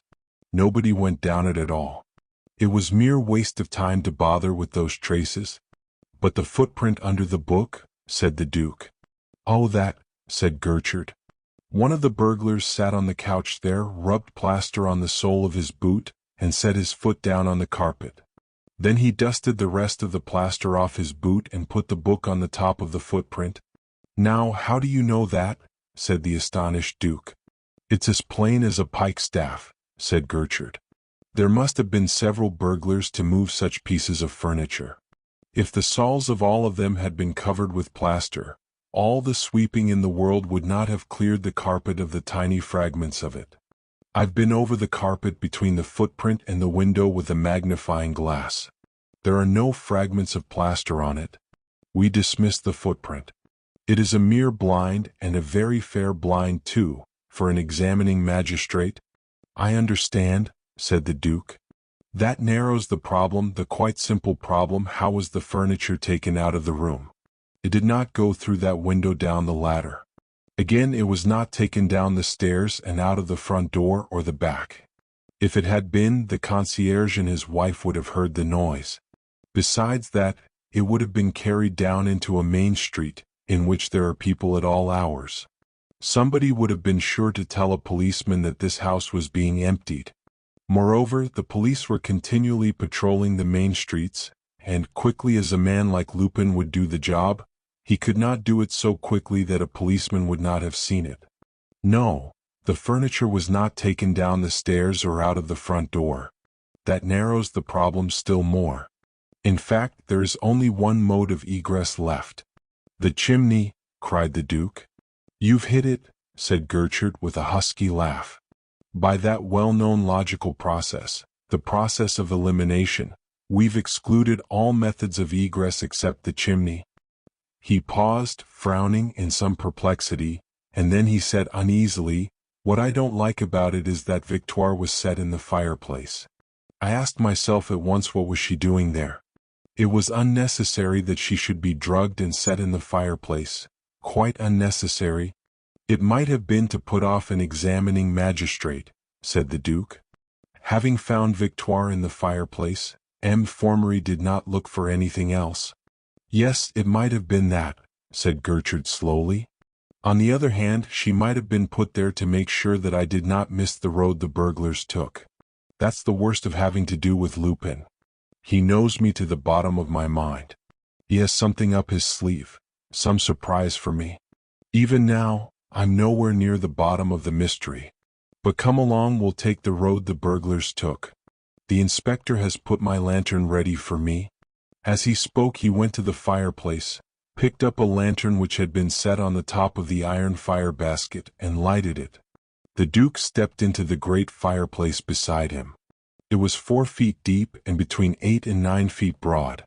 Gertrude threw the light from the lantern on to the back wall of it. 6 feet from the floor, the soot from the fire stopped abruptly, and there was a dappled patch of bricks, half of them clean and red, half of them blackened by soot, 5 feet broad and 4 feet high. The opening is higher up than I thought, said Gertrude.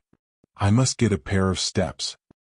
He went to the door of the drawing room and bade the young policeman fetch him a pair of steps. They were brought quickly. He took them from the policeman, shut the door, and locked it again.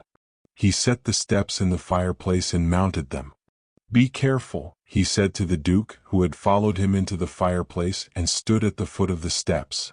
Some of these bricks may drop inside and they'll sting you up if they fall on your toes. The Duke stepped back out of reach of any bricks that might fall.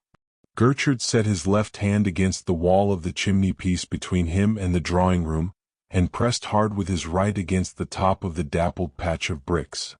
At the first push, 6 of them fell with a bang onto the floor of the next house. The light came flooding in through the hole, and shone on Gertrude's face and its smile of satisfaction. Quickly he pushed row after row of bricks into the next house until he had cleared an opening 4 feet square. Come along, he said to the Duke, and disappeared feet foremost through the opening. The Duke mounted the steps, and found himself looking into a large empty room of the exact size and shape of the drawing room of M. Martin, save that it had an ordinary modern fireplace instead of one of the antique pattern of that in which he stood. Its chimney-piece was a few inches below the opening. He stepped out onto the chimney-piece and dropped lightly to the floor. Well, he said, looking back at the opening through which he had come. That's an ingenious dodge. Oh, it's common enough, said Gertrude. Robberies at the big jewelers are sometimes worked by these means. But what is uncommon about it, and what at first sight put me off the track, is that these burglars had the cheek to pierce the wall with an opening large enough to enable them to remove the furniture of a house. It's true, said the Duke. The opening's as large as a good-sized window. Those burglars seem capable of everything, even of a first-class piece of mason's work. Oh, this has all been prepared a long while ago. But now I'm really on their track. And after all, I haven't really lost any time. Dusey wasted no time in making inquiries in Sorrow Street. He's been working all this side of the house. Gertrude drew up the blinds, opened the shutters, and let the daylight flood the dim room. He came back to the fireplace and looked down at the heap of bricks, frowning. I made a mistake there, he said. I ought to have taken those bricks down carefully, one by one. Quickly he took brick after brick from the pile, and began to range them neatly against the wall on the left. The Duke watched him for 2 or 3 minutes, then began to help him. It did not take them long, and under one of the last few bricks Gertrude found a fragment of a gilded picture frame. Here's where they ought to have done their sweeping, he said, holding it up to the Duke. I tell you what, said the Duke, I shouldn't wonder if we found the furniture in this house still. Oh no, said Gertrude. I tell you that Lupin would allow for myself or Ganimard being put in charge of the case, and he would know that we should find the opening in the chimney. The furniture was taken straight out into the side street onto which this house opens. He led the way out of the room onto the landing and went down the dark staircase into the hall. He opened the shutters of the hall windows and let in the light. Then he examined the hall. The dust lay thick on the tiled floor. Down the middle of it was a lane formed by many feet. The footprints were faint but still plain in the layer of dust. Gertrude came back to the stairs and began to examine them. Halfway up the flight he stooped and picked up a little spray of flowers. "Fresh," he said. "These have not been long plucked."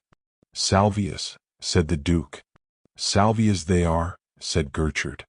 "Pink salvias, and there is only one gardener in France who has ever succeeded in getting this shade, M.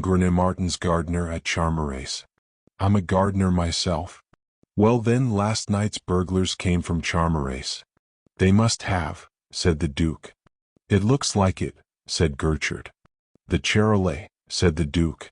"It looks like it," said Gertrude. "It must be," said the Duke. "This is interesting. If only we could get an absolute proof." "We shall get one presently," said Gertrude confidently. "It is interesting," said the Duke in a tone of lively enthusiasm. "These clues, these tracks which cross one another, each fact by degrees falling into its proper place, extraordinarily interesting." He paused and took out his cigarette case. "Will you have a cigarette?" he said. "Are they Caporal?" said Gertrude. "No, Egyptians, Mercedes." "Thank you," said Gertrude, and he took one. The Duke struck a match, lighted Gertrude's cigarette, and then his own. "Yes, it's very interesting," he said. "In the last quarter of an hour you've practically discovered that the burglars came from Charmerace, that they were the Charolais, that they came in by the front door of this house and carried the furniture out of it." "I don't know about their coming in by it," said Gertrude. "Unless I'm very much mistaken, they came in by the front door of M. Martin's house." "Of course," said the Duke. "I was forgetting. They brought the keys from Charmerace." "Yes, but who drew the bolts for them?" said Gertrude. "The concierge bolted them before he went to bed. He told me so." "He was telling the truth. I know when that kind of man is telling the truth." "By Jove," said the Duke softly. "You mean that they had an accomplice?" "I think we shall find that they had an accomplice. But your Grace is beginning to draw inferences with uncommon quickness. I believe that you would make a first-class detective yourself. With practice, of course, with practice." "Can I have missed my true career?" said the Duke, smiling. "It's certainly a very interesting game." "Well, I'm not going to search this barracks myself," said Gertrude. "I'll send in a couple of men to do it, but I'll just take a look at the steps myself." So saying, he opened the front door and went out and examined the steps carefully. "We shall have to go back the way we came," he said, when he had finished his examination. "The drawing-room door is locked. We ought to find M. Formery hammering on it." And he smiled as if he found the thought pleasing. They went back up the stairs through the opening into the drawing-room of M. Martin's house. Sure enough, from the other side of the locked door came the excited voice of M. Formery, crying, "Gertrude, Gertrude, what are you doing? Let me in. Why don't you let me in?" Gertrude unlocked the door, and in bounced M. Formery, very excited, very red in the face. "Hang it all, Gertrude. What on earth have you been doing?" he cried. "Why didn't you open the door when I knocked?" "I didn't hear you," said Gertrude. "I wasn't in the room." "Then where on earth have you been?" cried M. Formery. Gertrude looked at him with a faint, ironical smile, and said in his gentle voice, "I was following the real track of the burglars." Chapter 15. The Examination of Sonia. M. Formery gasped. "The real track," he muttered. "Let me show you," said Gertrude. And he led him to the fireplace and showed him the opening between the two houses. "I must go into this myself," cried M. Formery in wild excitement. Without more ado he began to mount the steps. Gertrude followed him. The Duke saw their heels disappear up the steps. Then he came out of the drawing-room and inquired for M. Martin. He was told that the millionaire was up in his bedroom, and he went upstairs and knocked at the door of it. M. Martin bade him enter in a very faint voice, and the Duke found him lying on the bed. He was looking depressed, even exhausted, the shadow of the blusterous Martin of the day before. The rich rosiness of his cheeks had faded to a moderate rose pink. "That telegram," moaned the millionaire. It was the last straw. It has overwhelmed me. The coronet is lost. What, already? Said the Duke in a tone of the liveliest surprise. No, no, it's still in the safe, said the millionaire. But it's as good as lost. Before midnight it will be lost. That fiend will get it. If it's in this safe now, it won't be lost before midnight, said the Duke. But are you sure it's there now? Look for yourself, said the millionaire, taking the key of the safe from his waistcoat pocket and handing it to the Duke. The Duke opened the safe. The morocco case which held the coronet lay on the middle shell in front of him. He glanced at the millionaire and saw that he had closed his eyes in the exhaustion of despair. Whistling softly, the Duke opened the case, took out the diadem, and examined it carefully, admiring its admirable workmanship. He put it back in the case, turned to the millionaire, and said thoughtfully, I can never make up my mind in the case of one of these old diadems, whether one ought not to take out the stones and have them recut. Look at this emerald now. It's a very fine stone, but this old-fashioned cutting does not really do it justice. Oh, no, no. You should never interfere with an antique historic piece of jewelry. Any alteration decreases its value as an historic relic, cried the millionaire in a shocked tone. I know that, said the Duke, but the question for me is, whether one ought not to sacrifice some of its value to increasing its beauty. You do have such mad ideas, said the millionaire, in a tone of peevish exasperation. Ah, well, it's a nice question, said the Duke. He snapped the case briskly, put it back on the shelf, locked the safe, and handed the key to the millionaire. Then he strolled across the room and looked down into the street, whistling softly. I think I'll go home and get out of these motoring clothes. And I should like to have on a pair of boots that were a trifle less muddy, he said slowly. M. Gournay Martin sat up with a jerk and cried, For heaven's sake, don't you go and desert me, my dear chap. You don't know what my nerves are like.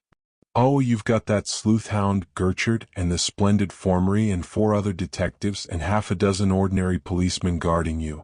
You can do without my feeble arm. Besides, I shan't be gone more than half an hour, 3/4 at the outside. I'll bring back my evening clothes with me and dress for dinner here. I don't suppose that anything fresh will happen between now and midnight, but I want to be on the spot and hear the information as it comes in fresh. Besides, there's Gertrude. I positively cling to Gertrude. It's an education, though perhaps not a liberal education, to go about with him, said the Duke, and there was a subacid irony in his voice. Well, if you must, you must, said M. Gournay Martin grumpily. Goodbye for the present, then, said the Duke, and he went out of the room and down the stairs. He took his motor cap from the hall table, and had his hand on the latch of the door, when the policeman in charge of it said, I beg your pardon, sir, but have you M. Gertrude's permission to leave the house? M. Gertrude's permission? Said the Duke haughtily. What has M. Gertrude to do with me? I am the Duke of Charmers. And he opened the door. It was M. Formery's orders, your grace, stammered the policeman doubtfully.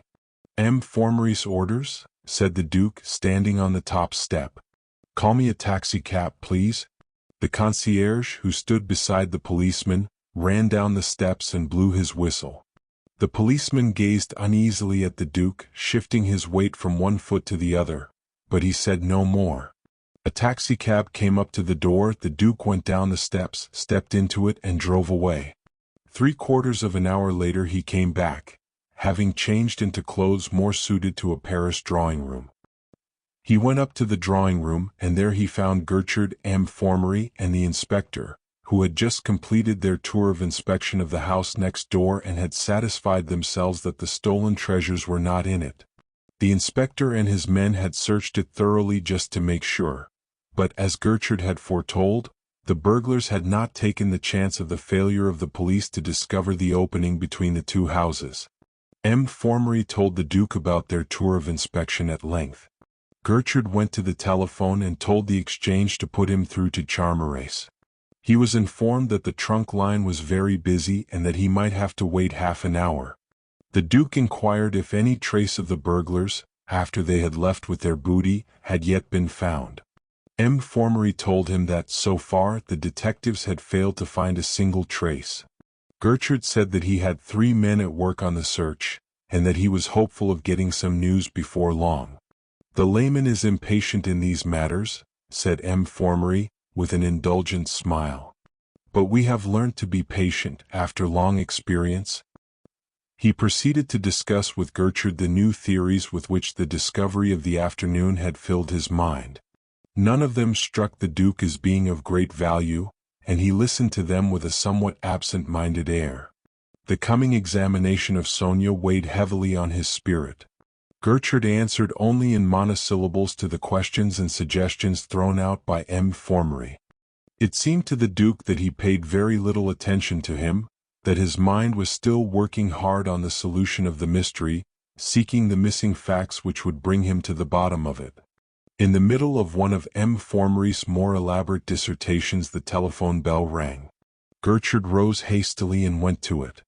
They heard him say, "Is that Charmaris? I want the gardener." "Oh, when will he be back?"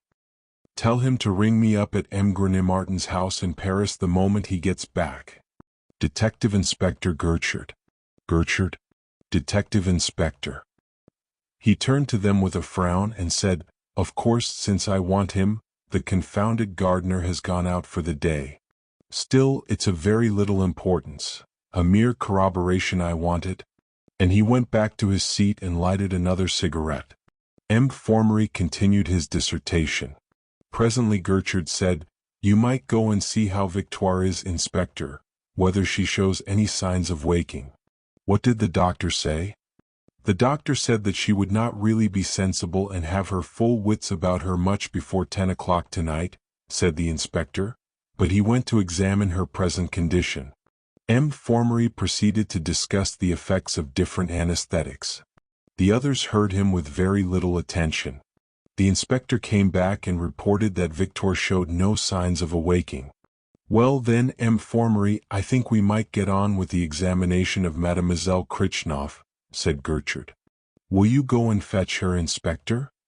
"Really, I cannot conceive why you should worry that poor child," the Duke protested in a tone of some indignation.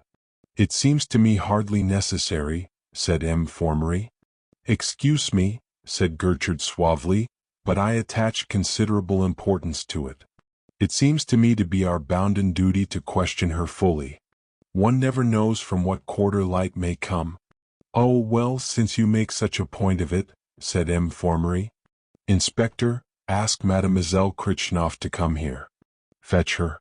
The inspector left the room. Gertrude looked at the Duke with a faint air of uneasiness. "I think that we had better question Mademoiselle Krichnoff by ourselves," he said. M. Formery looked at him and hesitated. Then he said, "Oh yes, of course, by ourselves." "Certainly," said the Duke a trifle haughtily. And he rose and opened the door. He was just going through it when Gertrude said sharply, "Your Grace." The Duke paid no attention to him. He shut the door quickly behind him and sprang swiftly up the stairs. He met the inspector coming down with Sonia. Barring their way for a moment, he said in his kindliest voice, "Now you mustn't be frightened, Mademoiselle Sonia. All you have to do is to try to remember as clearly as you can the circumstances of the earlier thefts at Charmaris. You mustn't let them confuse you." "Thank you, Your Grace, I will try and be as clear as I can," said Sonia, and she gave him an eloquent glance, full of gratitude for the warning, and went down the stairs with firm steps. The Duke went on up the stairs and knocked softly at the door of M. Martin's bedroom. There was no answer to his knock, and he quietly opened the door and looked in. Overcome by his misfortunes, the millionaire had sunk into a profound sleep and was snoring softly. The Duke stepped inside the room, left the door open a couple of inches, drew a chair to it, and sat down watching the staircase through the opening of the door. He sat frowning with a look of profound pity on his face. Once the suspense grew too much for him. He rose and walked up and down the room. His well-bred calm seemed to have deserted him. He muttered curses on Gertrude M. Formery and the whole French criminal system very softly under his breath. His face was distorted to a mask of fury, and once he wiped the little beads of sweat from his forehead with his handkerchief.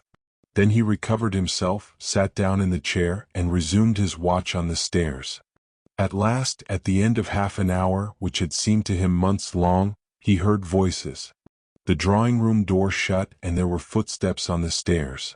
The inspector and Sonia came into view. He waited till they were at the top of the stairs. Then he came out of the room with his most careless air and said, "Well, Mademoiselle Sonia, I hope you did not find it so very dreadful after all." She was very pale and there were undried tears on her cheeks. "It was horrible," she said faintly. "Horrible. Infirmary was all right. He believed me, but that horrible detective would not believe a word I said. He confused me. I hardly knew what I was saying." The Duke ground his teeth softly. "Never mind, it's over now. You had better lie down and rest.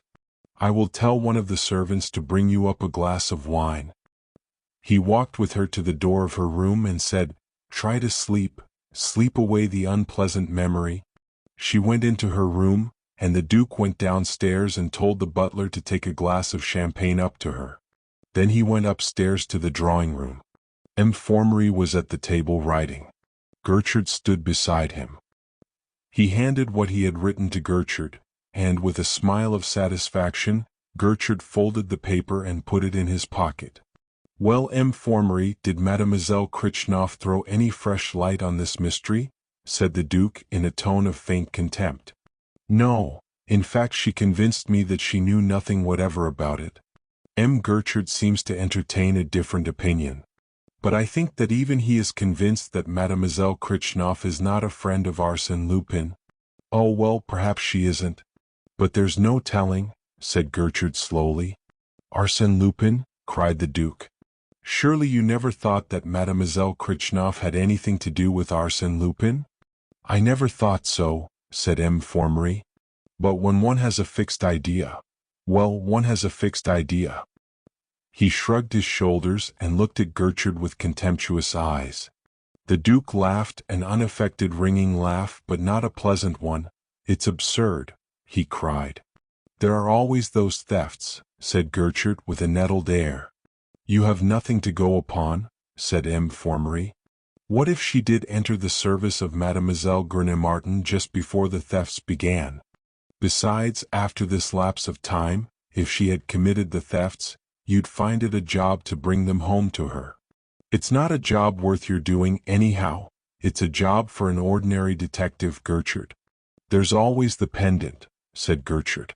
"I am convinced that that pendant is in the house." "Oh, that stupid pendant. I wish I'd never given it to Mademoiselle Grenouille," said the Duke lightly. "I have a feeling that if I could lay my hand on that pendant, if I could find who has it, I should have the key to this mystery." "The devil you would," said the Duke softly. "That is odd. It is the oddest thing about this business I've heard yet." I have that feeling," said Gertrude quietly. The Duke smiled. Chapter 16. Victoire's Slip. They were silent. The Duke walked to the fireplace, stepped into it, and studied the opening. He came out again and said, "Oh, by the way, Infirmary, the policeman at the front door wanted to stop me going out of the house when I went home to change. I take it that Gertrude's prohibition does not apply to me?" Of course not, Your Grace," said Infirmary quickly. "I saw that you had changed your clothes, Your Grace," said Gertrude. "I thought that you had done it here." "No," said the Duke, "I went home." The policeman protested, but he went no further, so I did not throw him into the middle of the street. "Whatever our station, we should respect the law," said Infirmary solemnly. "The Republican law, Infirmary?" "I am a royalist," said the Duke, smiling at him. Infirmary shook his head sadly. "I was wondering," said the Duke, "about Gertrude's theory that the burglars were let in the front door of this house by an accomplice. Why, when they had this beautiful large opening, did they want a front door too?" "I did not know that that was Gertrude's theory," said Infirmary, a trifle contemptuously. "Of course they had no need to use the front door." "Perhaps they had no need to use the front door," said Gertrude. But after all, the front door was unbolted, and they did not draw the bolts to put us off the scent. Their false scent was already prepared. He waved his hand towards the window. Moreover, you must bear in mind that that opening might not have been made when they entered the house. Suppose that, while they were on the other side of the wall, a brick had fallen onto the hearth, and alarmed the concierge. We don't know how skillful they are. They might not have cared to risk it. I'm inclined to think, on the whole, that they did come in through the front door. M. Formery sniffed contemptuously. Perhaps you're right, said the Duke. But the accomplice? I think we shall know more about the accomplice when Victoire awakes, said Gertrude. The family have such confidence in Victoire, said the Duke. Perhaps Lupin has too, said Gertrude grimly. Always Lupin, said M. Formery contemptuously. There came a knock at the door and a footman appeared on the threshold. He informed the Duke that Germaine had returned from her shopping expedition, and was awaiting him in her boudoir. He went to her, and tried to persuade her to put in a word for Sonia, and endeavor to soften Gertrude's rigor. She refused to do anything of the kind, declaring that, in view of the value of the stolen property, no stone must be left unturned to recover it. The police knew what they were doing. They must have a free hand. The Duke did not press her with any great vigor. He realized the futility of an appeal to a nature so shallow, so self-centered, and so lacking in sympathy. He took his revenge by teasing her about the wedding presents which were still flowing in. Her father's business friends were still striving to outdo one another in the costliness of the jewelry they were giving her. The great houses of the Faubourg Saint-Germain were still refraining firmly from anything that savored of extravagance or ostentation. While he was with her, the 11th paper knife came, from his mother's friend, the Duchess of Volaglise. The Duke was overwhelmed with joy at the sight of it, and his delighted comments drove Germaine to the last extremity of exasperation. The result was that she begged him, with petulant asperity, to get out of her sight. He complied with her request, almost with alacrity, and returned to M. Formery and Gertrude. He found them at a standstill, waiting for reports from the detectives who were hunting outside the house for information about the movements of the burglars with the stolen booty, and apparently finding none. The police were also hunting for the stolen motor cars, not only in Paris and its environs, but also all along the road between Paris and Charmerace. At about 5 o'clock Gertrude grew tired of the inaction, and went out himself to assist his subordinates, leaving M. Formery in charge of the house itself. He promised to be back by 7:30, to let the examining magistrate, who had an engagement for the evening, get away.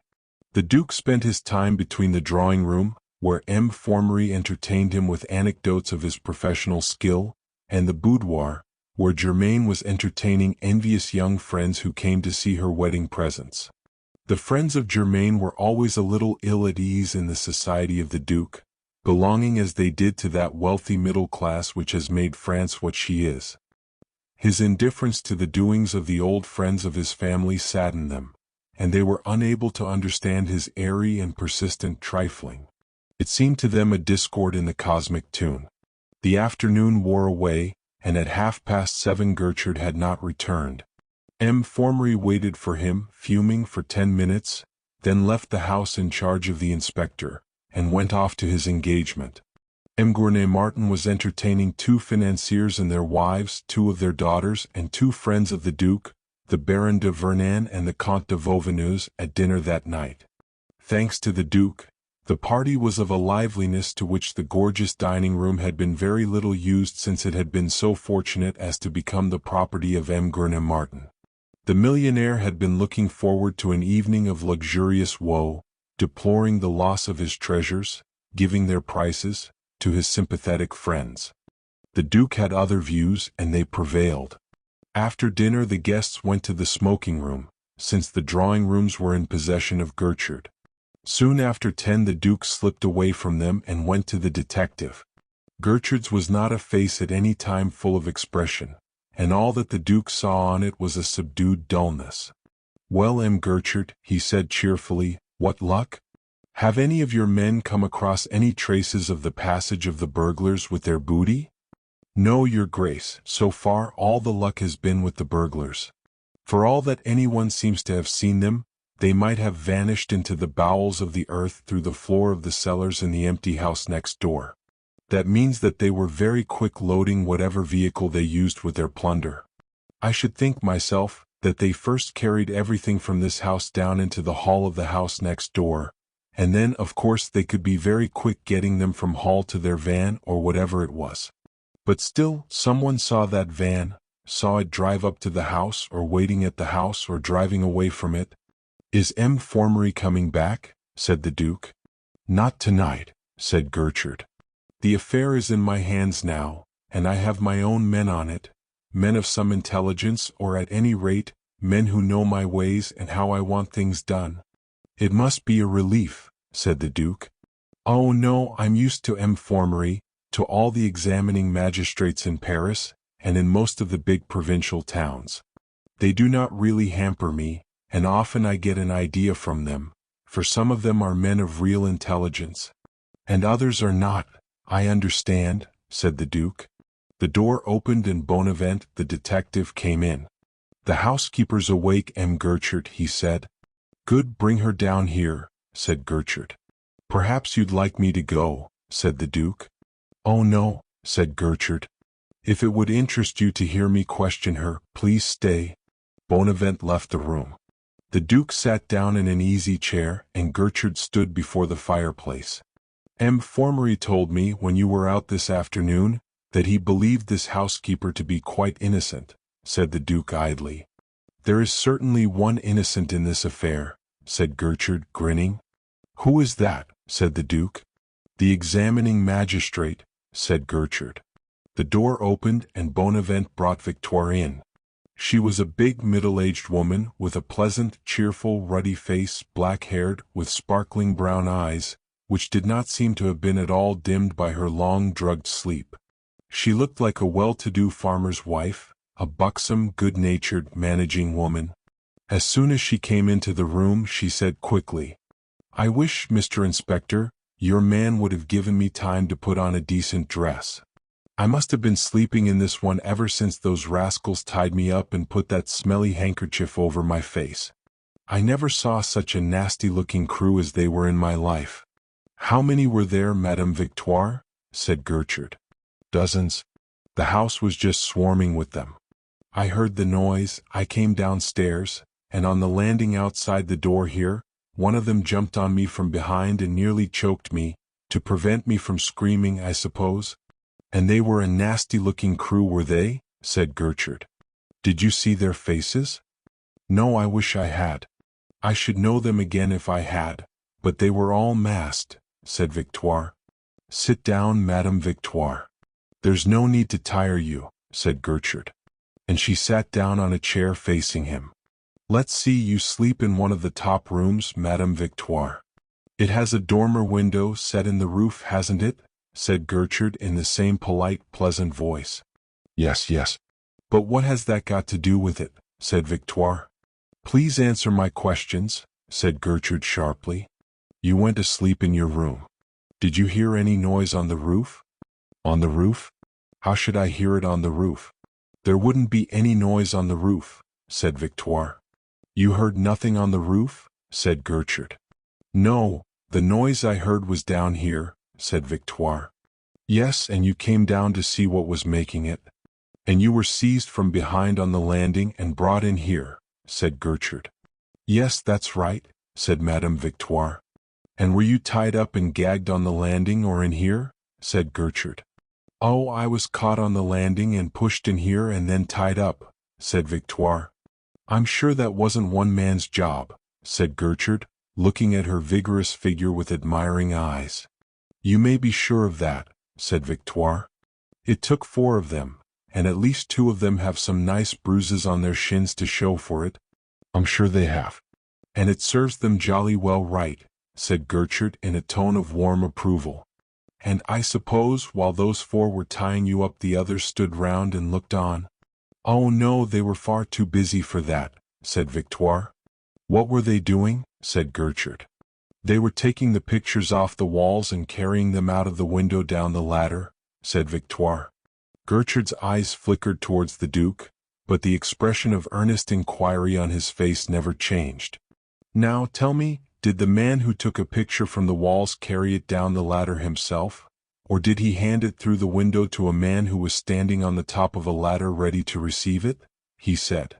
Victoire paused as if to recall their action. Then she said, "Oh, he got through the window and carried it down the ladder himself." "You're sure of that?" said Gertrude. "Oh yes, I am quite sure of it. Why should I deceive you, Mr. Inspector?" said Victoire quickly, and the Duke saw the first shadow of uneasiness on her face. "Of course not," said Gertrude. "And where were you?"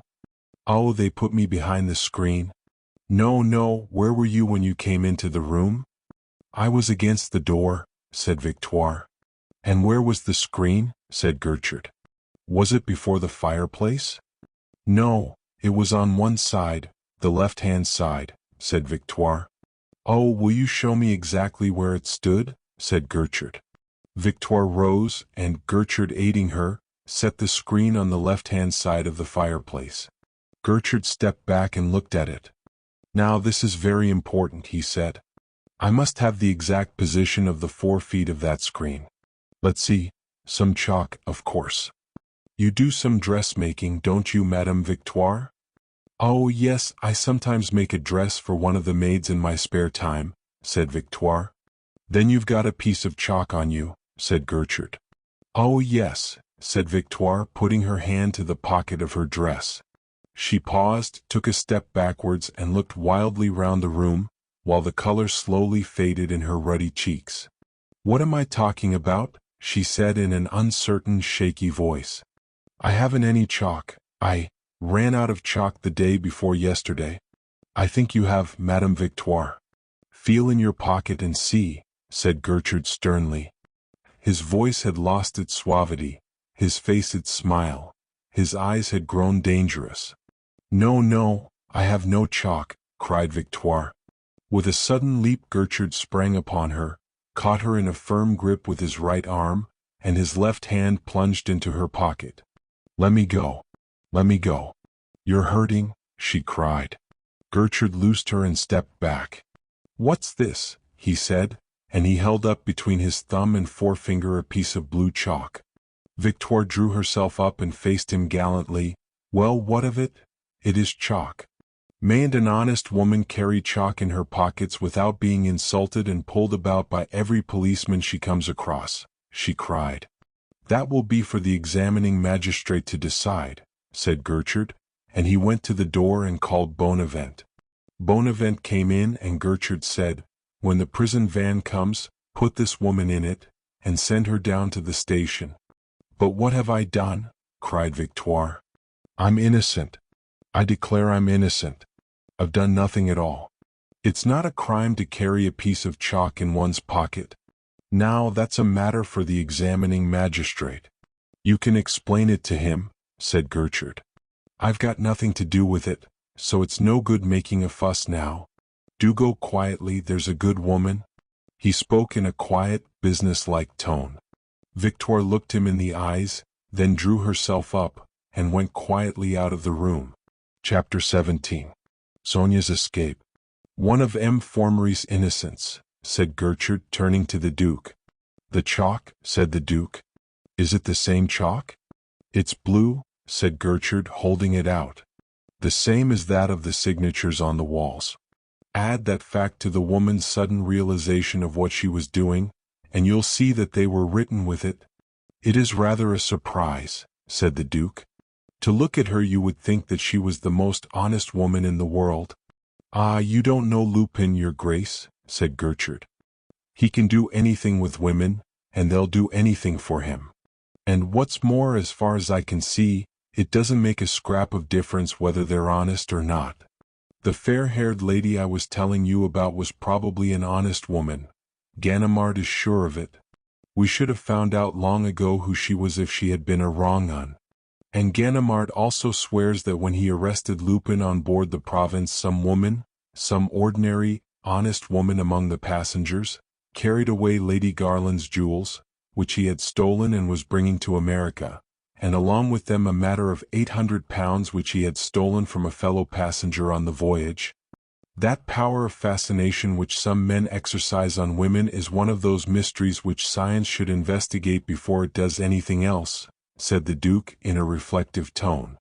Now I come to think of it, I had much better have spent my time on that investigation than on that tedious journey to the South Pole. All the same, I'm deucedly sorry for that woman Victoire. She looks such a good soul. Gertrude shrugged his shoulders.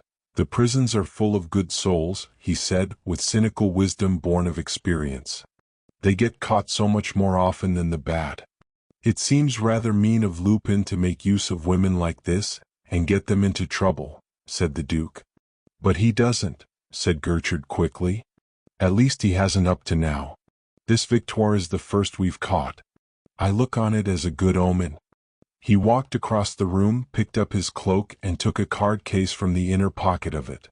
If you don't mind, Your Grace, I want you to show this permit to my men who are keeping the door, whenever you go out of the house.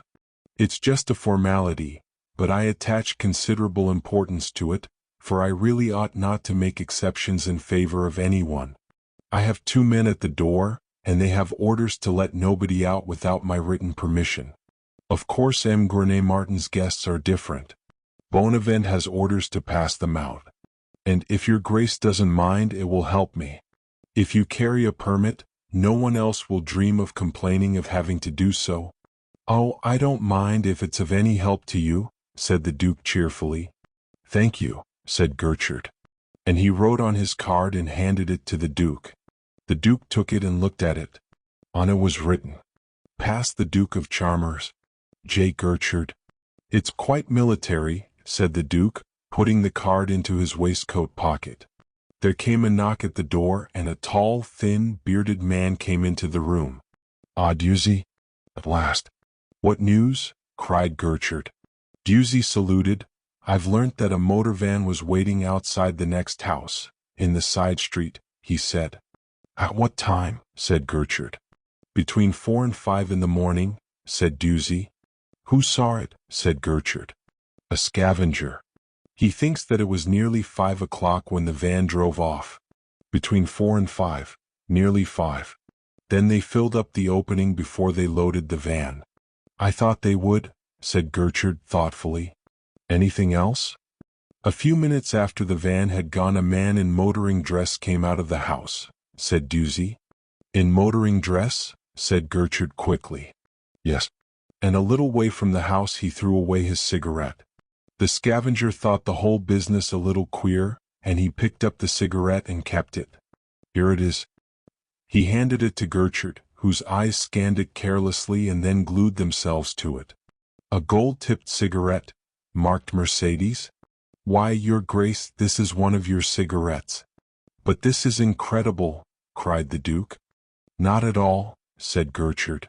It's merely another link in the chain. I've no doubt you have some of these cigarettes at Charmer.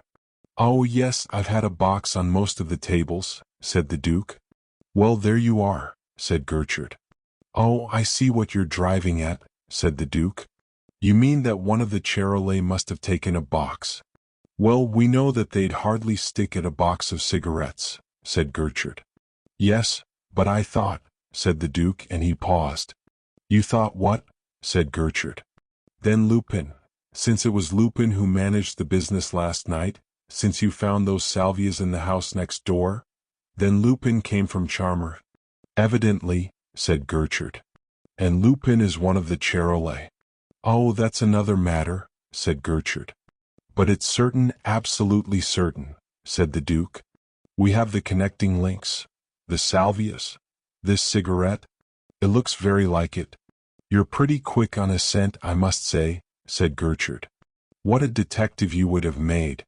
Only, nothing is certain. But at IS, whatever more do you want? Was he at Charmerace yesterday or was he not? Did he or did he not arrange the theft of the motor cars? Certainly he did. But he himself might have remained in the background all the while, said Gertrude. In what shape? Under what mask? By Jove, I should like to see this fellow, said the Duke. We shall see him tonight, said Gertrude. Tonight, said the Duke. Of course we shall, for he will come to steal the coronet between 11:45 and midnight, said Gertrude. Never, said the Duke. You don't really believe that he'll have the cheek to attempt such a mad act? Ah, you don't know this man, your grace, his extraordinary mixture of coolness and audacity. It's the danger that attracts him. He throws himself into the fire and he doesn't get burnt. For the last 10 years I've been saying to myself, here we are, this time I've got him. At last I'm going to nab him. But I've said that day after day, said Gertrude, and he paused. Well, said the Duke. Well, the days pass and I never nab him. Oh, he is thick, I tell you. He's a joker, he is a regular artist. He ground his teeth, the damned thief. The Duke looked at him and said slowly, Then you think that tonight, Lupin? You've followed the scent with me, your grace? Gertrude interrupted quickly and vehemently. We've picked up each clue together. You've almost seen this man at work. You've understood him. Isn't a man like this, I ask you, capable of anything? He is, said the Duke with conviction. Well then, said Gertrude. Perhaps you're right, said the Duke. Gertrude turned to Dusy and said in a quieter voice, And when the scavenger had picked up the cigarette, did he follow the motorist? Yes, he followed him for about 100 yards. He went down into Sorrow Street and turned westwards. Then a motor car came along. He got into it and went off. What kind of a motor car? Said Gertrude. A big car and dark red in color, said Dusy. The limousine, cried the Duke. That's all I've got so far, sir, said Dusy. Well, off you go, said Gertrude. Now that you've got started, you'll probably get something else before very long. Dusy saluted and went. Things are beginning to move, said Gertrude cheerfully. First Victoire and now this motor van. They are indeed, said the Duke. After all, it ought not to be very difficult to trace that motor van, said Gertrude in a musing tone. At any rate, its movements ought to be easy enough to follow up till about 6. Then, of course, there would be a good many others about, delivering goods. You seem to have all the possible information you can want at your finger ends, said the Duke in an admiring tone. I suppose I know the life of Paris as well as anybody, said Gertrude. They were silent for a while. Then Germain's maid Irma came into the room and said, If you please, your grace, Mademoiselle Krichnoff would like to speak to you for a moment. Oh, where is she? Said the Duke. She's in her room, your grace. Oh, very well, I'll go up to her, said the Duke. I can speak to her in the library. He rose and was going towards the door when Gertrude stepped forward, barring his way, and said, No, your grace. No? Why? Said the Duke haughtily. I beg you will wait a minute or two till I've had a word with you, said Gertrude, and he drew a folded sheet of paper from his pocket and held it up. The Duke looked at Gertrude's face and he looked at the paper in his hand. Then he said, Oh, very well. And turning to Irma, he added quietly, Tell Mademoiselle Krichnoff that I'm in the drawing-room. Yes, your grace, in the drawing-room, said Irma, and she turned to go. Yes, and say that I shall be engaged for the next 5 minutes. The next 5 minutes, do you understand? Said the Duke. Yes, your grace, said Irma, and she went out of the door. Ask Mademoiselle Krichnoff to put on her hat and cloak, said Gertrude. Yes, sir, said Irma, and she went. The Duke turned sharply on Gertrude and said, Now, why on earth? I don't understand. I got this from M. Formery, said Gertrude, holding up the paper. Well, said the Duke. What is it? It's a warrant, your grace, said Gertrude. What? A warrant? Not for the arrest of Mademoiselle Krichnoff? Yes, said Gertrude. Oh, come, it's impossible, said the Duke. You're never going to arrest that child? I am indeed, said Gertrude.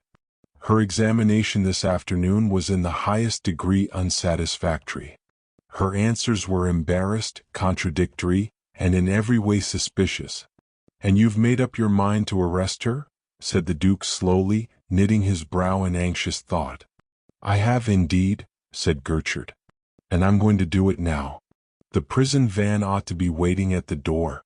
He looked at his watch. She and Victoire can go together. So, you're going to arrest her? You're going to arrest her? Said the Duke thoughtfully, and he took a step or two up and down the room, still thinking hard.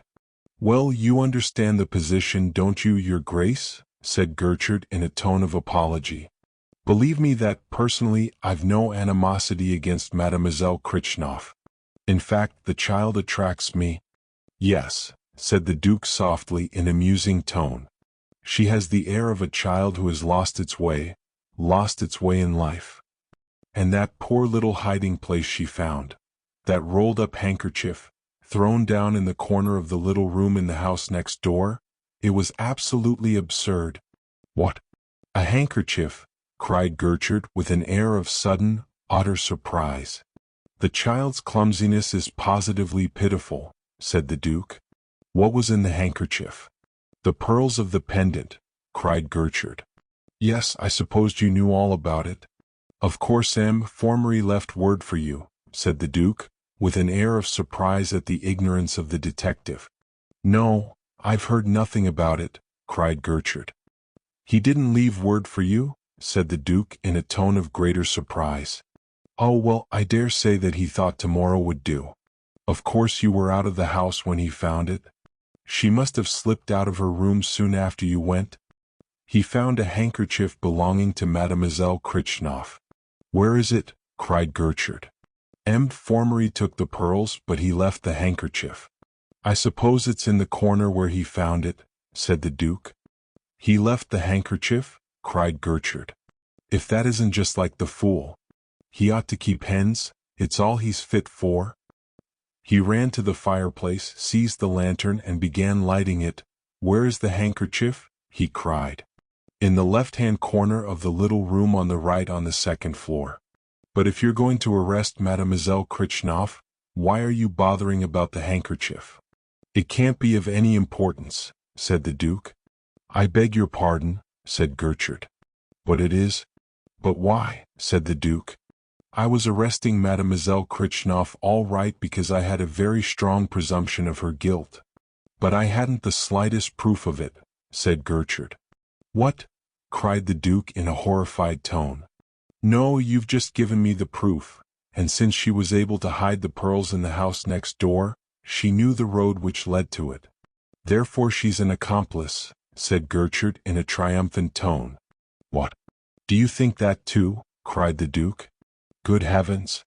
And it's me. It's my senselessness. It's my fault that you've got your proof. He spoke in a tone of acute distress. It was your duty to give it me, said Gertrude sternly, and he began to mount the steps. Shall I come with you? I know where the handkerchief is, said the Duke quickly. No, thank you, Your Grace, said Gertrude.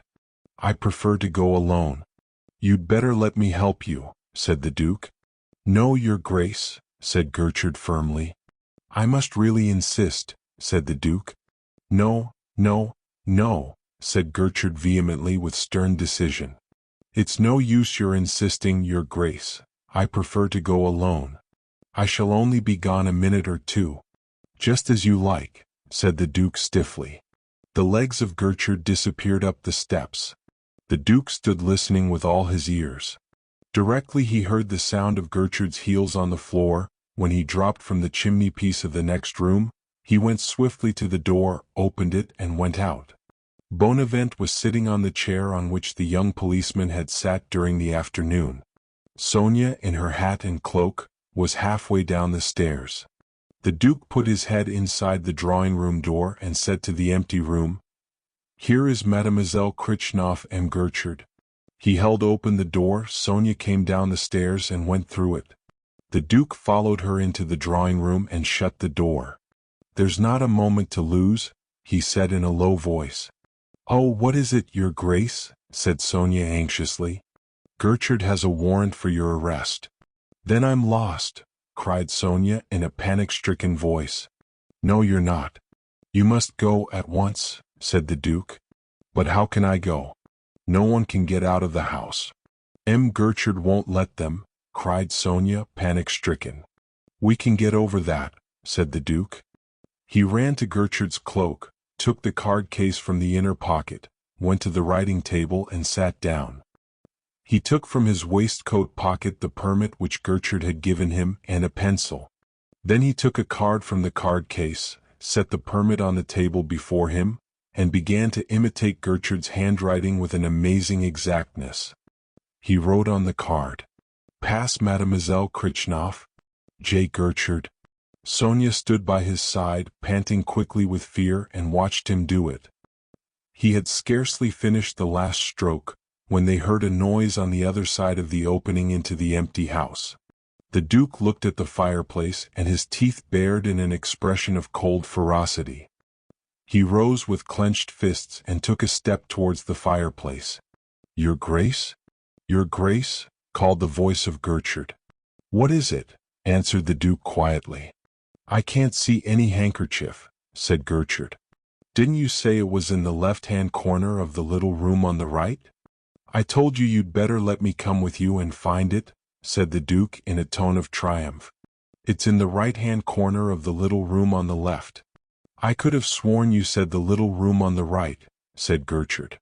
They heard his footfalls die away. "Now you must get out of the house quickly," said the Duke. "Show this card to the detectives at the door, and they'll pass you without a word." He pressed the card into her hand. But, this card?" stammered Sonia. "There's no time to lose," said the Duke. "But this is madness," said Sonia. "When Gertrude finds out about this card, that you... "There's no need to bother about that," interrupted the Duke quickly. "Where are you going to?" "A little hotel near the Star." "I've forgotten the name of it," said Sonia. "But this card? Has it a telephone?" said the Duke. "Yes, number 555 Central," said Sonia.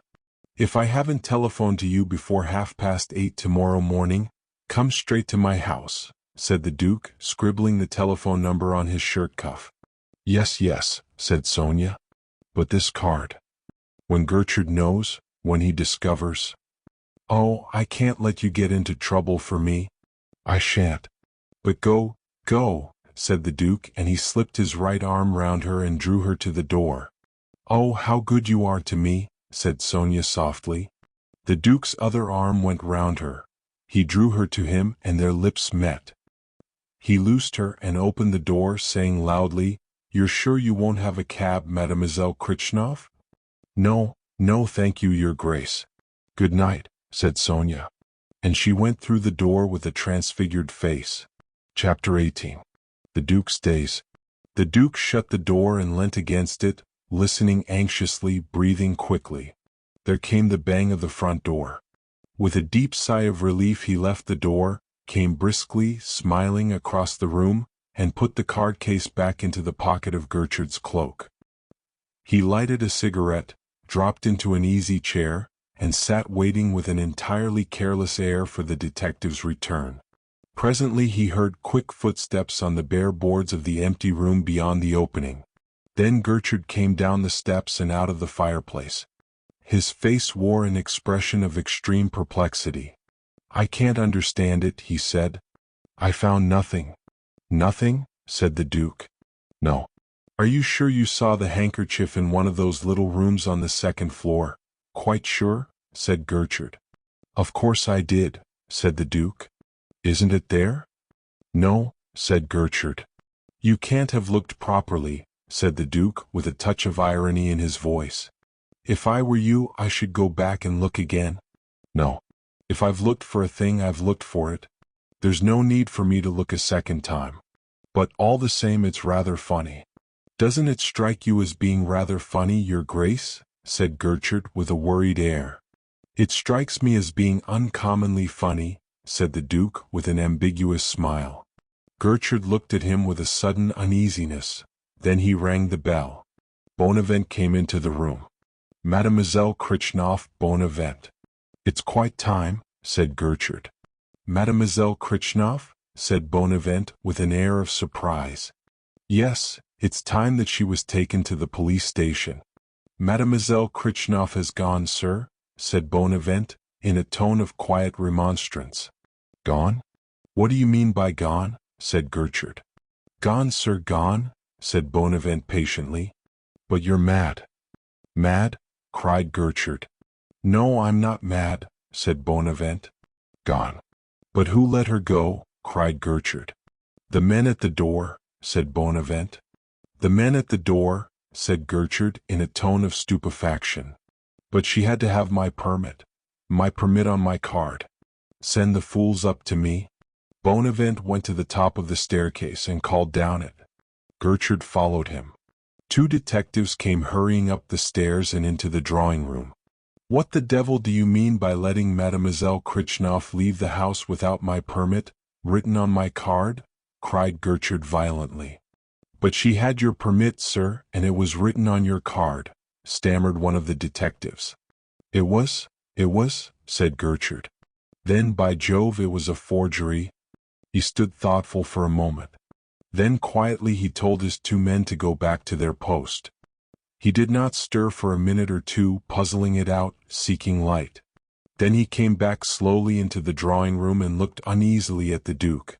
The Duke was sitting in his easy chair, smoking a cigarette with a listless air.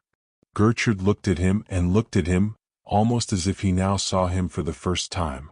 Well, said the Duke, have you sent that poor child off to prison? If I'd done a thing like that, I don't think I should sleep very well, Gertrude. That poor child has just escaped by means of a forged permit, said Gertrude very glumly. By Jove, I am glad to hear that, cried the Duke. You'll forgive my lack of sympathy, Gertrude, but she was such a child. Not too young to be Lupin's accomplice, said Gertrude drily.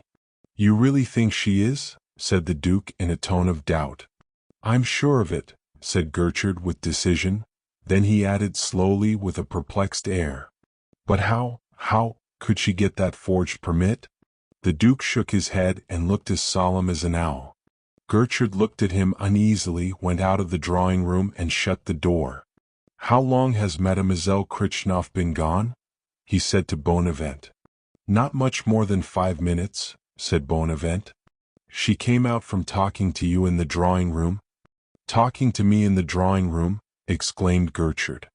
Yes, said Bonavent. She came out and went straight down the stairs and out of the house. A faint, sighing gasp came from Gertrude's lips. He dashed into the drawing room, crossed the room quickly to his cloak, picked it up, took the card case out of the pocket and counted the cards in it. Then he looked at the Duke. The Duke smiled at him, a charming smile, almost caressing. There seemed to be a lump in Gertrude's throat. He swallowed it loudly. He put the card case into the breast pocket of the coat he was wearing.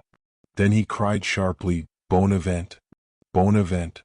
Bonavent opened the door and stood in the doorway.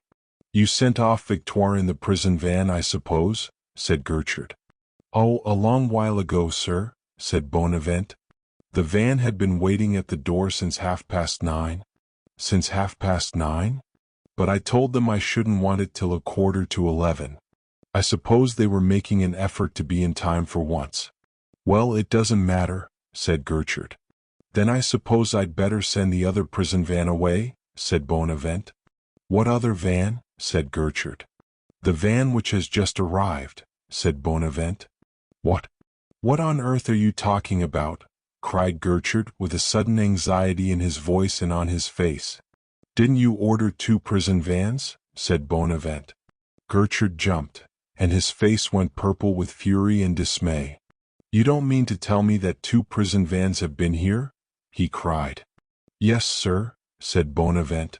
Damnation, cried Gertrude. In which of them did you put Victoire? In which of them? Why, in the first, sir, said Bonavent. Did you see the police in charge of it? The coachman? Yes, sir, said Bonavent. Did you recognize them? Said Gertrude. No, said Bonavent. They must have been new men. They told me they came from the Santé. You silly fool, said Gertrude through his teeth. A fine lot of sense you've got. Why, what's the matter? Said Bonavent. We're done in the eye, roared Gertrude. It's a stroke. A stroke? Of Lupin's, interposed the Duke softly. But I don't understand, said Bonavent. "You don't understand, you idiot," cried Gertrude. "You sent Victoire away in a sham prison van, a prison van belonging to Lupin. Oh, that scoundrel. He always has something up his sleeve." "He certainly shows foresight," said the Duke. "It was very clever of him to foresee the arrest of Victoire and provide against it." "Yes, but where is the leakage? Where is the leakage?" cried Gertrude, fuming. "How did he learn that the doctor said that she would recover her wits at 10 o'clock? Here I've had a guard at the door all day, I've imprisoned the household, all the provisions have been received directly by a man of mine, and here he is, ready to pick up Victoire the very moment she gives herself away. Where is the leakage?" He turned on Bonavent and went on, "It's no use your standing there with your mouth open, looking like a fool. Go upstairs to the servants' quarters and search Victoire's room again. That fool of an inspector may have missed something, just as he missed Victoire herself. Get on. Be smart." Bonavent went off briskly. Gertrude paced up and down the room, scowling.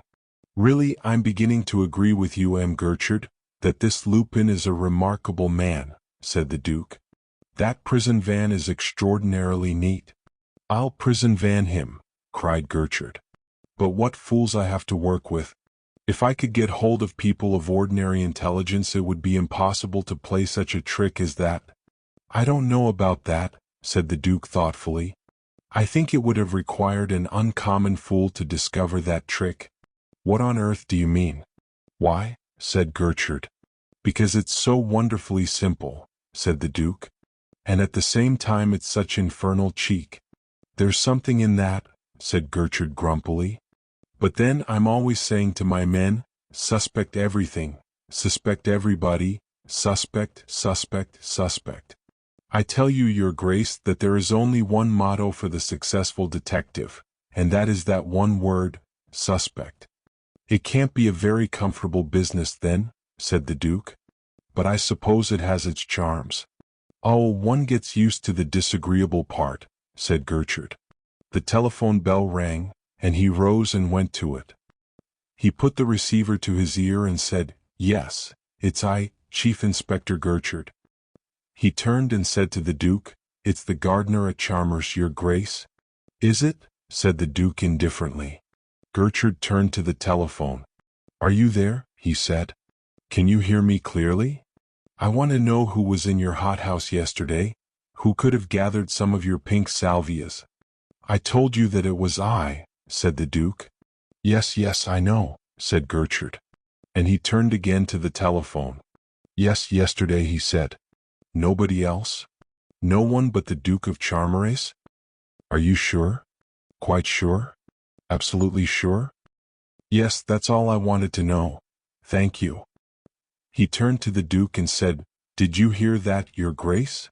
The gardener says that you were the only person in his hothouses yesterday, the only person who could have plucked any pink salvias." "Does he?" said the Duke carelessly. Gertrude looked at him, his brow knitted in a faint, pondering frown. Then the door opened and Bonavent came in. "I've been through Victoire's room," he said, "and all I could find that might be of any use is this, a prayer book. It was on her dressing table just as she left it. The inspector hadn't touched it." "What about it?" said Gertrude, taking the prayer book. "There's a photograph in it," said Bonavent. "It may come in useful when we circulate her description, for I suppose we shall try to get hold of Victoire." Gertrude took the photograph from the prayer book and looked at it. "It looks about 10 years old," he said. "It's a good deal faded for reproduction. Hello. What have we here?" The photograph showed Victoire in her Sunday best, and with her a boy of 17 or 18. Gertrude's eyes glued themselves to the face of the boy. He stared at it, holding the portrait now nearer, now further off. His eyes kept stealing covertly from the photograph to the face of the Duke. The Duke caught one of those covert glances, and a vague uneasiness flickered in his eyes. Gertrude saw it. He came nearer to the Duke and looked at him earnestly as if he couldn't believe his eyes. "What's the matter?" said the Duke. "What are you looking at so curiously? Isn't my tie straight?" And he put up his hand and felt it. "Oh, nothing, nothing," said Gertrude. And he studied the photograph again with a frowning face. There was a noise of voices and laughter in the hall. "Those people are going," said the Duke. "I must go down and say goodbye to them." And he rose and went out of the room. Gertrude stood staring at the photograph. The Duke ran down the stairs and said goodbye to the millionaire's guests. After they had gone, M. Gournay Martin went quickly up the stairs. Germain and the Duke followed more slowly. "My father is going to the Ritz to sleep," said Germain, "and I'm going with him. He doesn't like the idea of my sleeping in this house tonight. I suppose he's afraid that Lupin will make an attack in force with all his gang. Still, if he did, I think that Gertrude could give a good account of himself. He's got men enough in the house at any rate. Irma tells me it's swarming with them. It would never do for me to be in the house if there were a fight." "Oh, come, you don't really believe that Lupin is coming tonight?" said the Duke with a skeptical laugh. "The whole thing is sheer bluff. He has no more intention of coming tonight to steal that coronet than I have." "Oh, well, there's no harm in being on the safe side," said Germain. "Everybody's agreed that he's a very terrible person. I'll just run up to my room and get a wrap. Irma has my things all packed. She can come round tomorrow morning to the Ritz and dress me." She ran up the stairs, and the Duke went into the drawing room.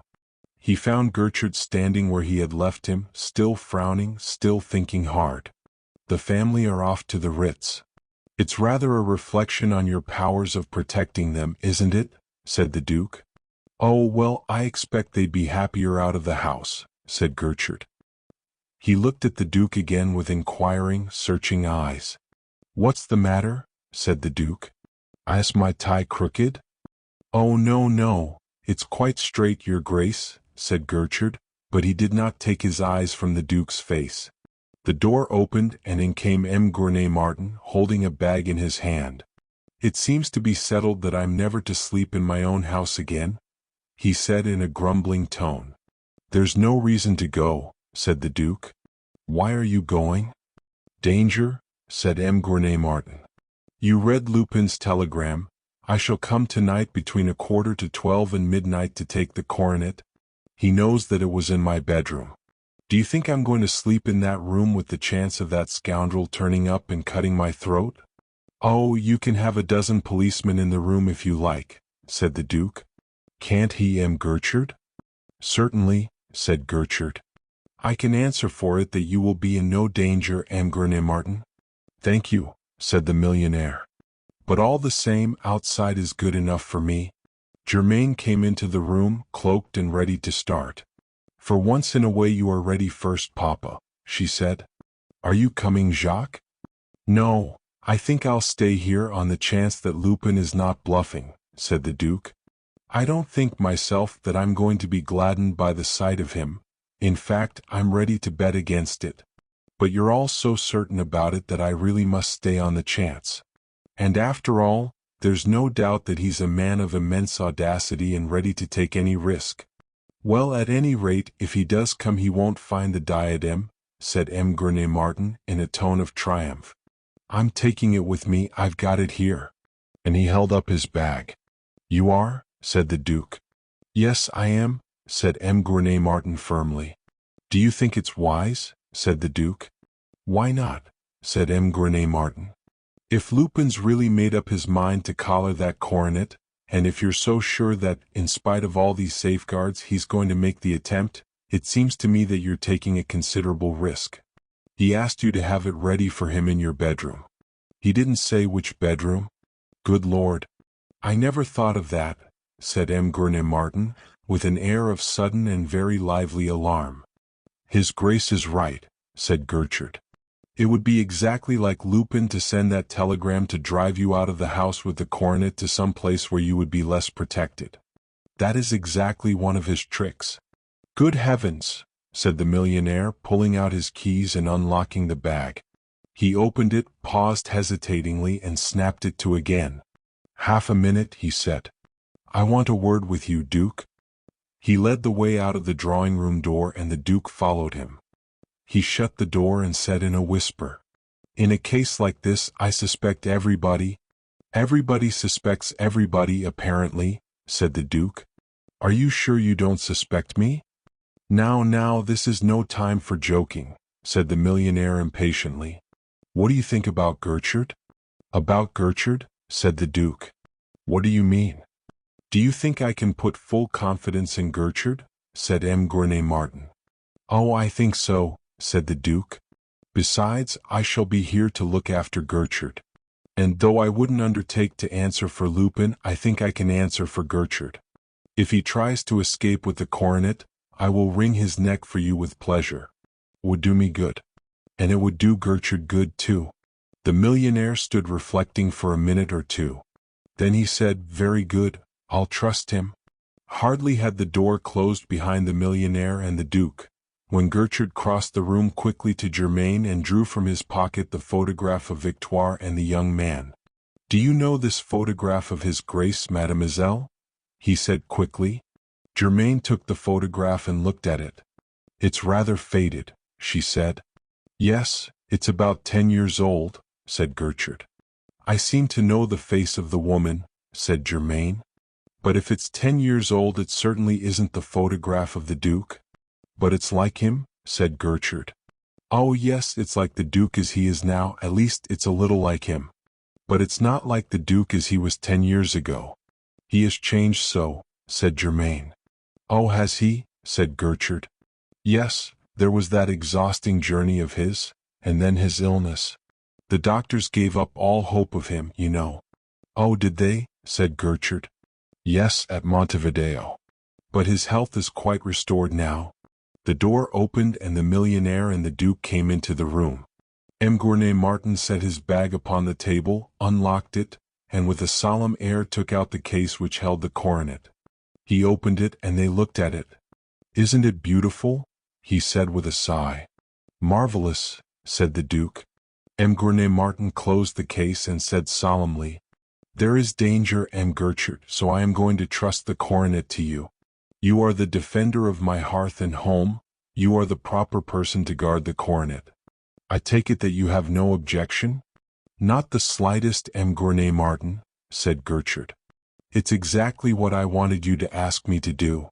M. Gournay Martin hesitated. Then he handed the coronet to Gertrude, saying with a frank and noble air, "I have every confidence in you, M. Gertrude." "Thank you," said Gertrude. "Good night," said M. Gournay Martin. "Good night, M. Gertrude," said Germain. "I think after all I'll change my mind and go with you. I'm very short of sleep," said the Duke. "Good night, M. Gertrude." "You're never going to, Your Grace," cried Gertrude. "Why, you don't want me to stay, do you?" said the Duke. "Yes," said Gertrude slowly. "I think I would rather go to bed," said the Duke gaily. "Are you afraid?" said Gertrude, and there was challenge, almost an insolent challenge in his tone. There was a pause. The Duke frowned slightly with a reflective air. Then he drew himself up, and said a little haughtily, "You've certainly found the way to make me stay, M. Gertrude." Yes, stay," said M. Gournay Martin hastily. "It's an excellent idea, excellent. You're the very man to help M. Gertrude, Duke. You're an intrepid explorer, used to danger and resourceful, absolutely fearless." "Do you really mean to say you're not going home to bed, Jacques?" said Germain, disregarding her father's wish with her usual frankness. "No, I'm going to stay with M. Gertrude," said the Duke slowly. "Well, you will be fresh to go to the princess's tomorrow night," said Germain petulantly. "You didn't get any sleep at all last night, you couldn't have. You left Charmerace at 8 o'clock. You were motoring all the night and only got to Paris at 6 o'clock this morning." "Motoring all night, from 8 o'clock to 6, muttered Gertrude under his breath. "Oh, that will be all right," said the Duke carelessly. "This interesting affair is to be over by midnight, isn't it? Well, I warn you that, tired or fresh, you will have to come with me to the princess's tomorrow night. All Paris will be there, all Paris, that is, who are in Paris." "Oh, I shall be fresh enough," said the Duke. They went out of the drawing-room and down the stairs, all four of them. There was an alert readiness about Gertrude, as if he were ready to spring. He kept within a foot of the Duke right to the front door. The detective in charge opened it, and they went down the steps to the taxicab which was awaiting them. The Duke kissed Germaine's fingers and handed her into the taxicab. M. Gournay Martin paused at the cab door and turned and said with a pathetic air, "Am I never to sleep in my own house again?" He got into the cab and drove off. The Duke turned and came up the steps, followed by Gertrude. In the hall he took his opera hat and coat from the stand and went upstairs.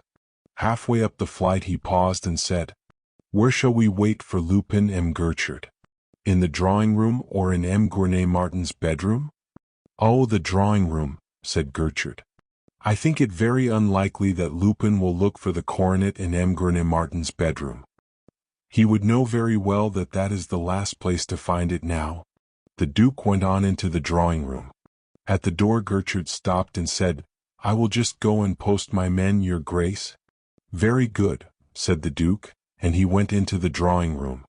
He sat down, lighted a cigarette, and yawned. Then he took out his watch and looked at it. "Another 20 minutes, he said. Chapter 19. The Duke Goes. When Gertrude joined the Duke in the drawing room, he had lost his calm air and was looking more than a little nervous. He moved about the room uneasily, fingering the bric-a-brac, glancing at the Duke and looking quickly away from him again.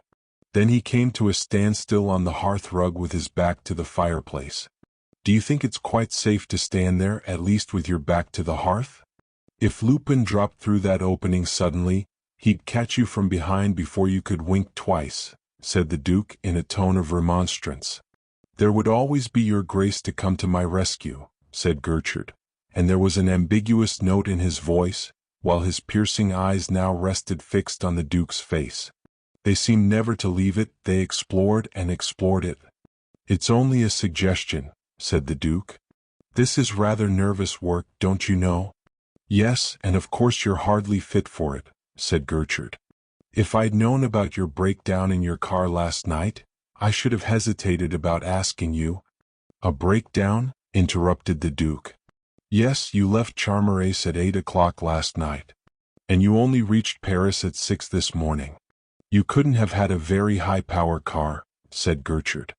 "I had a 100 HP car," said the Duke. "Then you must have had a devil of a breakdown," said Gertrude. "Yes, it was pretty bad, but I've known worse," said the Duke carelessly. "It lost me about 3 hours. Oh, at least 3 hours. I'm not a first-class repairer, though I know as much about an engine as most motorists." "And there was nobody there to help you repair it?" said Gertrude. "No, M. Gournay Martin could not let me have his chauffeur to drive me to Paris, because he was keeping him to help guard the chateau. And of course there was nobody on the road, because it was 2 o'clock in the morning." "Yes, there was no one," said Gertrude slowly. "Not a soul," said the Duke. "It was unfortunate," said Gertrude, and there was a note of incredulity in his voice. "My having to repair the car myself?" said the Duke. "Yes, of course," said Gertrude, hesitating a little over the assent. The Duke dropped the end of his cigarette into a tray and took out his case. He held it out towards Gertrude and said, "A cigarette? Or perhaps you prefer your caporal?" "Yes, I do, but all the same I'll have one," said Gertrude, coming quickly across the room. And he took a cigarette from the case and looked at it. "All the same, all this is very curious," he said in a new tone, a challenging, menacing, accusing tone. "What?" said the Duke, looking at him curiously. "Everything, your cigarettes, the salvias, the photograph that Bonavent found in Victoire's prayer book, that man in motoring dress, and finally your breakdown," said Gertrude, and the accusation and the threat rang clearer. The Duke rose from his chair quickly and said haughtily in icy tones, Gertrude, you've been drinking." He went to the chair on which he had set his overcoat and his hat, and picked them up. Gertrude sprang in front of him, barring his way, and cried in a shaky voice, "No, don't go. You mustn't go." "What do you mean?" said the Duke, and paused. "What do you mean?" Gertrude stepped back and ran his hand over his forehead. He was very pale, and his forehead was clammy to his touch. "No. I beg your pardon. I beg your pardon, your grace. I must be going mad," he stammered. "It looks very like it," said the Duke coldly. What I mean to say is, said Gertrude in a halting, uncertain voice, what I mean to say is, help me. I want you to stay here to help me against Lupin, you understand. Will you, your grace? Yes, certainly, of course I will if you want me to, said the Duke in a more gentle voice. But you seem awfully upset and you're upsetting me too. We shan't have a nerve between us soon, if you don't pull yourself together. Yes, yes, please excuse me, muttered Gertrude. Very good, said the Duke. But what is it we're going to do? Gertrude hesitated. He pulled out his handkerchief and mopped his forehead. Well, the coronet, is it in this case? He said in a shaky voice and set the case on the table. Of course it is, said the Duke impatiently. Gertrude opened the case and the coronet sparkled and gleamed brightly in the electric light. Yes, it is there. You see it? Said Gertrude. Yes, I see it. Well, said the Duke, looking at him in some bewilderment, so unlike himself did he seem. We're going to wait, said Gertrude. What for? Said the Duke. Lupin, said Gertrude. Lupin? And you actually do believe that, just as in a fairy tale, when that clock strikes 12, Lupin will enter and take the coronet? Yes, I do, said Gertrude with stubborn conviction. And he snapped the case to. This is most exciting, said the Duke. You're sure it doesn't bore you? Said Gertrude huskily. Not a bit of it, said the Duke with cheerful derision. To make the acquaintance of this scoundrel who has fooled you for 10 years is as charming a way of spending the evening as I can think of. You say that to me? Said Gertrude with a touch of temper. Yes, said the Duke with a challenging smile. To you? He sat down in an easy chair by the table. Gertrude sat down in a chair on the other side of it, and set his elbows on it. They were silent. Suddenly the Duke said, Somebody's coming? Gertrude started and said, No, I don't hear anyone. Then there came distinctly the sound of a footstep and a knock at the door. You've got keener ears than I, said Gertrude grudgingly. In all this business you've shown the qualities of a very promising detective. He rose, went to the door and unlocked it. Bonavent came in. I've brought you the handcuffs, sir, he said, holding them out. Shall I stay with you? No, said Gertrude. You've 2 men at the back door and 2 at the front, and a man in every room on the ground floor? Yes, and I've got 3 men on every other floor, said Bonavent in a tone of satisfaction. And the house next door? Said Gertrude. There are 12 men in it, said Bonavent. No communication between the 2 houses is possible any longer. Gertrude watched the Duke's face with intent eyes. Not a shadow flickered its careless serenity. If anyone tries to enter the house, collar him. If need be, fire on him, said Gertrude firmly. That is my order. Go and tell the others. Very good, sir, said Bonavent, and he went out of the room. By Jove, we are in a regular fortress, said the Duke. It's even more of a fortress than you think, your grace. I've 4 men on that landing, said Gertrude, nodding towards the door. Oh, have you? Said the Duke with a sudden air of annoyance. You don't like that? Said Gertrude quickly. I should jolly well think not, said the Duke. With these precautions, Lupin will never be able to get into this room at all. He'll find it a pretty hard job, said Gertrude, smiling. Unless he falls from the ceiling or unless you're Arsène Lupin, interrupted the Duke. In that case you'd be another, your grace, said Gertrude. They both laughed. The Duke rose, yawned, picked up his coat and hat and said, Ah, well, I'm off to bed. What? Said Gertrude. Well, said the Duke, yawning again, I was staying to see Lupin. As there's no longer any chance of seeing him. But there is, so stay, cried Gertrude. Do you still cling to that notion? Said the Duke wearily. We shall see him, said Gertrude. Nonsense, said the Duke. Gertrude lowered his voice and said with an air of the deepest secrecy, He's already here, your grace. Lupin? Here? Cried the Duke. Yes, Lupin, said Gertrude. Where? Cried the astonished Duke. He is, said Gertrude. As one of your men? said the Duke eagerly. I don't think so, said Gertrude, watching him closely. Well, but, if he's here we've got him. He is going to turn up, said the Duke triumphantly, and he set down his hat on the table beside the coronet. I hope so, said Gertrude. But will he dare to? How do you mean? Said the Duke with a puzzled air. Well, you have said yourself that this is a fortress. An hour ago, perhaps, Lupin was resolved to enter this room, but is he now?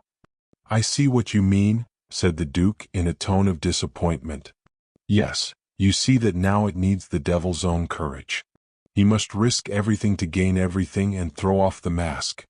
Is Lupin going to throw himself into the wolf's jaws? I dare not think it. What do you think about it?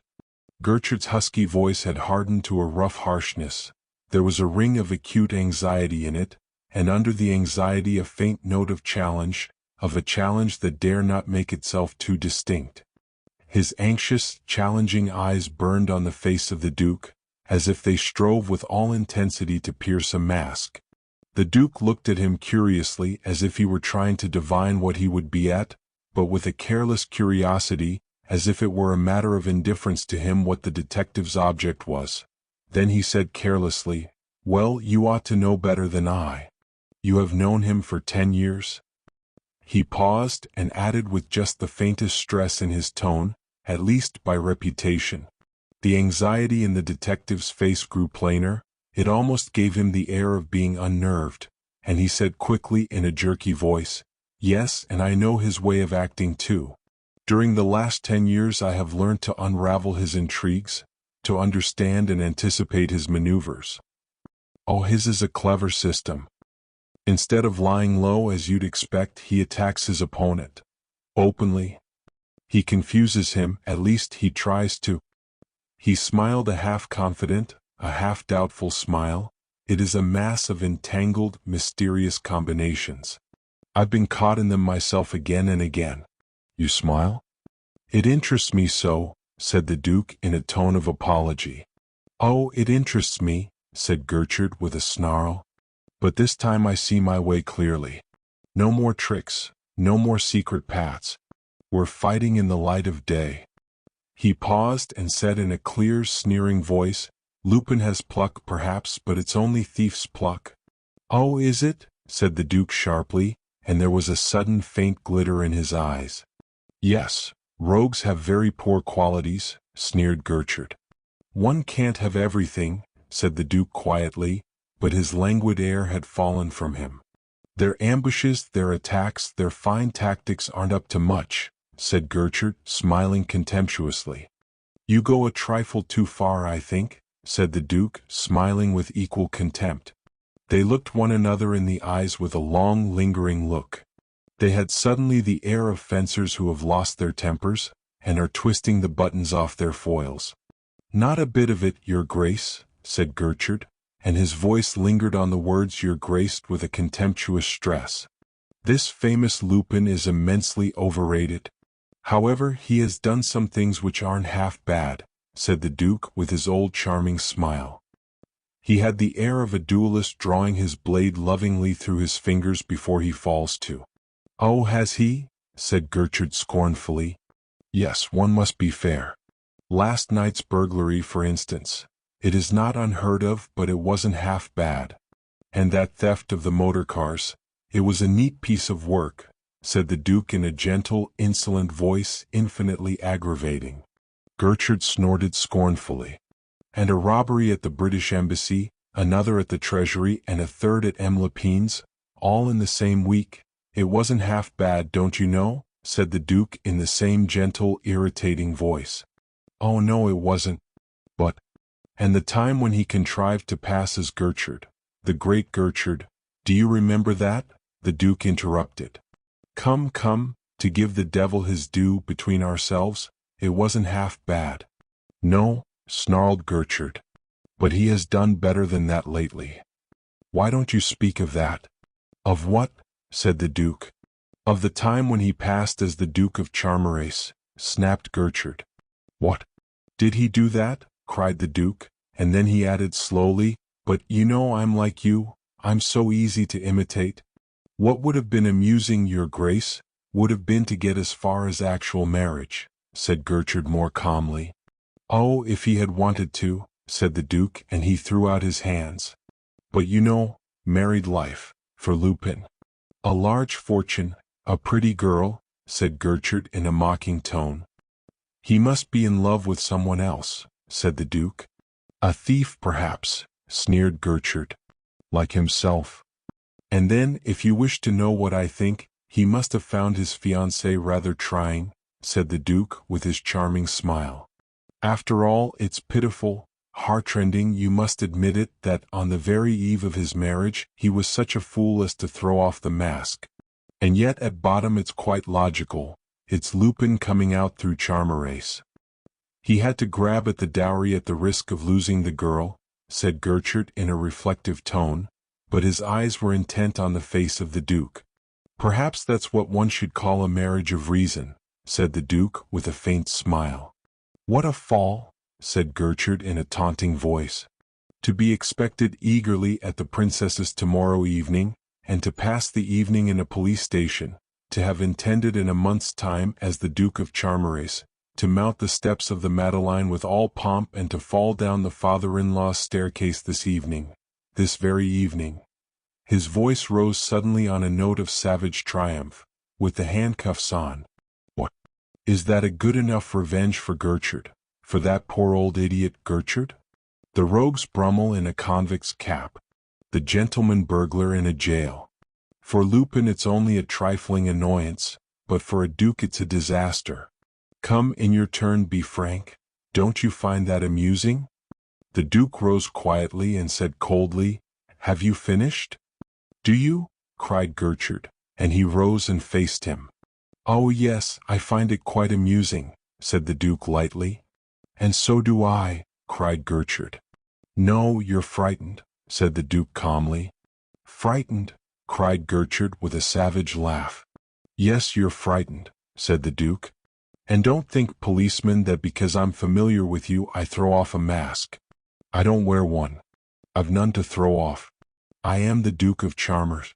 You lie. You escaped from the Santé 4 years ago. You are Lupin. I recognize you now. Prove it, said the Duke scornfully. I will, cried Gertrude. You won't. I am the Duke of Charmers. Gertrude laughed wildly. Don't laugh. You know nothing, nothing, dear boy, said the Duke tauntingly. Dear boy, cried Gertrude triumphantly, as if the word had been a confession. What do I risk? Said the Duke with scathing contempt. Can you arrest me? You can arrest Lupin, but arrest the Duke of Charmerace, an honorable gentleman, member of the Jockey Club and of the Union, residing at his house, 34B University Street? Arrest the Duke of Charmerace, the fiancé of Mademoiselle Gurnemartin? Scoundrel! Cried Gertrude, pale with sudden helpless fury. Well, do it, taunted the Duke. Be an ass. Make yourself the laughing-stock of Paris. Call your coppers in. Have you a proof? One single proof? Not one.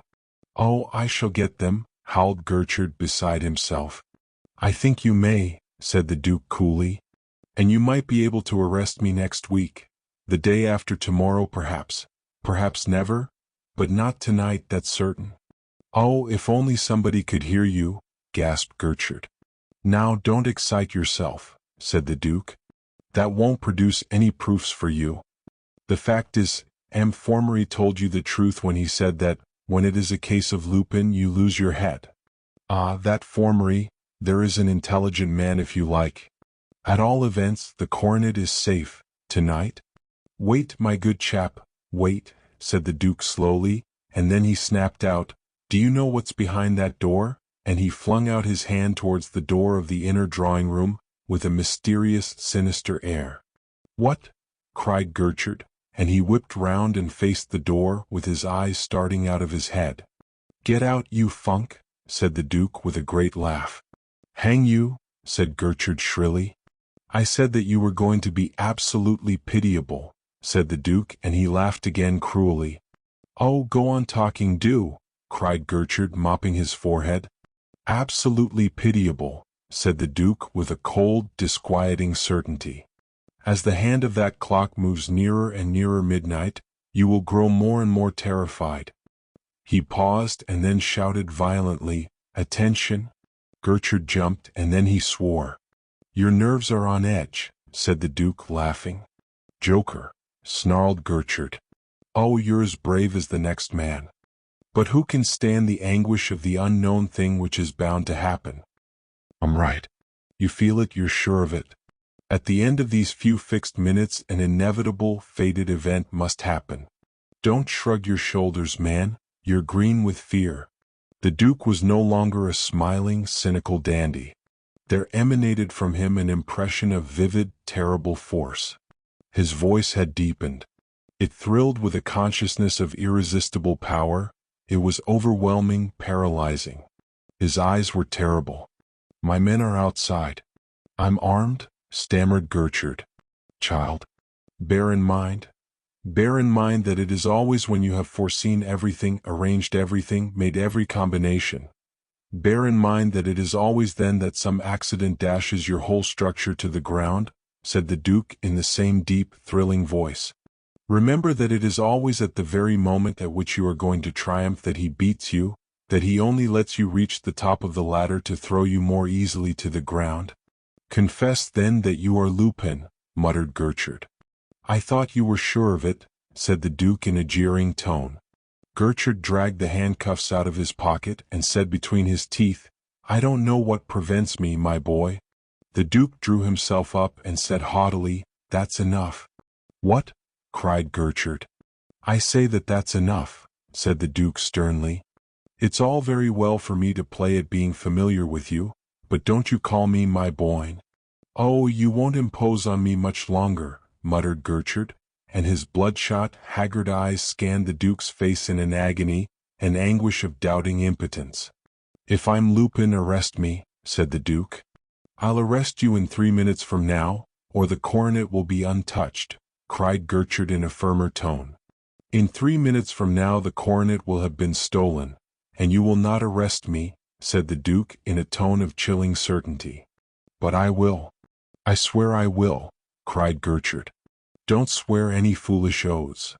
"There are only 2 minutes left," said the Duke, and he drew a revolver from his pocket. "No, you don't," cried Gertrude, drawing a revolver in his turn. "What's the matter?" said the Duke with an air of surprise. "You haven't forbidden me to shoot Lupin. I have my revolver ready since he's going to come. There's only a minute left." "There are plenty of us," said Gertrude, and he went towards the door. "Funk," said the Duke scornfully. Gertrude turned sharply. "Very well," he said, "I'll stick it out alone." "How rash," sneered the Duke. Gertrude ground his teeth. He was panting. His bloodshot eyes rolled in their sockets. The beads of cold sweat stood out on his forehead. He came back towards the table on unsteady feet, trembling from head to foot in the last excitation of the nerves. He kept jerking his head to shake away the mist which kept dimming his eyes. "At your slightest gesture, at your slightest movement, I'll fire," he said jerkily, and covered the Duke with his revolver. "I call myself the Duke of Charmerace." "You will be arrested tomorrow," said the Duke in a compelling, thrilling voice. "I don't care a curse," cried Gertrude. "Only 50 seconds," said the Duke. "Yes, yes," muttered Gertrude huskily. And his eyes shot from the coronet to the Duke, from the Duke to the coronet. "In 50 seconds the coronet will be stolen," said the Duke. "No," cried Gertrude furiously. "Yes," said the Duke coldly. "No, no, no," cried Gertrude. Their eyes turned to the clock. To Gertrude the hands seemed to be standing still. He could have sworn at them for their slowness. Then the first stroke rang out, and the eyes of the two men met like crossing blades. Twice the Duke made the slightest movement. Twice Gertrude started forward to meet it. At the last stroke both their hands shot out. Gertrude's fell heavily on the case which held the coronet. The Duke's fell on the brim of his hat, and he picked it up. Gertrude gasped and choked. Then he cried triumphantly, "I have it, now then have I won? Have I been fooled this time? Has Lupin got the coronet?" It doesn't look like it. But are you quite sure? Said the Duke gaily. Sure? Cried Gertrude. It's only the weight of it, said the Duke, repressing a laugh. Doesn't it strike you that it's just a trifle light? What? Cried Gertrude. This is merely an imitation, said the Duke with a gentle laugh. Hell and damnation, howled Gertrude. Bon event. Doozy. The door flew open and half a dozen detectives rushed in. Gertrude sank into a chair, stupefied, paralyzed. This blow, on the top of the strain of the struggle with the Duke, had broken him. Gentlemen, said the Duke sadly, the coronet has been stolen. They broke into cries of surprise and bewilderment, surrounding the gasping Gertrude with excited questions. The Duke walked quietly out of the room. Gertrude sobbed twice. His eyes opened and in a dazed fashion wandered from face to face. He said faintly, Where is he? Where's who? Said Bonavent. The Duke, gasped Gertrude. Why, he's gone, said Bonavent. Gertrude staggered to his feet and cried hoarsely, frantically, Stop him from leaving the house. Follow him. Arrest him.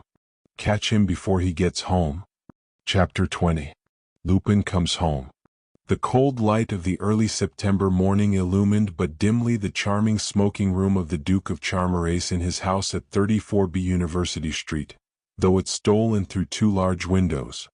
The smoking room was on the first floor, and the Duke's bedroom opened into it. It was furnished in the most luxurious fashion, but with a taste which nowadays infrequently accompanies luxury. The chairs were of the most comfortable, but their lines were excellent. The couch against the wall between the two windows was the last word in the matter of comfort. The color scheme of a light grayish blue was almost too bright for a man's room. It would have better suited a boudoir. It suggested that the owner of the room enjoyed an uncommon lightness and cheerfulness of temperament. On the walls, with wide gaps between them so that they did not clash, hung 3 or 4 excellent pictures. 2 ballet girls by Degas, a group of shepherdesses and shepherds, in pink and blue and white beribboned silk, by Fragonard, a portrait of a woman by Bastien Lepage, a charming Corot, and 2 Condor fans showed that the taste of their fortunate owner was at any rate eclectic. At the end of the room was, of all curious things, the opening into the well of a lift. The doors of it were open, though the lift itself was on some other floor. To the left of the opening stood a bookcase, its shelves loaded with books of a kind rather suited to a cultivated, thoughtful man than to an idle dandy. Beside the window, half hidden, and peering through the side of the curtain into the street, stood M. Charolais. But it was hardly the M. Charolais who had paid M. Gournay-Martin that visit at the Château de Charmerace, and departed so firmly in the millionaire's favorite motor car. This was a paler M. Charolais. He lacked altogether the rich, ruddy complexion of the millionaire's visitor. His nose, too, was thinner, and showed none of the ripe acquaintance with the vintages of the world which had been so plainly displayed on it during its owner's visit to the country. Again, hair and eyebrows were no longer black, but fair, and his hair was no longer curly and luxuriant, but thin and lank. His mustache had vanished, and along with it the dress of a well-to-do provincial man of business. He wore a livery of the Charmeraces, and at that early morning hour had not yet assumed the blue waistcoat which is an integral part of it. Indeed, it would have required an acute and experienced observer to recognize in him the bogus purchaser of the Mercrac. Only his eyes, his close-set eyes, were unchanged. Walking restlessly up and down the middle of the room, keeping out of sight of the windows, was Victoire. She wore a very anxious air, as did Charolais too. By the door stood Bernard Charolais, and his natural boyish timidity, to judge from his frightened eyes, had assumed an acute phase. "By the Lord, we're done!" cried Charolais, starting back from the window. "That was the front door bell." "No, it was only the hall clock," said Bernard. "That's 7 o'clock. "Oh, where can he be?" said Victoire, wringing her hands. "The coup was fixed for midnight." "Where can he be?" "They must be after him," said Charolais. "And he daren't come home." Gingerly he drew back the curtain and resumed his watch. "I've sent down the lift to the bottom in case he should come back by the secret entrance," said Victoire, and she went to the opening into the well of the lift and stood looking down it, listening with all her ears. "Then why in the devil's name have you left the doors open?" cried Charolais irritably. "How do you expect the lift to come up if the doors are open?" "I must be off my head," cried Victoire. She stepped to the side of the lift and pressed a button. The doors closed, and there was a grunting click of heavy machinery settling into a new position. "Suppose we telephone to Justin at the Passy house?" said Victoire. "What on earth's the good of that?" said Charolais impatiently. "Justin knows no more than we do. How can he know any more?" "The best thing we can do is to get out," said Bernard in a shaky voice. No, he will come." "I haven't given up hope," Victoire protested. "He's sure to come, and he may need us. But hang it all. Suppose the police come.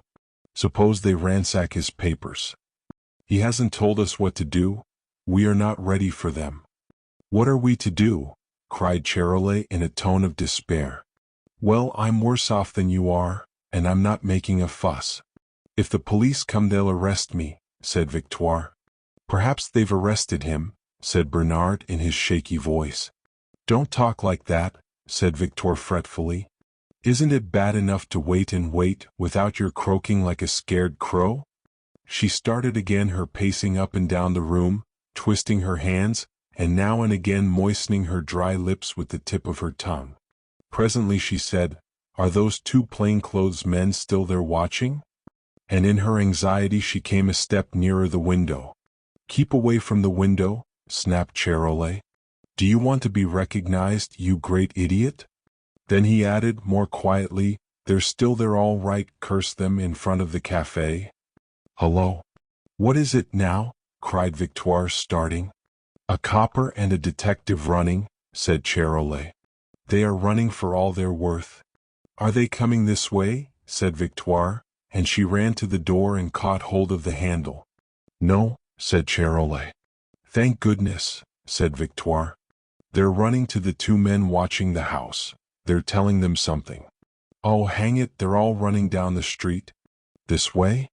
"Are they coming this way?" cried Victoire faintly, and she pressed her hand to her side. "They are," cried Charolais. "They are." And he dropped the curtain with an oath. "And he isn't here. Suppose they come. Suppose he comes to the front door." "They'll catch him," cried Victoire. There came a startling peal at the front door bell. They stood frozen to stone, their eyes fixed on one another, staring. The bell had hardly stopped ringing when there was a slow whirring noise. The doors of the lift flew open and the Duke stepped out of it. But what a changed figure from the admirably dressed dandy who had walked through the startled detectives and out of the house of M. Gournay Martin at midnight. He was pale, exhausted, almost fainting. His eyes were dim in a livid face, his lips were gray. He was panting heavily. He was splashed with mud from head to foot. One sleeve of his coat was torn along half its length. The sole of his left-hand pump was half off, and his cut foot showed white and red through the torn sock. "The master! The master!"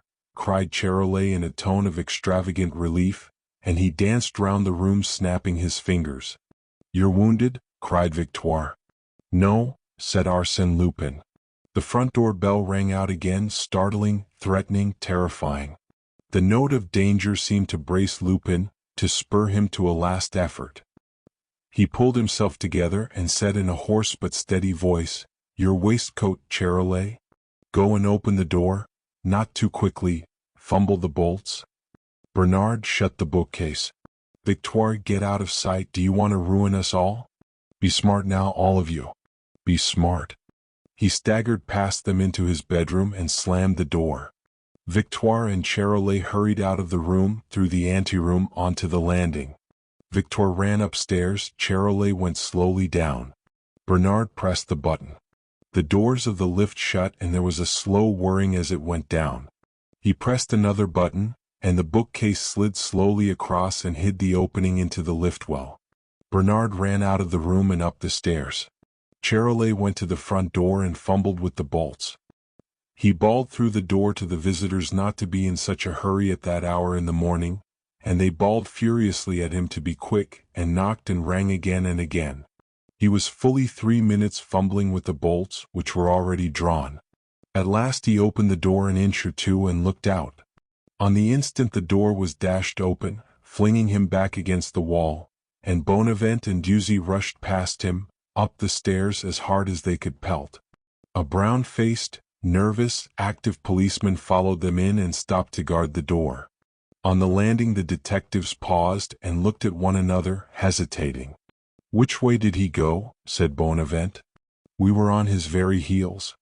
"I don't know, but we've jolly well stopped his getting into his own house, and that's the main thing," said Dusy triumphantly. "But are you sure it was him?" said Bonavent, stepping into the anteroom. "I can swear to it," said Dusy confidently, and he followed him.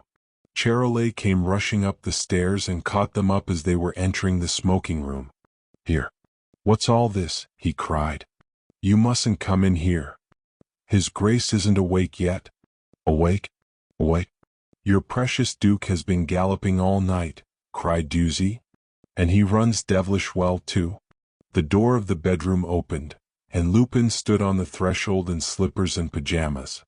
"What's all this?" he snapped, with the irritation of a man whose sleep has been disturbed, and his tousled hair and eyes dim with exhaustion gave him every appearance of being still heavy with sleep. The eyes and mouths of Bonavent and Dusy opened wide, and they stared at him blankly, in utter bewilderment and wonder. "Is it you who are making all this noise?" said Lupin, frowning at them. "Why, I know you too. You're in the service of M. Gertrude." "Yes, your Grace," stammered Bonavent. "Well, what are you doing here?" "What is it you want?" said Lupin. "Oh, nothing, your Grace, nothing. There's been a mistake," stammered Bonavent. "A mistake?" said Lupin haughtily. "I should think there had been a mistake. But I take it that this is Gertrude's doing. I'd better deal with him directly. You two can go." He turned to Charolais and added curtly, "Show them out." Charolais opened the door, and the two detectives went out of the room with the slinking air of whipped dogs. They went down the stairs in silence, slowly, reflectively, and Charolais let them out of the front door. As they went down the steps, Dusy said, "What a howler! Gertrude risks getting the sack for this." "I told you so," said Bonavent. "A duke's a duke." When the door closed behind the two detectives, Lupin tottered across the room, dropped onto the couch with a groan of exhaustion, and closed his eyes. Presently the door opened, Victor came in, saw his attitude of exhaustion, and with a startled cry ran to his side. "Oh, dearie, dearie," she cried. "Pull yourself together. Oh, do try to pull yourself together." She caught his cold hands and began to rub them, murmuring words of endearment like a mother over a young child. Lupin did not open his eyes. Charolais came in. "Some breakfast," she cried. "Bring his breakfast, he's faint, he's had nothing to eat this morning. Can you eat some breakfast, dearie?" "Yes," said Lupin faintly. "Hurry up with it," said Victoire in urgent, imperative tones, and Charolais left the room at a run. "Oh, what a life you lead," said Victoire, or to be exact, she wailed it. "Are you never going to change? You're as white as a sheet. Can't you speak, dearie?" She stooped and lifted his legs onto the couch. He stretched himself and without opening his eyes, said in a faint voice, "Oh, Victoire, what a fright I've had." You've been frightened?" cried Victoire, amazed. "Yes. You needn't tell the others though. But I've had a night of it. I did play the fool so. I must have been absolutely mad. Once I had changed the coronet under that fat old fool Martin's very eyes. Once you and Sonia were out of their clutches, all I had to do was to slip away. Did I? Not a bit of it. I stayed there out of sheer bravado just to score off Gertrude. And then I who pride myself on being as cool as a cucumber, I did the one thing I ought not to have done. Instead of going quietly away as the Duke of Charmers. What do you think I did? I bolted. I started running like a thief. In about 2 seconds I saw the slip I had made. It did not take me longer, but that was too long. Gertrude's men were on my track. I was done for. Then Gertrude understood. He recognized you? Said Victoire anxiously. As soon as the first paralysis had passed, Gertrude dared to see clearly, to see the truth, said Lupin. And then it was a chase. There were 10, 15 of them on my heels. Out of breath, grunting, furious, a mob, a regular mob. I had passed the night before in a motor car. I was dead beat. In fact, I was done for before I started, and they were gaining ground all the time. Why didn't you hide? Said Victoire. For a long while they were too close. They must have been within 5 feet of me. I was done. Then I was crossing one of the bridges. There was the Seine, handy. I made up my mind that rather than be taken, I'd make an end of it. I'd throw myself over. Good Lord, and then, cried Victoire. Then I had a revulsion of feeling. At any rate, I'd stick it out to the end. I gave myself another minute, one more minute, the last, and I had my revolver on me, but during that minute I put forth every ounce of strength I had left. I began to gain ground. I had them pretty well strung out already. They were blown too. The knowledge gave me back my courage and I plugged on. My feet did not feel so much as though they were made of lead. I began to run away from them. They were dropping behind, all of them but one. He stuck to me. We went at a jog trot, a slow jog trot for I don't know how long. Then we dropped to a walk, we could run no more, and on we went. My strength and wind began to come back. I suppose my pursuers did too, for exactly what I expected happened. He gave a yell and dashed for me. I was ready for him. I pretended to start running, and when he was within 3 yards of me I dropped on one knee, caught his ankles and chucked him over my head. I don't know whether he broke his neck or not. I hope he did. Splendid, said Victoire. Splendid. Well, there I was outside Paris and I'm hanged if I know where. I went on half a mile and then I rested. Oh, how sleepy I was. I would have given 100,000 francs for an hour's sleep, cheerfully. But I dared not let myself sleep. I had to get back here unseen. There were you and Sonia. Sonia? Another woman? Cried Victoire. Oh, it's then that I'm frightened, when you get a woman mixed up in your game. Always, when you come to grief, when you really get into danger, there's a woman in it. Oh, but she's charming, protested Lupin. They always are, said Victoire drily. But go on. Tell me how you got here. Well, I knew it was going to be a tough job, so I took a good rest. An hour, I should think. And then I started to walk back. I found that I had come a devil of a way. I must have gone at marathon pace. I walked and walked, and at last I got into Paris and found myself with still a couple of miles to go. It was all right now, I should soon find a cab. But the luck was dead against me. I heard a man come round the corner of a side street into a long street I was walking down. He gave a yell and came bucketing after me. It was that hound Uzi. He had recognized my figure. Off I went, and the chase began again. I led him a dance, but I couldn't shake him off. All the while I was working my way towards home. Then, just at last, I spurted for all I was worth, got out of his sight, bolted round the corner of the street into the secret entrance, and here I am. He smiled weakly and added, Oh, my dear Victoire, what a profession it is. Chapter 21. The Cutting of the Telephone Wires. The door opened and in came Charolais bearing a tray. Here's your breakfast, master, he said. Don't call me master, that's how his men address Gertrude. It's a disgusting practice, said Lupin severely. Victoire and Charolais were quick laying the table. Charolais kept up a running fire of questions as he did it, but Lupin did not trouble to answer them. He lay back, relaxed, drawing deep breaths.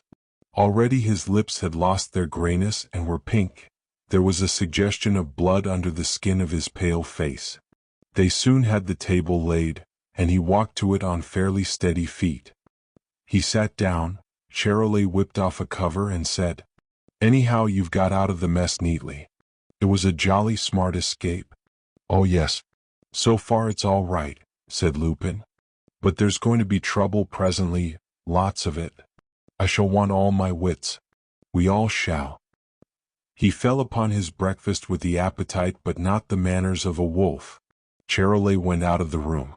Victoire hovered about him, pouring out his coffee and putting sugar into it. "By Jove, how good these eggs are," he said. "I think that, of all the 1,000 ways of cooking eggs, and cocotte is the best. Heavens! How empty I was," he said presently. "What a meal I'm making. It's really a very healthy life, this of mine, Victoire. I feel much better already." "Oh yes, it's all very well to talk," said Victoire in a scolding tone, for since he was better she felt, as a good woman should, that the time had come to put in a word out of season. "But, all the same, you're trying to kill yourself, that's what you're doing. Just because you're young you abuse your youth. It won't last forever, and you'll be sorry you used it up before its time.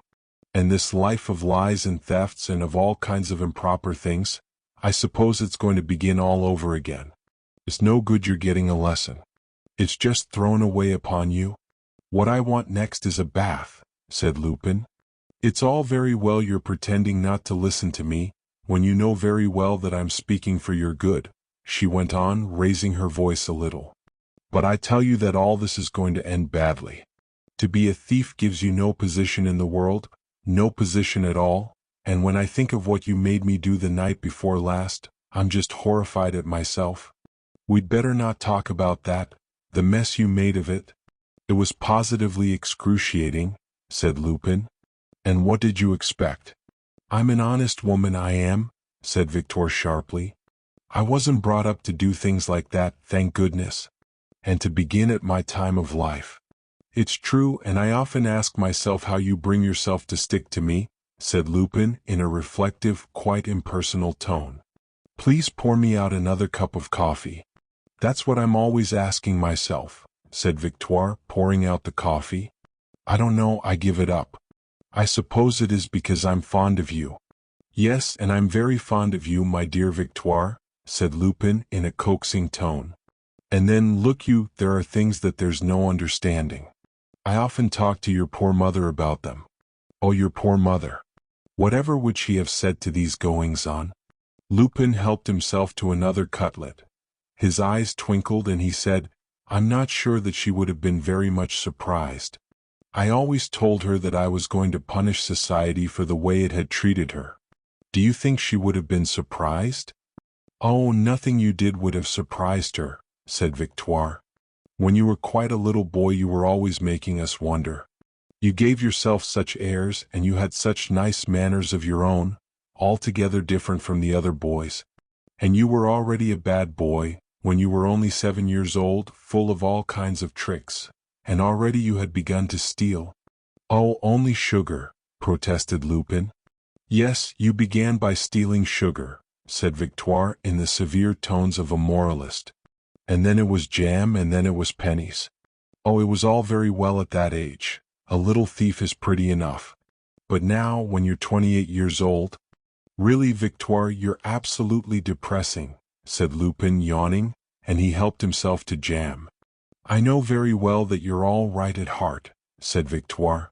"Of course you only rob the rich and you've always been kind to the poor. Yes, there's no doubt about it, you have a good heart." "I can't help it. What about it?" said Lupin, smiling. "Well, you ought to have different ideas in your head. Why are you a burglar?" "You ought to try it yourself, my dear Victoire," said Lupin gently, and he watched her with a humorous eye. "Goodness, what a thing to say," cried Victoire. "I assure you you ought," said Lupin in a tone of thoughtful conviction. "I've tried everything. I've taken my degree in medicine and in law. I have been an actor and a professor of jiu-jitsu. I have even been a member of the detective force like that wretched Gertrude.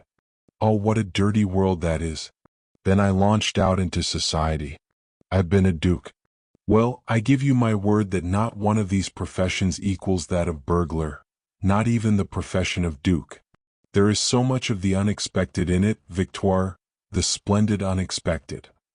And then it's full of variety, so terrible, so fascinating." His voice sank a little and he added, "And what fun it is." "Fun?" cried Victoire. "Yes, These rich men, these swells in their luxury, when one relieves them of a banknote, how they do howl. You should have seen that fat old Gournay Martin when I relieved him of his treasures. What an agony! You almost heard the death rattle in his throat. And then the coronet. In the derangement of their minds, and it was sheer derangement, mind you, already prepared at Charmers, in the derangement of Gertrude, I had only to put out my hand and pluck the coronet.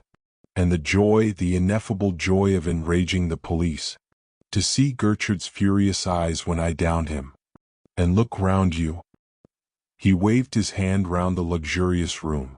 Duke of Charmers. This trade leads to everything on condition that one sticks to it. I tell you, Victoire, that when one cannot be a great artist or a great soldier, the only thing to be is a great thief. Oh, be quiet, cried Victoire. Don't talk like that. You're working yourself up, you're intoxicating yourself. And all that, it is not Catholic. Come, at your age, you ought to have one idea in your head which should drive out all these others, which should make you forget all these thefts. Love. That would change you, I'm sure of it. That would make another man of you. You ought to marry. Yes, perhaps, that would make another man of me. That's what I've been thinking. I believe you're right, said Lupin thoughtfully. Is that true? Have you really been thinking of it? Cried Victoire joyfully. Yes, said Lupin, smiling at her eagerness. I have been thinking about it, seriously. No more messing about, no more intrigues. But a real woman. A woman for life, cried Victoire. Yes, said Lupin softly, and his eyes were shining in a very grave face. Is it serious? Is it real love, dearie? Said Victoire. What's she like? She's beautiful, said Lupin. Oh, trust you for that. Is she a blonde or a brunette? She's very fair and delicate, like a princess in a fairy tale, said Lupin softly. What is she? What does she do? Said Victoire. Well, since you ask me, she's a thief, said Lupin with a mischievous smile. Good heavens, cried Victoire. But she's a very charming thief, said Lupin, and he rose smiling. He lighted a cigar, stretched himself and yawned. She had ever so much more reason for stealing than ever I had, he said. And she has always hated it like poison. Well, that's something, said Victoire, and her blank and fallen face brightened a little. Lupin walked up and down the room, breathing out long luxurious puffs of smoke from his excellent cigar, and watching Victoire with a humorous eye. He walked across to his bookshelf, and scanned the titles of his books with an appreciative, almost affectionate smile. This is a very pleasant interlude, he said languidly, but I don't suppose it's going to last very long. As soon as Gertrude recovers from the shock of learning that I spent a quiet night in my ducal bed as an honest duke should, he'll be getting to work with positively furious energy, confound him. I could do with a whole day's sleep, 24 solid hours of it. I'm sure you could, dearie, said Victoire sympathetically. The girl I'm going to marry is Sonia Krichnoff, he said. Sonia? That dear child. But I love her already, cried Victoire. Sonia, but why did you say she was a thief? That was a silly thing to say. It's my extraordinary sense of humor, said Lupin. The door opened and Charolais bustled in. Shall I clear away the breakfast? He said. Lupin nodded, and then the telephone bell rang. He put his finger on his lips and went to it. Are you there? He said. Oh, it's you, Germain. Good morning. Oh yes, I had a good night. Excellent, thank you. You want to speak to me presently? You're waiting for me at the Ritz? Don't go, it isn't safe, said Victoire in a whisper. All right, I'll be with you in about half an hour or perhaps 3/4. I'm not dressed yet, but I'm ever so much more impatient than you. Goodbye for the present. He put the receiver on the stand. It's a trap, said Charolais. Never mind, what if it is? Is it so very serious? Said Lupin. There'll be nothing but traps now, and if I can find the time I shall certainly go and take a look at that one. And if she knows everything? If she's taking her revenge? If she's getting you there to have you arrested? Said Victoire. Yes, M. Formery is probably at the Ritz with Gournay Martin. They're probably all of them there weighing the coronet, said Lupin with a chuckle. He hesitated a moment, reflecting. Then he said, "How silly you are. If they wanted to arrest me, if they had the material proof which they haven't got, Gertrude would be here already." "Then why did they chase you last night?" said Charolais. "The coronet," said Lupin. "Wasn't that reason enough? But as it turned out, they didn't catch me, and when the detectives did come here, they disturbed me in my sleep. And that me was ever so much more me than the man they followed. And then the proofs, they must have proofs. There aren't any, or rather what there are I've got." He pointed to a small safe let into the wall.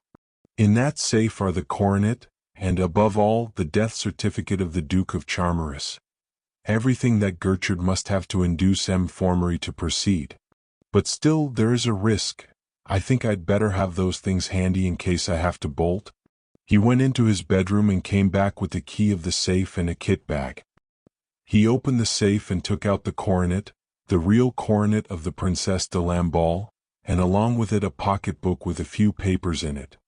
He set the pocketbook on the table, ready to put in his coat pocket when he should have dressed, and dropped the coronet into the kit bag.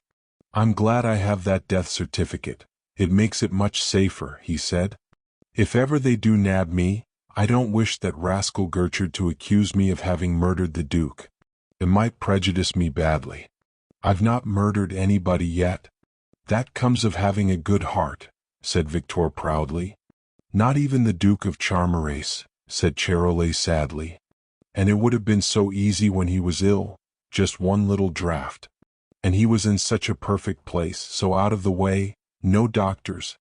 "You do have such disgusting ideas, Charolais," said Lupin in a tone of severe reproof. "Instead of which you went and saved his life," said Charolais in a tone of deep discontent, and he went on clearing the table. I did. I had grown quite fond of him," said Lupin with a meditative air. "For one thing, he was so very like one. I'm not sure that he wasn't even better looking." "No, he was just like you," said Victoire with decision. "Anyone would have said you were twin brothers." "It gave me quite a shock the first time I saw his portrait," said Lupin. "You remember, Charolais? It was 3 years ago, the day or rather the night of the first Gournay Martin burglary at Charmeris. Do you remember?" "Do I remember?" said Charolais. "It was I who pointed out the likeness to you. I said, 'He's the very spit of you, master.' And you said, 'There's something to be done with that, Charolais.' And then off you started for the ice and snow and found the Duke, and became his friend. And then he went and died, not that you'd have helped him to if he hadn't. Poor Charmeris. He was indeed grand seigneur. With him a great name was about to be extinguished." Did I hesitate? "No. I continued it," said Lupin. He paused and looked at the clock. 7:15, he said, hesitating. "Shall I telephone to Sonia or shall I not?" "Oh, there's no hurry, let the poor child sleep on. She must be worn out after that night journey and that cursed Gertrude's persecution yesterday. I'll dress first and telephone to her afterwards. I'd better be getting dressed, by the way. The work I've got to do can't be done in pajamas. I wish it could, for bed's the place for me. My wits aren't quite as clear as I could wish them to deal with an awkward business like this. Well, I must do the best I can with them." He yawned and went to the bedroom, leaving the pocketbook on the table. "Bring my shaving water, Charolais, and shave me," he said, pausing, and he went into the bedroom and shut the door. "Ah," said Victor sadly, "what a pity it is. A few years ago he would have gone to the Crusades, and today he steals coronets. What a pity it is. I think myself that the best thing we can do is to pack up our belongings," said Charolais. "And I don't think we've much time to do it either. This particular game is at an end, you may take it from me." "I hope to goodness it is. I want to get back to the country," said Victoire. He took up the tray, and they went out of the room. On the landing they separated. She went upstairs and he went down. Presently he came up with the shaving water and shaved his master. for in the house in University Street he discharged the double functions of valet and butler. He had just finished his task when there came a ring at the front door bell. "You'd better go and see who it is," said Lupin. "Bernard is answering the door," said Charolais. "But perhaps I'd better keep an eye on it myself. One never knows." He put away the razor leisurely and went. On the stairs he found Bonavent mounting. Bonavent, disguised in the livery and fierce mustache of a porter from the Ritz. "Why didn't you come to the servants' entrance?" said Charolais, with the truculent air of the servant of a duke and a stickler for his master's dignity. "I didn't know that there was one," said Bonavent humbly. "Well, you ought to have known that there was, and it's plain enough to see." "What is it you want?" said Charolais. "I've brought a letter for the Duke of Charmeris," said Bonavent. "Give it to me," said Charolais. "I'll take it to him." No, I'm to give it into the hands of the Duke himself and to nobody else," said Bonavent. "Well, in that case you'll have to wait till he's finished dressing," said Charolais. They went on up to the stairs into the anteroom. Bonavent was walking straight into the smoking room. "Here. Where are you going to?" "Wait here," said Charolais quickly. "Take a chair, sit down." Bonavent sat down with a very stolid air, and Charolais looked at him doubtfully, in two minds whether to leave him there alone or not. Before he had decided there came a thundering knock on the front door, not only loud but protracted. Charolais looked round with a scared air, and then ran out of the room and down the stairs. On the instant Bonavent was on his feet, and very far from stolid. He opened the door of the smoking room very gently and peered in. It was empty. He slipped noiselessly across the room, a pair of clippers ready in his hand, and cut the wires of the telephone. His quick eye glanced round the room and fell on the pocketbook on the table. He snatched it up and slipped it into the breast of his tunic. He had scarcely done it. One button of his tunic was still to fasten, when the bedroom door opened and Lupin came out. "What do you want?" he said sharply, and his keen eyes scanned the porter with a disquieting penetration. "I've brought a letter to the Duke of Charmeris, to be given into his own hands," said Bonavent in a disguised voice. "Give it to me," said Lupin, holding out his hand. "But the Duke," said Bonavent, hesitating. "I am the Duke," said Lupin. Bonavent gave him the letter and turned to go. "Don't go," said Lupin quietly. "Wait, there may be an answer." There was a faint glitter in his eyes, but Bonavent missed it. Charolais came into the room and said in a grumbling tone, "A runaway knock. I wish I could catch the brats, I'd warn them. They wouldn't go fetching me away from my work again in a hurry, I can tell you." Lupin opened the letter and read it. As he read it, at first he frowned, then he smiled, and then he laughed joyously. It ran, "Sir, M. Gertrude has told me everything. With regard to Sonia, I have judged you. A man who loves a thief can be nothing but a rogue. I have two pieces of news to announce to you: the death of the Duke of Charmeris, who died 3 years ago, and my intention of becoming engaged to his cousin and heir M. de Relzières, who will assume the title and the arms. For Mademoiselle Grenet Martin, her maid Irma. She does write in shocking bad taste," said Lupin, shaking his head sadly. "Charolais, sit down and write a letter for me." "Me?" said Charolais. "Yes, you. It seems to be the fashion in financial circles, and I am bound to follow it when a lady sets it." "Write me a letter," said Lupin. Charolais went to the writing table reluctantly, sat down, set a sheet of paper on the blotter, took a pen in his hand and sighed painfully. "Ready?" said Lupin, and he dictated. "Mademoiselle, I have a very robust constitution, and my indisposition will very soon be over. I shall have the honor of sending this afternoon my humble wedding present to the future Madame de Relzières. For Jacques de Bartou, Marquis de Relzières, Prince of Viru, Duke of Charmeris. His butler Arsène." "Shall I write Arsène?" said Charolais in a horrified tone. "Why not?" said Lupin. "It's your charming name, isn't it?" Bonavent pricked up his ears and looked at Charolais with a new interest. Charolais shrugged his shoulders, finished the letter, blotted it, put it in an envelope, addressed it, and handed it to Lupin. "Take this to Mademoiselle Grenay-Martin," said Lupin, handing it to Bonavent. Bonavent took the letter, turned, and had taken one step towards the door when Lupin sprang. His arm went round the detective's neck. He jerked him backwards off his feet, scragging him. "Stir and I'll break your neck," he cried in a terrible voice, and then he said quietly to Charolais, "Just take my pocketbook out of this fellow's tunic." Charolais, with deft fingers, ripped open the detective's tunic and took out the pocketbook. "This is what they call jiu-jitsu, old chap. You'll be able to teach it to your colleagues," said Lupin. He loosed his grip on Bonavent, and knocked him straight with a thump in the back and sent him flying across the room. Then he took the pocketbook from Charolais and made sure that its contents were untouched.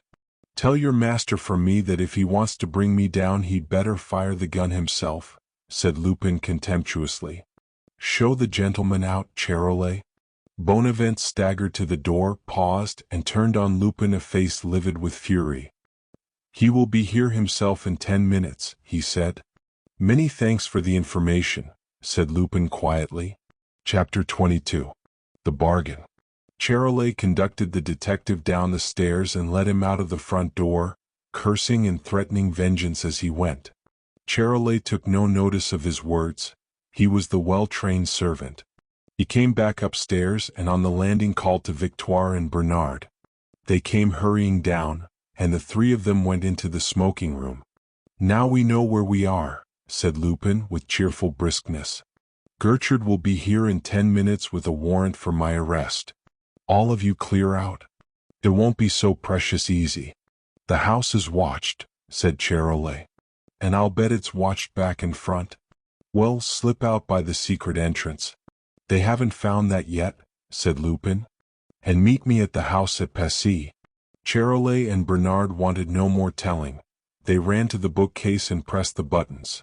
The bookcase slid aside. The doors opened and disclosed the lift.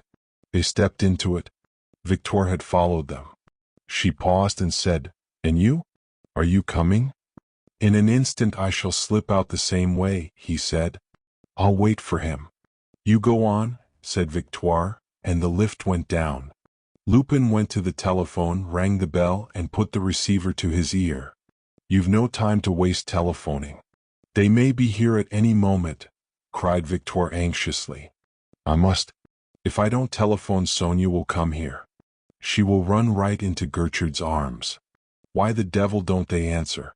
They must be deaf." And he rang the bell again. "Let's go to her." "Let's get out of here," cried Victoire more anxiously. "There really isn't any time to waste." "Go to her? But I don't know where she is." "I lost my head last night," cried Lupin, suddenly anxious himself. "Are you there?" he shouted into the telephone. "She's at a little hotel near the Star." "Are you there?" "But there are 20 hotels near the Star." "Are you there?" "Oh, I did lose my head last night." "Are you there?" "Oh, hang this telephone. Here I'm fighting with a piece of furniture. And every second is important." He picked up the machine, shook it, saw that the wires were cut, and cried furiously, "Ha! They've played the telephone trick on me. That's Gertrude. The swine." "And now you can come along," cried Victoire. "But that's just what I can't do," he cried. "But there's nothing more for you to do here, since you can no longer telephone," said Victoire, bewildered. Lupin caught her arm and shook her, staring into her face with panic-stricken eyes. "But don't you understand that, since I haven't telephoned, she'll come here?" he cried hoarsely.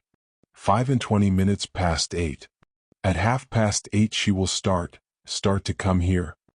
His face had suddenly grown haggard. This new fear had brought back all the exhaustion of the night. His eyes were panic-stricken. "But what about you?" said Victoire, wringing her hands. "What about her?" said Lupin, and his voice thrilled with anguished dread. "But you'll gain nothing by destroying both of you, nothing at all." "I prefer it," said Lupin slowly, with a suddenly stubborn air. "But they're coming to take you," cried Victoire, gripping his arm. "Take me?" cried Lupin, freeing himself quietly from her grip.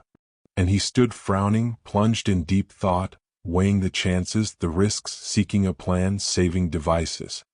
He crossed the room to the writing table, opened a drawer, and took out a cardboard box about 8 inches square and set it on the table. "They shall never take me alive," he said gloomily. "Oh, hush, hush," said Victoire. "I know very well that you're capable of anything, and they too, they'll destroy you. No, look, you must go. They won't do anything to her, a child like that, so frail. She'll get off quite easily.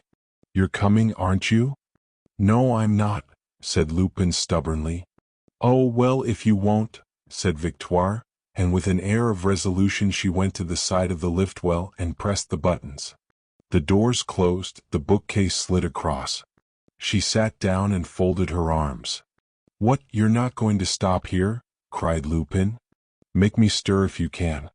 I'm as fond of you as she is, you know I am," said Victoire, and her face set stonily obstinate.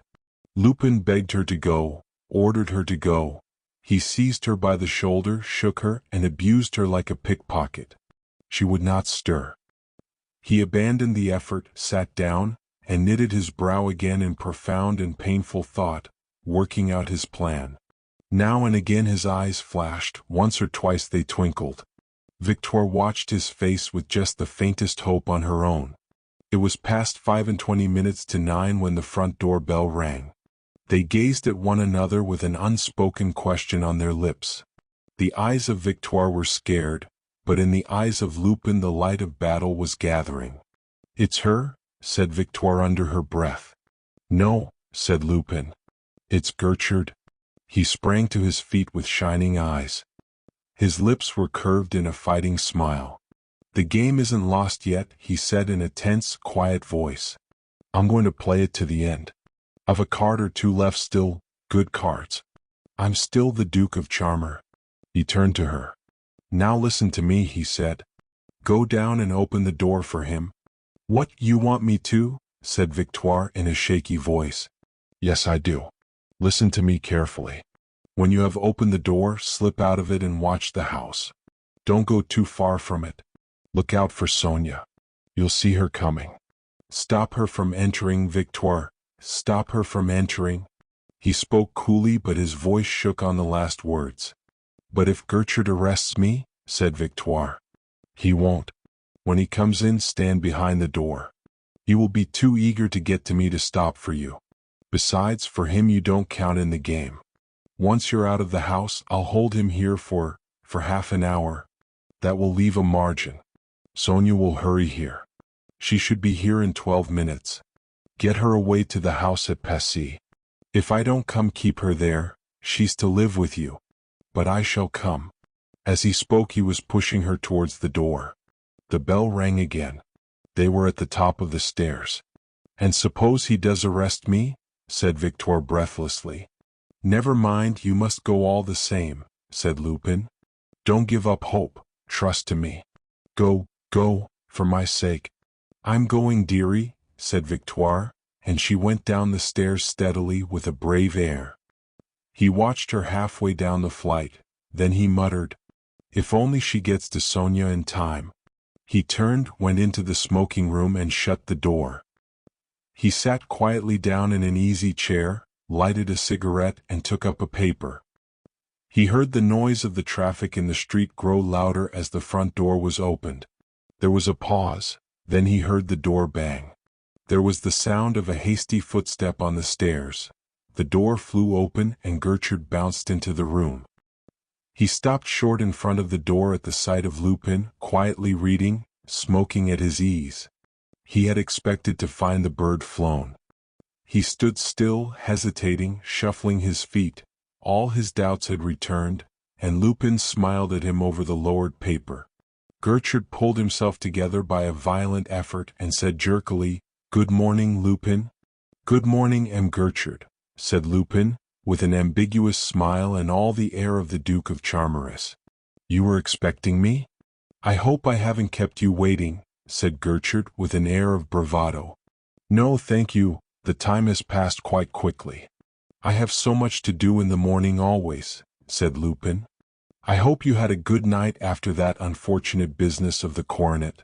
That was a disaster, and so unexpected too. Gertrude came a few steps into the room, still hesitating. You've a very charming house here, he said with a sneer. It's central, said Lupin carelessly. You must please excuse me if I cannot receive you as I should like, but all my servants have bolted. Those confounded detectives of yours have frightened them away. You needn't bother about that. I shall catch them, said Gertrude. If you do, I'm sure I wish you joy of them. Do please keep your hat on, said Lupin with ironic politeness. Gertrude came slowly to the middle of the room, raising his hand to his hat, letting it fall again without taking it off. He sat down slowly facing him, and they gazed at one another with the wary eyes of duelists crossing swords at the beginning of a duel. Did you get M. Formery to sign a little warrant? Said Lupin, in a caressing tone full of quiet mockery. I did, said Gertrude through his teeth. And have you got it on you? Said Lupin. I have, said Gertrude. Against Lupin or against the Duke of Charmerace? Said Lupin. Against Lupin, called Charmerace, said Gertrude. Well, that ought to cover me pretty well. Why don't you arrest me? What are you waiting for? Said Lupin. His face was entirely serene, his eyes were careless, his tone indifferent. I'm not waiting for anything, said Gertrude thickly, but it gives me such pleasure that I wish to enjoy this minute to the utmost. Lupin, said Gertrude, and his eyes gloated on him. Lupin himself, said Lupin, smiling. I hardly dare believe it, said Gertrude. You're quite right not to, said Lupin. Yes, I hardly dare believe it. You alive here at my mercy? Oh dear no, not yet, said Lupin. Yes, said Gertrude in a decisive tone. And ever so much more than you think. He bent forwards towards him, with his hands on his knees, and said, Do you know where Sonia Kritchnoff is at this moment? What? Said Lupin sharply. I ask if you know where Sonia Kritchnoff is? Said Gertrude slowly, lingering over the words. Do you? Said Lupin. I do, said Gertrude triumphantly. Where is she? Said Lupin in a tone of utter incredulity. In a small hotel near the Star. The hotel has a telephone, and you can make sure, said Gertrude. Indeed? That's very interesting. What's the number of it? Said Lupin in a mocking tone. 555 Central. Would you like to telephone to her? Said Gertrude, and he smiled triumphantly at the disabled instrument. Lupin shook his head with a careless smile and said, Why should I telephone to her? What are you driving at? Nothing, that's all, said Gertrude. And he leant back in his chair with an ugly smile on his face. Evidently nothing. For after all, what has that child got to do with you? You're not interested in her, plainly. She's not big enough game for you. It's me you are hunting. It's me you hate. It's me you want. I've played you tricks enough for that, you old scoundrel. So you're going to leave that child in peace? You're not going to revenge yourself on her? It's all very well for you to be a policeman. It's all very well for you to hate me, but there are things one does not do. There was a ring of menace and appeal in the deep, ringing tones of his voice. You're not going to do that, Gertrude. You will not do it. Me, yes. Anything you like. But her you must not touch. He gazed at the detective with fierce, appealing eyes. That depends on you, said Gertrude curtly. On me? Cried Lupin in genuine surprise. Yes, I've a little bargain to propose to you, said Gertrude. Have you? Said Lupin, and his watchful face was serene again, his smile almost pleasant. Yes, said Gertrude. And he paused, hesitating. Well, what is it you want? Said Lupin. Out with it. Don't be shy about it. I offer you. You offer me? Cried Lupin. Then it isn't true. You're fooling me. Reassure yourself, said Gertrude coldly. To you personally I offer nothing. Then you are sincere, said Lupin. And putting me out of the question? I offer you liberty. Who for? For my concierge, said Lupin. Don't play the fool. You care only for a single person in the world. I hold you through her, Sonia Krichnov. Lupin burst into a ringing, irrepressible laugh. Why, you're trying to blackmail me, you old sweep, he cried. If you like to call it so, said Gertrude coldly. Lupin rose and walked backwards and forwards across the room, frowning, calculating, glancing keenly at Gertrude, weighing him. Twice he looked at the clock. He stopped and said coldly, so be it. For the moment you're the stronger. That won't last. But you offer me this child's liberty? That's my offer, said Gertrude, and his eyes brightened at the prospect of success. Her complete liberty? On your word of honor? Said Lupin, and he had something of the air of a cat playing with a mouse. On my word of honor, said Gertrude. Can you do it? Said Lupin with a sudden air of doubt, and he looked sharply from Gertrude to the clock. I undertake to do it, said Gertrude confidently. But how? Said Lupin, looking at him with an expression of the gravest doubt. Oh, I'll put the thefts on your shoulders. That will let her out all right, said Gertrude. I've certainly good broad shoulders, said Lupin with a bitter smile. He walked slowly up and down with an air that grew more and more depressed. It was almost the air of a beaten man. Then he stopped and faced Gertrude and said, And what is it you want in exchange? Everything, said Gertrude with the air of a man who is winning. You must give me back the pictures, tapestry, Renaissance cabinets, the coronet, and all the information about the death of the Duke of Charmerace. Did you kill him? If ever I commit suicide, you'll know all about it, my good Gertrude. You'll be there. You may even join me, said Lupin grimly. He resumed his pacing up and down the room.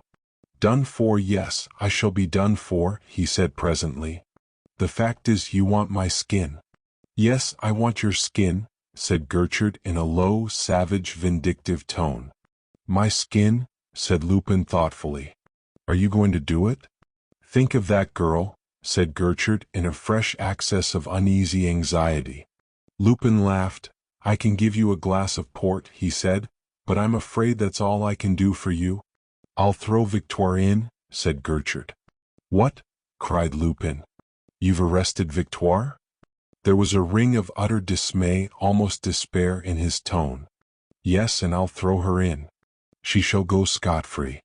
I won't bother with her, said Gertrude eagerly. The front door bell rang. Wait. Let me think, said Lupin hoarsely, and he strove to adjust his jostling ideas, to meet with a fresh plan this fresh disaster. He stood listening with all his ears. There were footsteps on the stairs and the door opened. Dusy stood on the threshold. Who is it? Said Gertrude. I accept everything, cried Lupin in a frantic tone. It's a tradesman. Am I to detain him? Said Dusy. You told me to let you know who came and take instructions. A tradesman? Then I refuse, cried Lupin in an ecstasy of relief. No, you needn't keep him, said Gertrude to Dusy. Dusy went out and shut the door. You refuse? Said Gertrude. I refuse, said Lupin. I'm going to jail that girl, said Gertrude savagely, and he took a step towards the door. Not for long, said Lupin quietly. You have no proof. She'll furnish the proof all right herself. Plenty of proofs, said Gertrude brutally. What chance has a silly child like that got when we really start questioning her?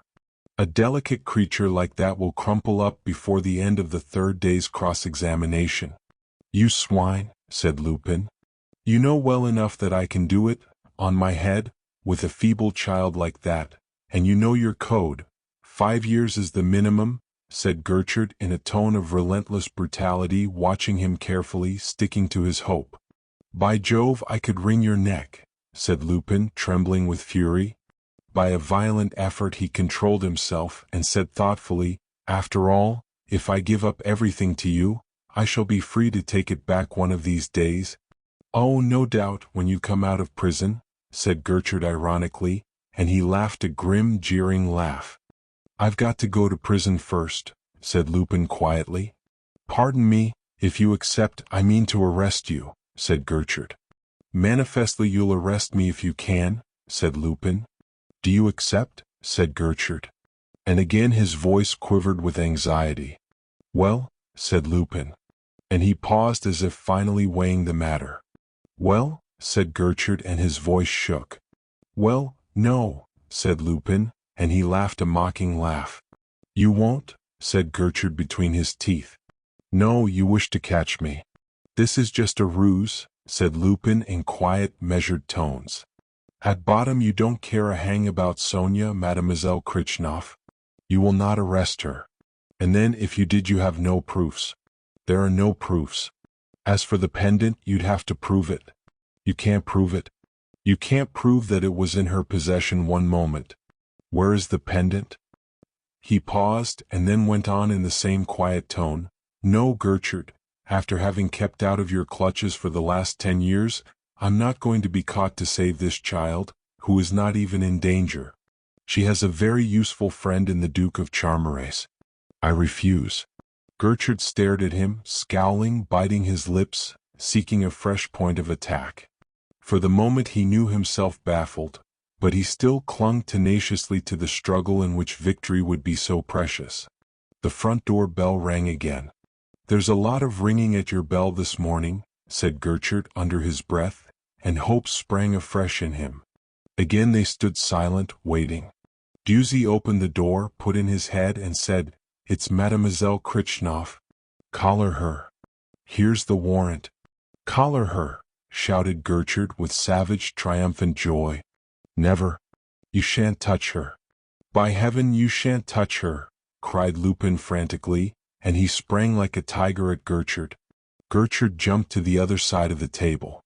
"Will you accept, then?" he cried. Lupin gripped the edge of the table with both hands and stood panting, grinding his teeth, pale with fury. He stood silent and motionless for perhaps half a minute, gazing at Gertrude with burning, murderous eyes. Then he nodded his head. "Let Mademoiselle Krichnoff wait," said Gertrude with a sigh of deep relief. Dusy went out of the room. "Now let us settle exactly how we stand," said Lupin in a clear, incisive voice. "The bargain is this.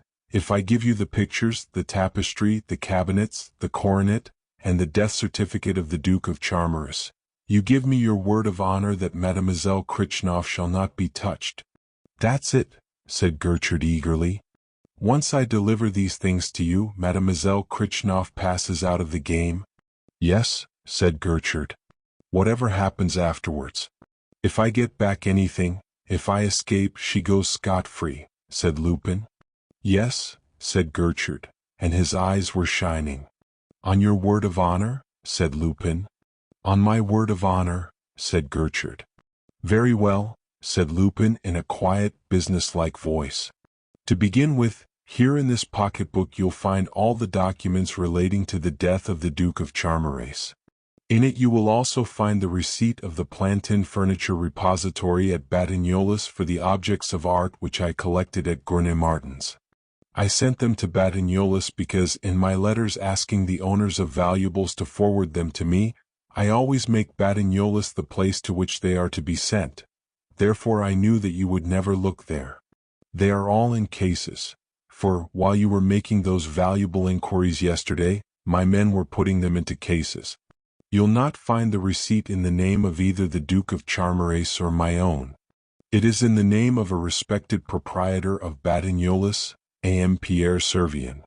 But he has lately left that charming suburb, and I do not think he will return to it." Gertrude almost snatched the pocketbook out of his hand. He verified the documents in it with greedy eyes, and then he put them back in it, and stuffed it into the breast pocket of his coat. "And where's the coronet?" he said in an excited voice. "You're nearly standing on it," said Lupin. "It's in that kit bag at your feet, on the top of the change of clothes in it."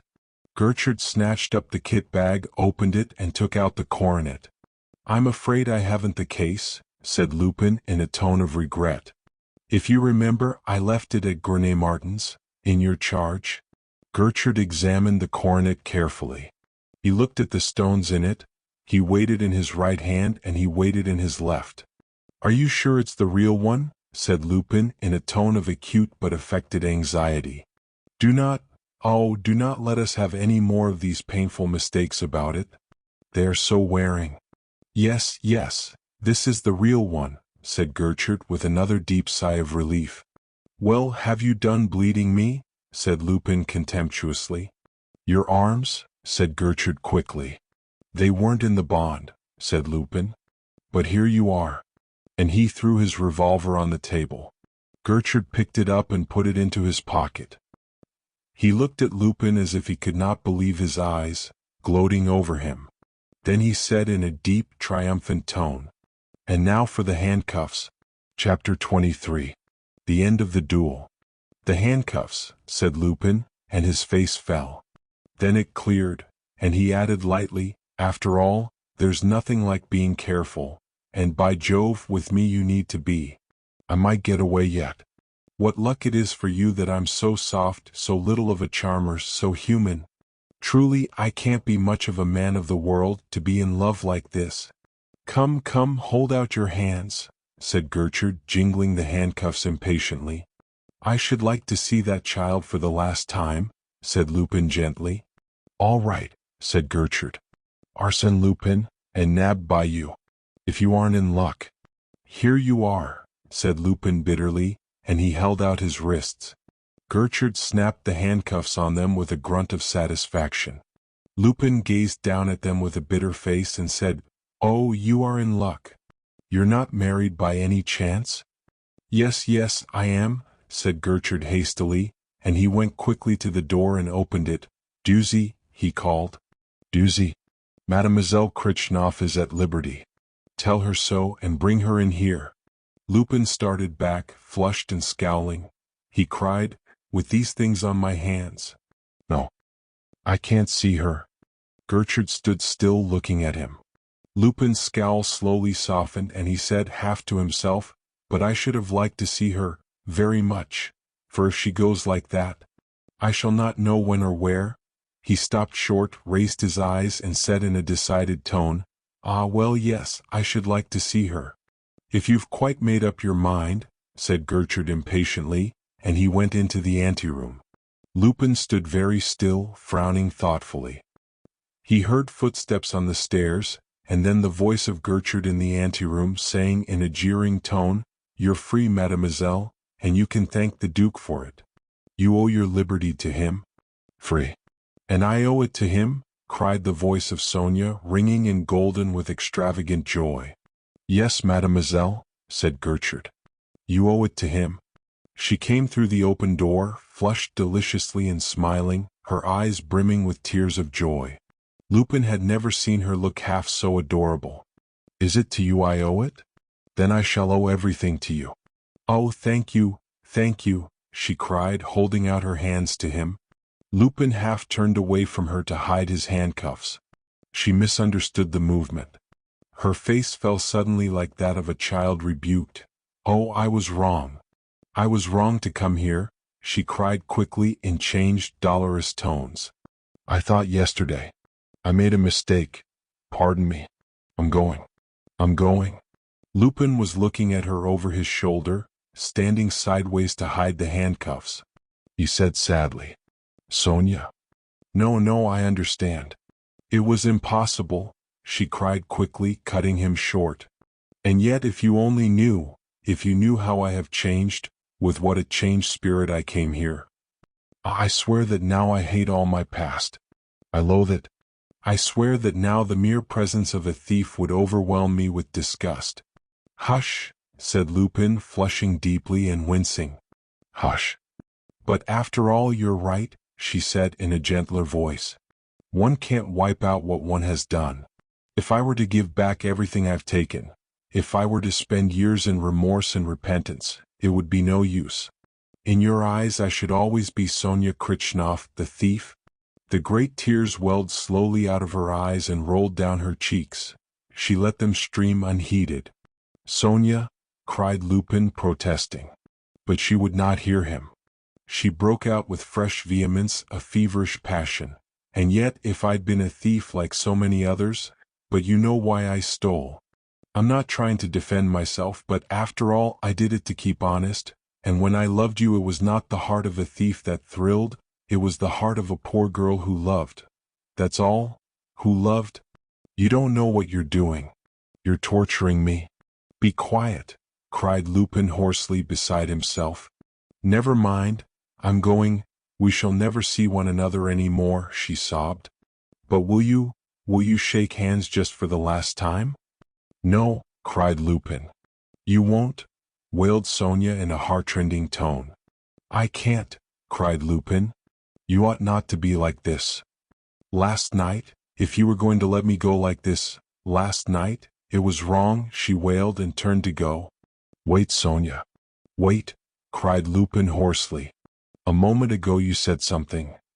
You said that the mere presence of a thief would overwhelm you with disgust. Is that true? Yes, I swear it is, cried Sonia. Gertrude appeared in the doorway. And if I were not the man you believe? Said Lupin somberly. What? Said Sonia, and a faint bewilderment mingled with her grief. If I were not the Duke of Charmerace? Not the Duke? If I were not an honest man? Said Lupin. You? Cried Sonia. If I were a thief? If I were... Arsène Lupin, jeered Gertrude from the door. Lupin turned and held out his manacled wrists for her to see. Arsène Lupin? It's true, stammered Sonia. But then, it must be for my sake that you've given yourself up. And it's for me you're going to prison. Oh heavens! How happy I am! She sprang to him, threw her arms round his neck and pressed her lips to his. And that's what women call repenting, said Gertrude. He shrugged his shoulders, went out onto the landing, and called to the policeman in the hall to bid the driver of the prison van, which was waiting, bring it up to the door. Oh, this is incredible, cried Lupin in a trembling voice, and he kissed Sonia's lips and eyes and hair. To think that you love me enough to go on loving me in spite of this, in spite of the fact that I'm Arsène Lupin. Oh, after this, I'll become an honest man. It's the least I can do. I'll retire. You will? Cried Sonia. Upon my soul I will, cried Lupin, and he kissed her again and again. Gertrude came back into the room. He looked at them with a cynical grin and said, Time's up. Oh, Gertrude, after so many others, I owe you the best minute of my life, cried Lupin. Bonavent, still in his porter's livery, came hurrying through the anteroom. Master, he cried, I've found it. Found what? Said Gertrude. The secret entrance. It opens into that little side street. We haven't got the door open yet, but we soon shall. The last link in the chain, said Gertrude with warm satisfaction. Come along, Lupin. But he's going to take you away. We're going to be separated, cried Sonia in a sudden anguish of realization. It's all the same to me now, cried Lupin in the voice of a conqueror. Yes, but not to me, cried Sonia, wringing her hands. Now you must keep calm and go. I'm not going to prison, said Lupin in a low voice. Wait in the hall if you can. Stop and talk to Victoire, condole with her. If they turn you out of the house, wait close to the front door. Come, mademoiselle, said Gertrude. You must go. Go, Sonia, go. Goodbye, goodbye, said Lupin, and he kissed her. She went quietly out of the room, her handkerchief to her eyes. Gertrude held open the door for her and kept it open with his hand still on the handle. He said to Lupin, Come along. Lupin yawned, stretched himself, and said coolly, My dear Gertrude, what I want after the last 2 nights is rest, rest. He walked quickly across the room and stretched himself comfortably at full length on the couch. Come, get up, said Gertrude roughly. The prison van is waiting for you. That ought to fetch you out of your dream. Really, you do say the most unlucky things, said Lupin gaily. He had resumed his flippant, light-hearted air. His voice rang as lightly and pleasantly as if he had not a care in the world. Do you mean that you refuse to come? Cried Gertrude in a rough, threatening tone. Oh no, said Lupin quickly, and he rose. Then come along, said Gertrude. No, said Lupin, after all it's too early. Once more he stretched himself out on the couch and added languidly, I'm lunching at the English embassy. Now you be careful, cried Gertrude angrily. "Our parts are changed. If you're snatching at a last straw, it's waste of time. All your tricks, I know them. Understand, you rogue, I know them." "You know them?" said Lupin with a smile, rising. "It's fatality." He stood before Gertrude, twisting his hands and wrists curiously. Half a dozen swift movements, and he held out his handcuffs in one hand and threw them on the floor. "Did you know that trick, Gertrude? One of these days I shall teach you to invite me to lunch," he said slowly in a mocking tone, and he gazed at the detective with menacing, dangerous eyes. "Come, come, we've had enough of this," cried Gertrude in mingled astonishment, anger, and alarm. "Bonavent, Burson, Izzy, here, help, help," he shouted. "Now listen, Gertrude, and understand that I'm not humbugging," said Lupin quickly in clear, compelling tones. "If Sonia just now had had one word, one gesture of contempt for me, I'd have given way, yielded, half yielded at any rate, for rather than fall into your triumphant clutches, I'd have blown my brains out.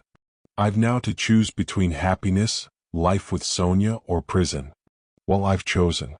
I will live happy with her, or else, my dear Gertrude, I'll die with you. Now let your men come, I'm ready for them." Gertrude ran to the door and shouted again. "I think the fat's in the fire now," said Lupin, laughing. He sprang to the table, opened the cardboard box, whipped off the top layer of cotton wool, and took out a shining bomb.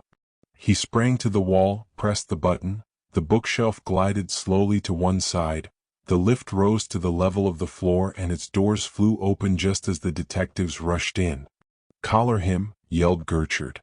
"Stand back, hands up," cried Lupin in a terrible voice, raising his right hand high above his head. "You know what this is, a bomb?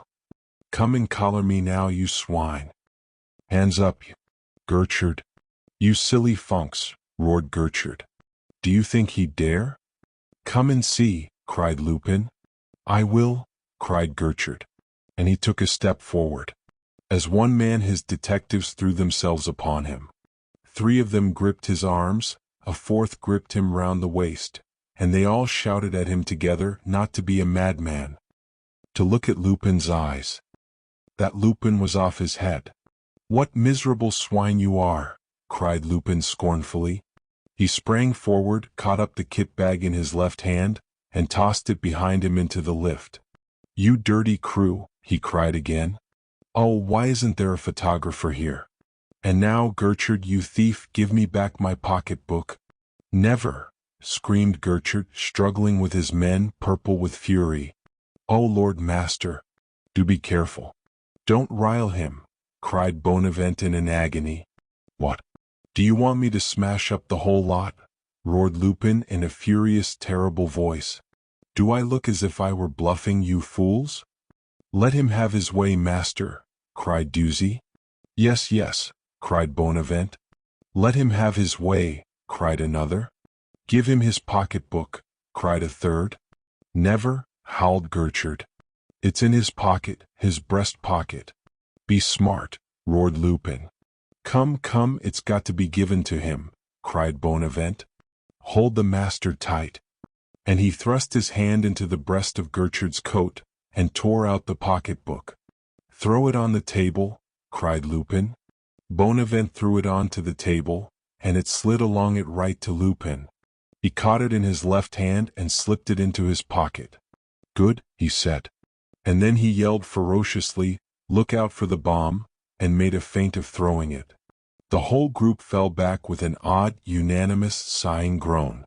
Lupin sprang into the lift, and the doors closed over the opening.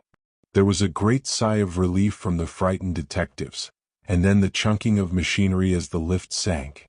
Their grip on Gertrude loosened. He shook himself free and shouted, "After him. You've got to make up for this. Down into the cellars, some of you. Others go to the secret entrance. Others to the servants' entrance. Get into the street. Be smart. Dusy, take the lift with me." The others ran out of the room and down the stairs, but with no great heartiness, since their minds were still quite full of the bomb and Lupin still had it with him. Gertrude and Dusy dashed at the doors of the opening of the lift well, pulling and wrenching at them. Suddenly there was a click, and they heard the grunting of the machinery. There was a little bump and a jerk, the doors flew open of themselves, and there was the lift, empty, ready for them. They jumped into it. Gertrude's quick eye caught the button, and he pressed it. The doors banged to, and, to his horror, the lift shot upwards about 8 feet and stuck between the floors. As the lift stuck, a second compartment, exactly like the one Gertrude and Dusy were in, came up to the level of the floor of the smoking room. The doors opened, and there was Lupin. But again how changed. The clothes of the Duke of Charmeris littered the floor, the kit bag was open, and he was wearing the very clothes of Chief Inspector Gertrude, his seedy top hat, his cloak. He wore also Gertrude's sparse, lank, black hair, his little, bristling black mustache. His figure, hidden by the cloak, seemed to have shrunk to the size of Gertrude's. He sat before a mirror in the wall of the lift, a makeup box on the seat beside him. He darkened his eyebrows and put a line or two about his eyes. That done, he looked at himself earnestly for 2 or 3 minutes, and as he looked, a truly marvelous transformation took place. The features of Arsène Lupin, of the Duke of Charmeris, actually decomposed into the features of Jean Gertrude. He looked at himself and laughed, the gentle, husky laugh of Gertrude.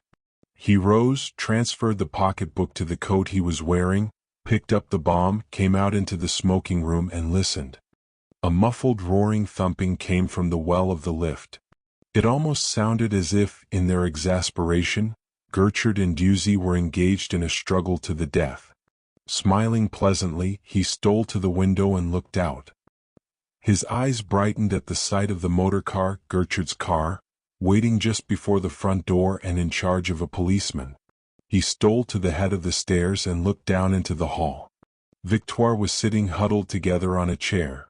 Sonia stood beside her, talking to her in a low voice, and keeping guard on Victoire stood a brown-faced, active, nervous policeman, all alertness, briskness, keenness. "Hi, officer. Come up here. Be smart," cried Lupin over the banisters, in the husky, gentle voice of Chief Inspector Gertrude. The policeman looked up, recognized the great detective, and came bounding zealously up the stairs. Lupin led the way through the anteroom into the sitting room. Then he said sharply, "You have your revolver?" "Yes," said the young policeman. And he drew it with a flourish. "Put it away. Put it away at once," said Lupin very smartly. "You're not to use it. You're not to use it on any account. You understand?"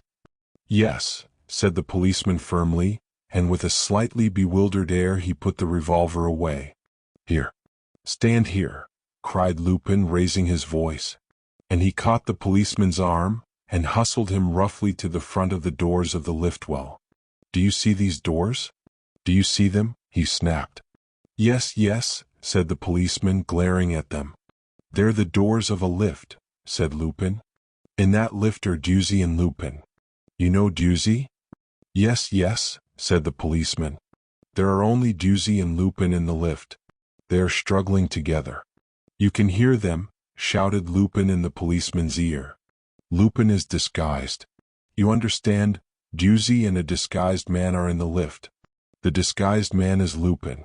Directly the lift descends and the doors open, throw yourself on him. Hold him. Shout for assistance." He almost bellowed the last words into the policeman's ear.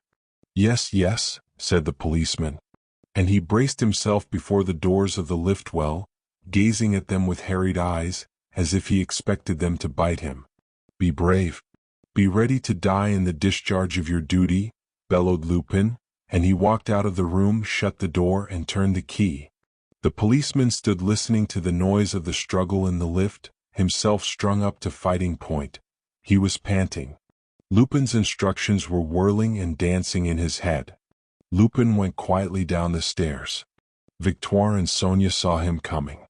Victoire rose, and as he came to the bottom of the stairs, Sonia stepped forward and said in an anxious, pleading voice, "Oh, Gertrude, where is he?" "He's here," said Lupin in his natural voice. Sonia sprang to him with outstretched arms. It's you? It is you, she cried. Just look how like him I am, said Lupin, laughing triumphantly. But do I look quite ruffian enough? Oh no. You couldn't, cried Sonia. Isn't he a wonder? Said Victoire. This time the Duke of Charmerace is dead for good and all, said Lupin. No, it's Lupin that's dead, said Sonia softly. Lupin, he said, surprised. Yes, said Sonia firmly.